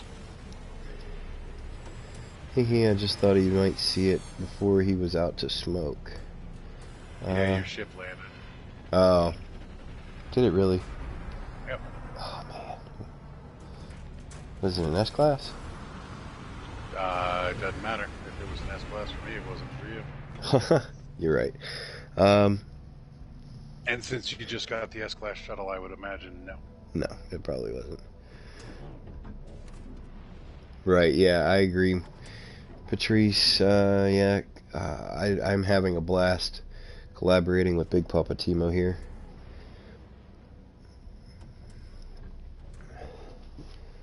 I was asking how the dual streamer method was going. If they thought it was interesting, or I should just go the heck away. Never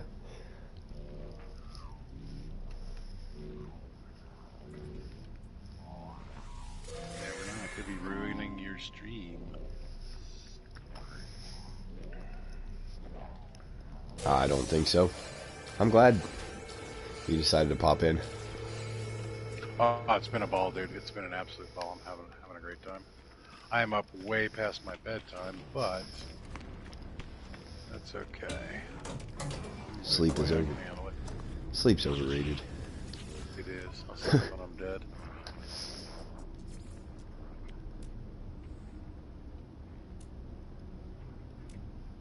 So what's also interesting that I've, just, ooh, hey, predator.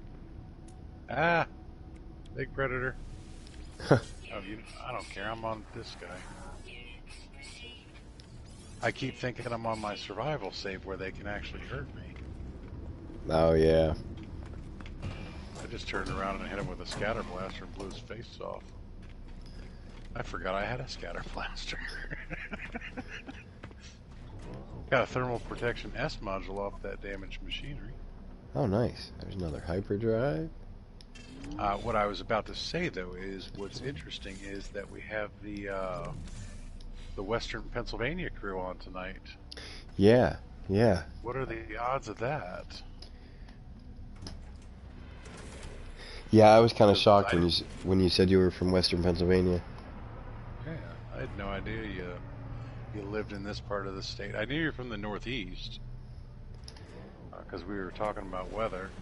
Yeah. Didn't realize that we were quite literally talking, 2 degrees difference between where you are and where I am. Alright, so I've got an unknown building at 346 units. Yeah, I'm actually not that far away from Cooper's Lake and Slippery Rock. It's just a hop, skip, and a jump for me.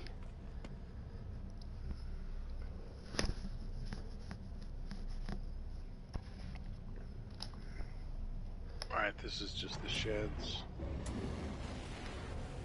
Nothing too spectacular.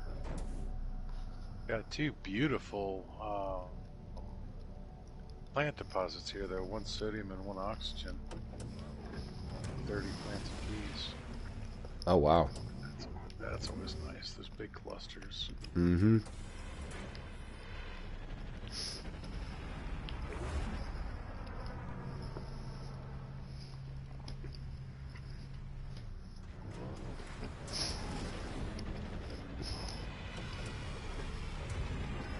Jeffus lives. Stream killing is my job, right, Mary?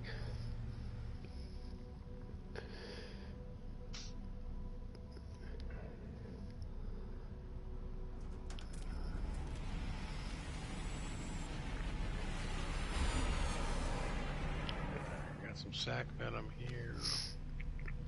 My problem is my body cannot repair its own cartilage, so joint replacements never end well.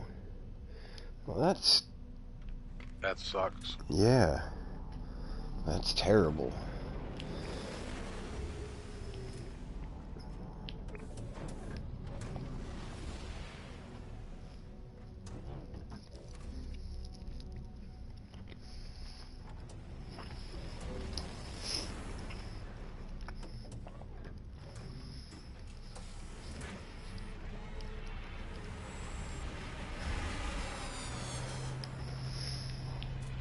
Damage machinery had some nanites. I do like me some nanites. Ooh, there's a new critter.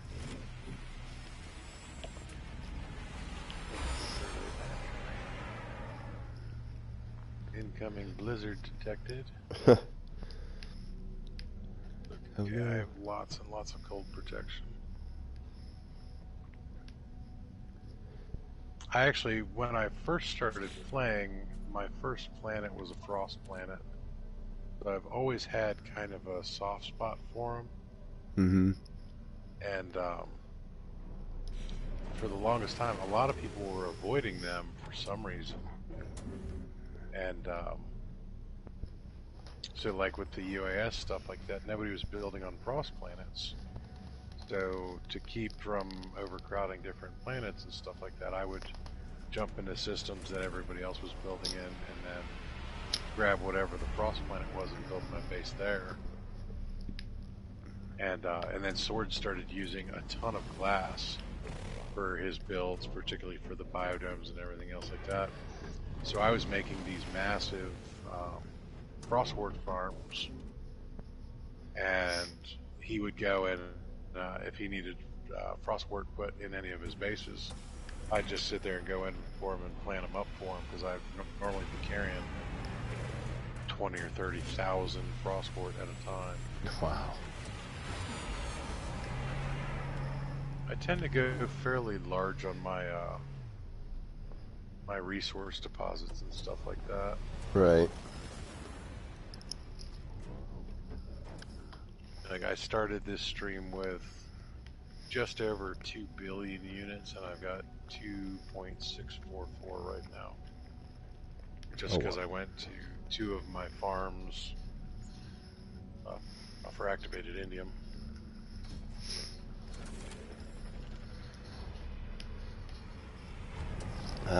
Let's see.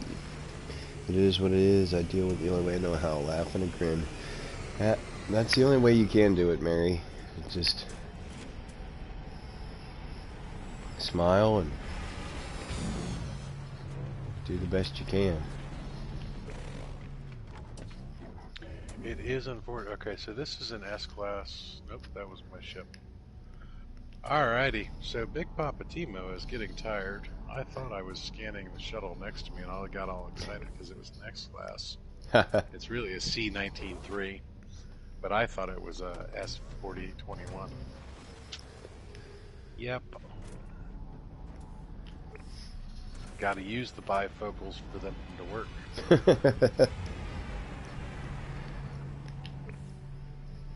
That was when I realized that I was no longer young.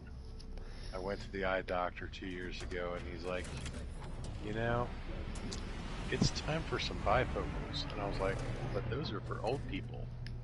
And he said, yes, they are. Oh no. Of course, I also look like Santa Claus. I got a big white beard going on and balding. Levi. No spring chicken anymore. See, Levi said, my AGT civilization has bases where there are only plants of one type per biome. We could harvest thousands per visit.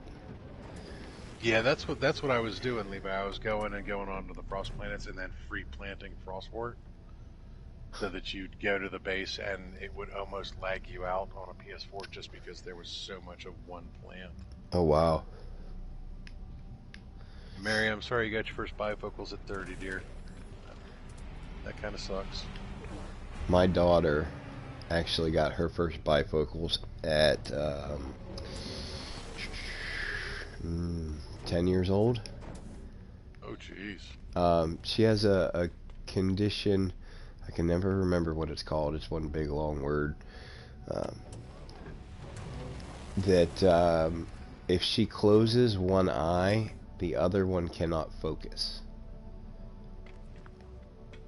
It actually, if you look at her eye, when she closes one, the other one will actually kind of start twitching. That's odd. Yeah, it's like I said, there's some really long name for it that I can't pronounce, even if I could remember it.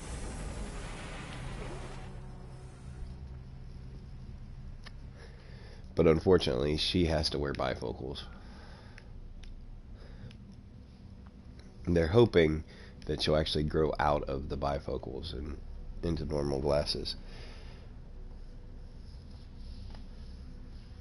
One thing that I've realized that's actually super cool is that medical technology has changed so dramatically, particularly about eyes. You know, like LASIK 10 years ago, I wouldn't have risked it. These days, you know, LASIK, it's such a common occurrence, and they're starting to be able to deal with like astigmatisms and stuff like that. So right. Maybe in a few years they'll be able to just get rid of the problem for. That's a very good possibility. Let me catch up on chat here. I have Ehlers-Danlos syndrome, a genetic connective tissue disorder. Let's see. Jeffus lives. Remember when using your scanner at a farm base would crash the game because it couldn't render all the icons? I don't think I started. Well, let me take that back. I didn't build any farm bases early on. Actually, I still don't have any farm bases, but I never had that issue.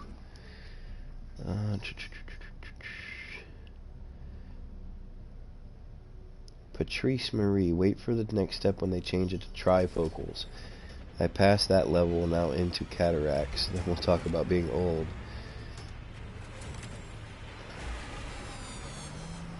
So my mom had cataract surgery about 5 years ago, and they had to replace one of her lenses. So now she has, her left eye is really neat. When you look at her in a certain light, her lens is, it looks like she has like a diamond in her eye. Oh wow. She gets that sparkly robotic eye looking thing going on. Oh, see, I'd have so much fun with that. Let's see. Tragic Trucker, getting powered on right now. If I didn't know what you were talking about, I might not want to know what powered on could mean. Touche. Yeah. Jeffus lives. The icons would fill out the screen. Jeffus, I need trifocals, but only single-use vision. Yeah, see, that's what I'm thinking, Mary. I'm thinking I'd have too much fun with a robotic-looking eye. Might have to scare away the neighborhood. Well, if we had a neighborhood. that would scare away the neighborhood children. Yeah, that's one of the joys of Western Pennsylvania.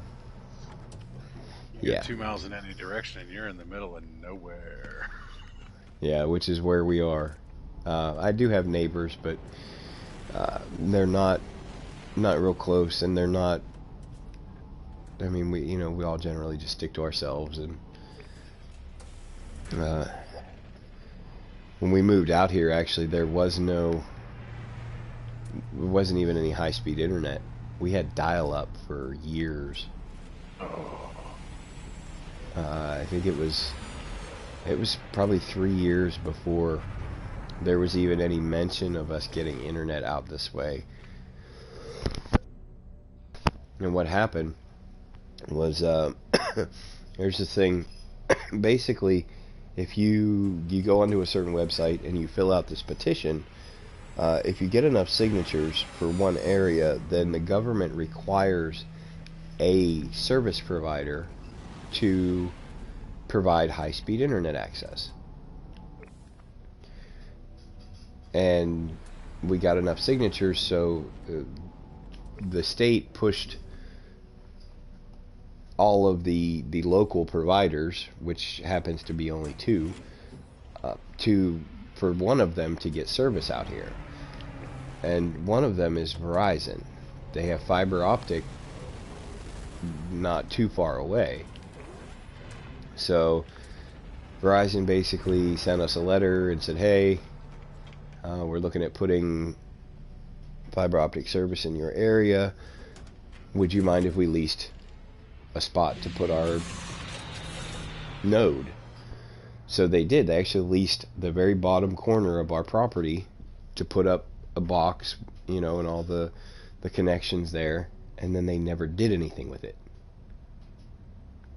Oh, wow. The box is there, but they never actually ran any of the cables or anything to provide service. So it was probably another year after that when the local cable company finally ran service out here. Which was nice because they basically came around with a little flyer and said, hey, we're going to be providing high-speed internet access. There's that exotic again. They basically said we're going to be providing high-speed internet access, and 2 weeks later we had internet. Nice. So what I would have done, and this is just, the capitalist in me, I guess. If Verizon had come by and said, hey, we want to lease a corner of your land for our nodes, I would have been like, all right, fine, one of my conditions, you run the lines to my house and give me the high-speed internet. Well, and see, that was kind of, it was out of my hands, unfortunately. But yeah, that was initially going to be part of the deal, was that we get our service for free. Yeah. Because see, we've got a lot of places up around here, not necessarily here in the city, but you get 5 or 6 miles out, especially when you're heading north towards like Indiana County and stuff like that. There's still a lot of gas being pulled out of the ground, like the roads, the old gas lines and stuff like that. So there's a bunch of farms up by Unity Township, where if you rent the property, you get free gas as part of your rental agreement for the houses. Right. Because the companies that are pulling gas off the property had to give the owners free gas in perpetuity, basically. So it's real easy to like rent properties up around this way with free gas. Tragic Trucker, are you on Discord? Or I mean, if you don't mind, if you don't mind the others in the chat or whatever having your gamer tag, I will send you a friend request so you can join. Gee, my glasses, my depth focus is about 2 inches. Ooh. And that's harsh, Jeffus. I mean, Trico is having vertigo, does not work very well. Ooh. Ringo sucks. I'm familiar with that. Same as you say. Okay, no problem. I will jump out real quick here and send Tragic Trucker an invite. I apologize ahead of time for the blue screen. I will do it as quickly as I can.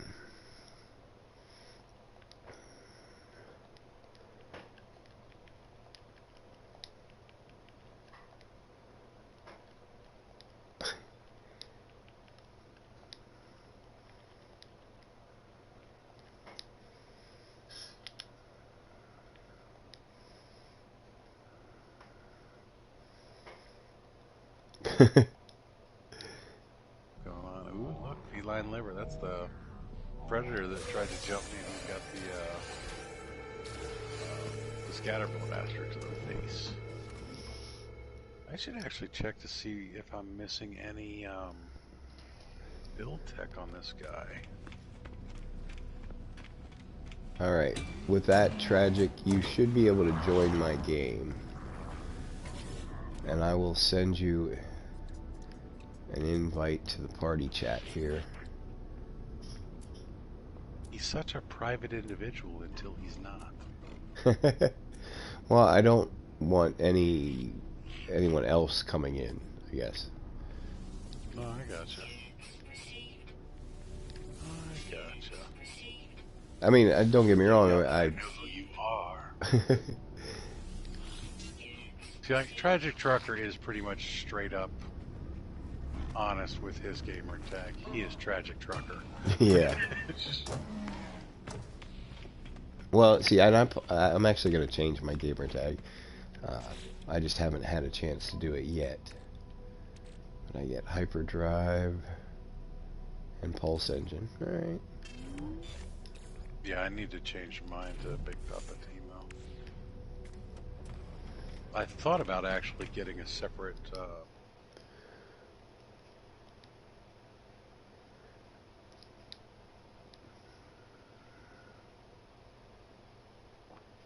Yeah.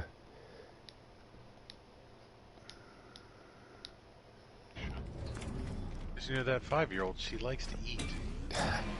I wish, Tiny human eating all of my yogurt of all things. Now that the kids are asleep, I can actually kind of bitch and complain about this a little bit. So, once, you know, men of a certain age or people of a certain age, we need to start watching what we eat and everything. So I specifically went out on Christmas Eve while shopping for my kids. We had to go get wrapping paper and stuff like that the last night.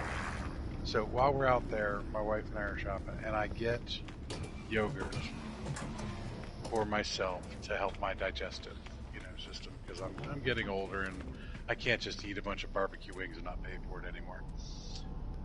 So the kids, we've got bagels in the house. We've got we have cookies. We have a bunch of other stuff. And what do they want to eat? Daddy's yogurt. I have the same problem. Oh, guess what? Chip in it? It is a baby blue squid. Is that same system? Yeah. Yeah, I haven't gone anywhere. All right, so that's two crap. exotics. No. Is that Trucker? It's Trucker. It's Trucker. Everybody say what's up to Trucker. What's up, Trucker? Good job.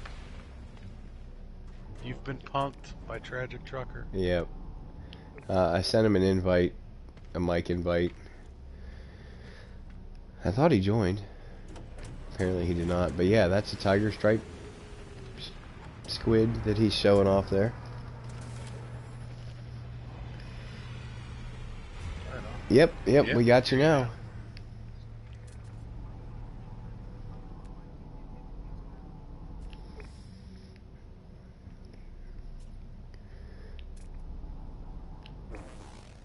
I got all excited there. Now we know how to mess with Tragic Trucker. That we'll just pretend like we can't hear him. Yeah. And I'll keep hitting the button.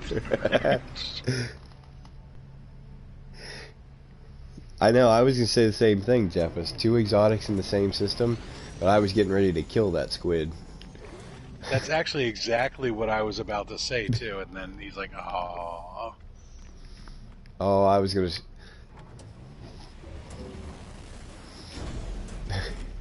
mean, I can go to that system again and then get another squid and then come back with it.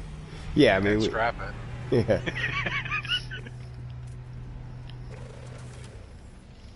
Look at all these ships.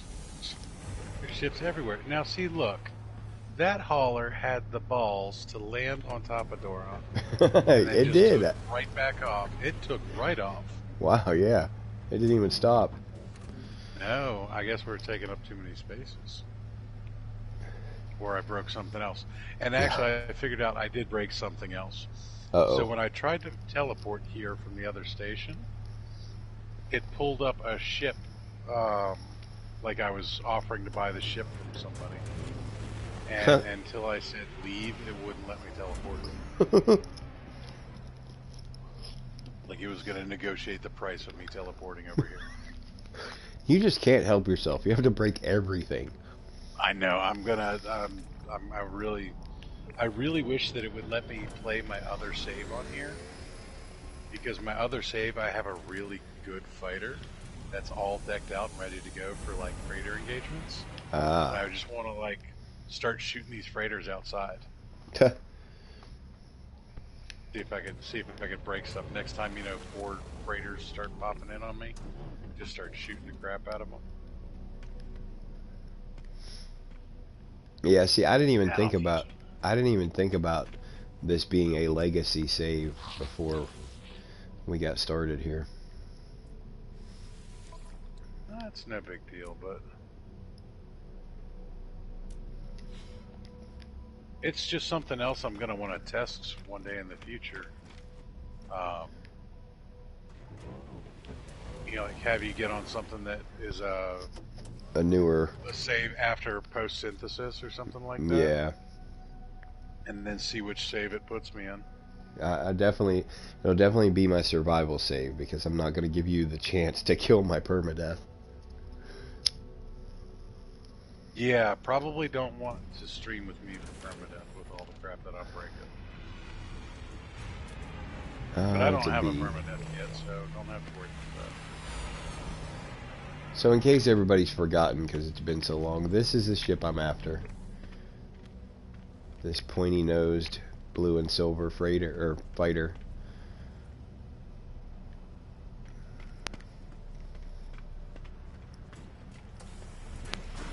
And that one's a B class. Tragic Trucker is locked onto freighter SS6. Are you attacking a freighter?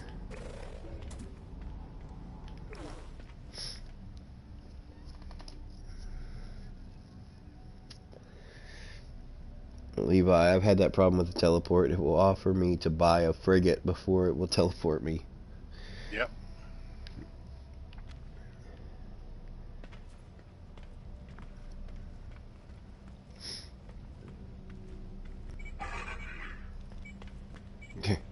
Tragic Trucker has engaged pirates 3 times.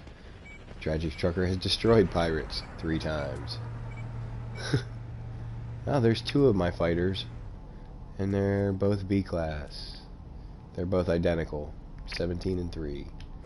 Well, the Gek liked the fact that I just shot that freighter.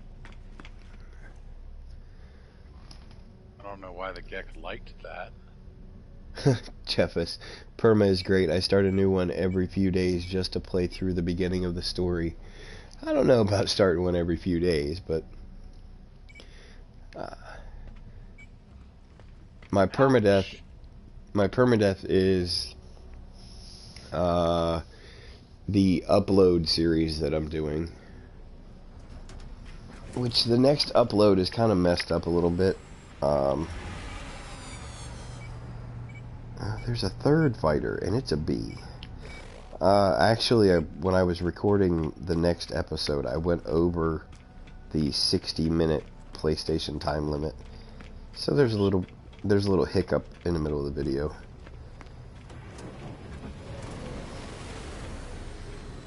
I wasn't shooting freighters, I swear.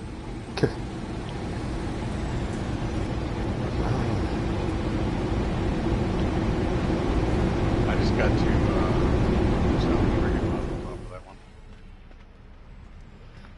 I have If a. you want to go out and shoot the freighter with me, I'll go shoot the freighter some more. That's fine.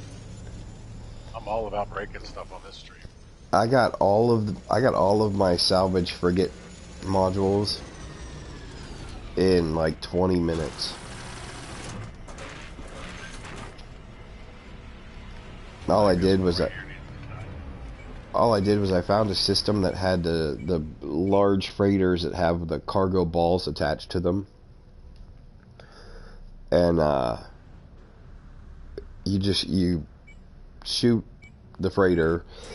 They usually pop in groups of 3 or 4. As long as you shoot the main freighter, your reputation doesn't go down with any of the factions. And I would just pulse jet away to the other, like to the other side of the system, and 4 more would spawn in, and I would shoot them there, and then I would pulse jet back, and I just bounce back and forth for like 20 minutes.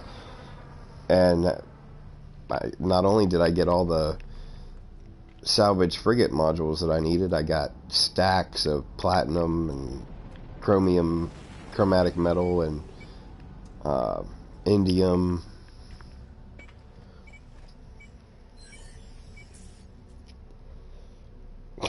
Mary, I'm all about the breaking stuff.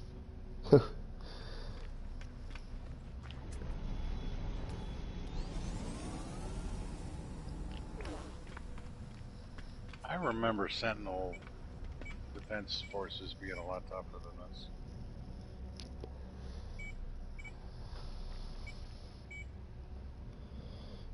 Man, when my oldest was about 3, Husbeast had to come home from work to find my glasses. She hid them during nap time, and I couldn't see to find them. Oh, that is brutal. Somebody just dropped my standing with the Gek. Oh, my bad. Who shot what? It wasn't me. I don't really care. I didn't realize that dropped your standing with the Gek too. Yeah, it's all good.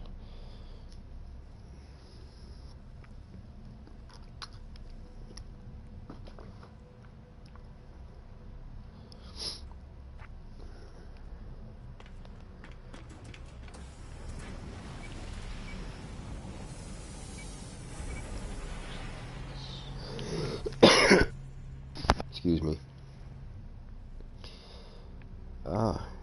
Hey, we got 6 likes, which is awesome, guys. Not bad for a rehashed stream. I was gonna say, yeah, especially not bad after Big Papa Timo broke my PlayStation and we had to start over. Oh, wait. Alright, yeah, that was totally me. That was totally me.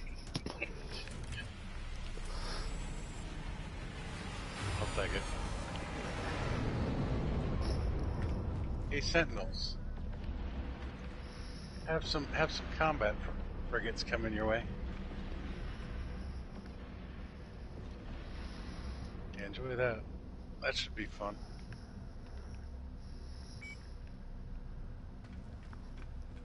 System authority starships in combat range. Yeah, I called it my freighter. I'm gonna swap into my fighter. I need to build one of my fighters. Well, I actually only have one left now. It'd be nice if I could find this S-class fighter real quick. Throw some modules on it. Levi Omaha. When I was very young, my dad had me put his truck keys by the radio, and I did, except it was not the one he was thinking about, and he was almost late to work the next day. Oh no.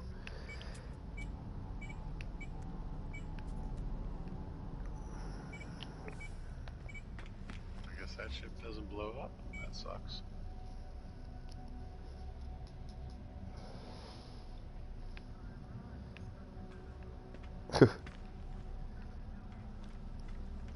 You scratch my paint?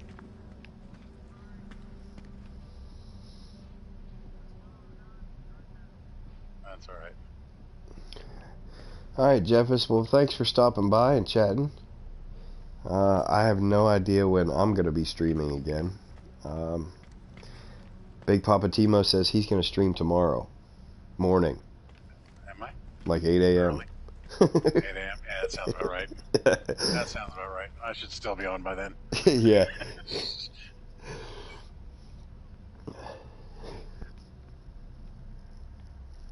I think I need to change weapons. These photon cannons are just not doing it.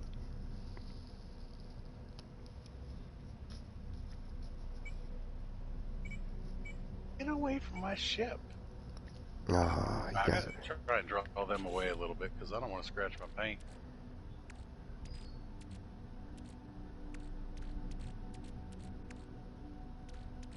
Come on, baby.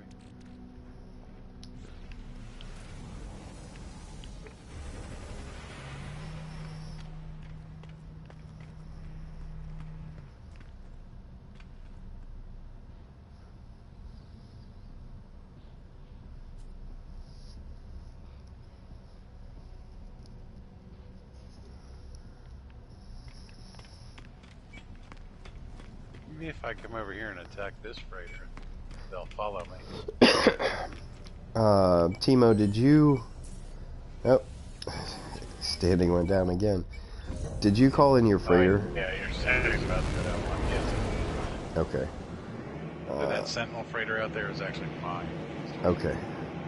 Well, I'm gonna switch ships here. And I wanted to...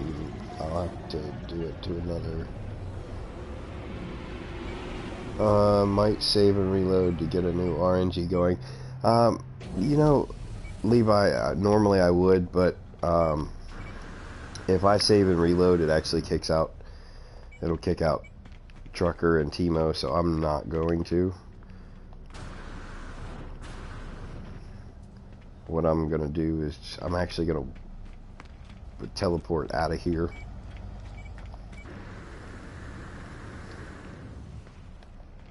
And then come back. He just doesn't want to lose any more standing is really what it is.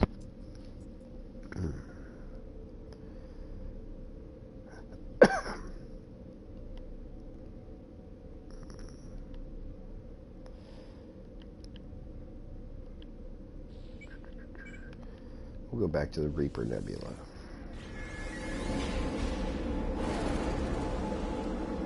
Actually, I think that's where my freighter is.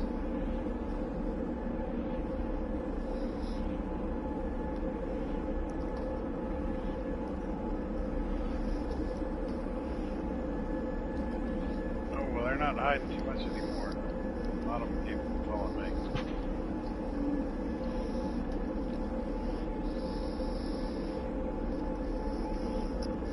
They disappeared. Where'd they go?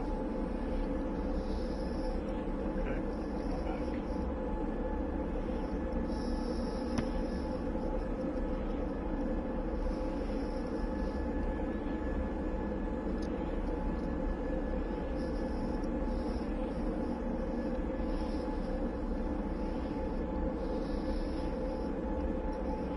Wow, he landed right on top of my head.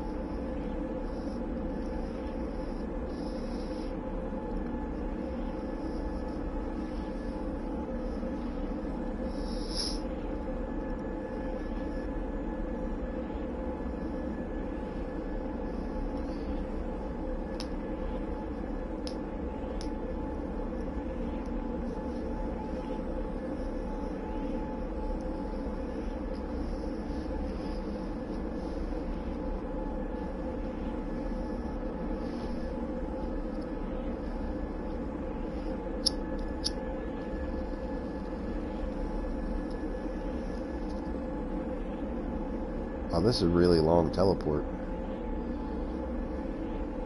Did you have to buy a frigate to go through it? No, I didn't. Apparently, I'm traveling coach, so I have to go, you know, the long way around.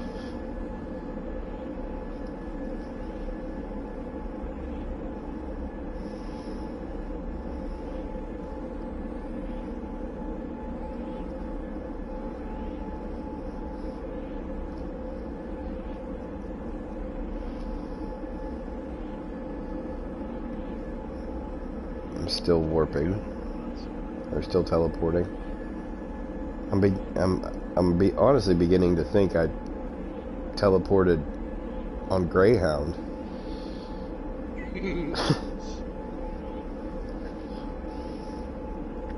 Still going.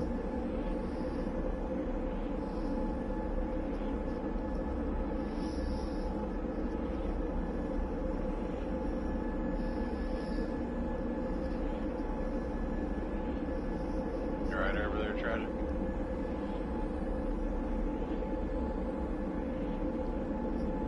Alright, Timo, what did you do this time? Well, we've got a large sentinel force in. Well, no, I'm asking because I'm still teleporting. What did you break this time? Mary, did you buy a luggage ticket by mistake? I must have. I think I'm riding around the country in the bottom of a bus.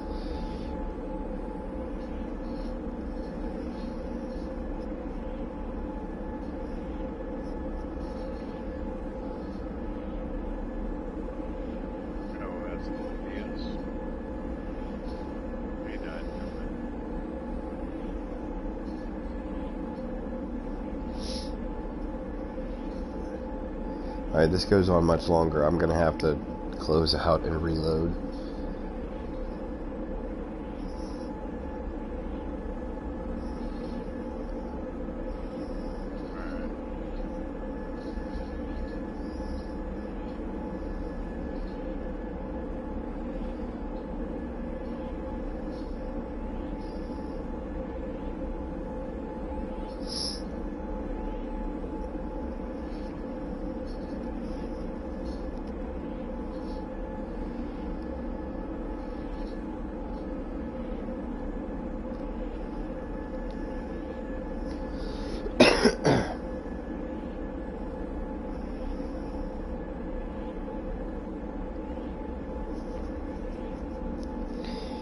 Alright, I think I'm officially lost in space. That was a game we were playing earlier. Yeah. Alright, I'm gonna have to close out and reload. Yeah, because it's not...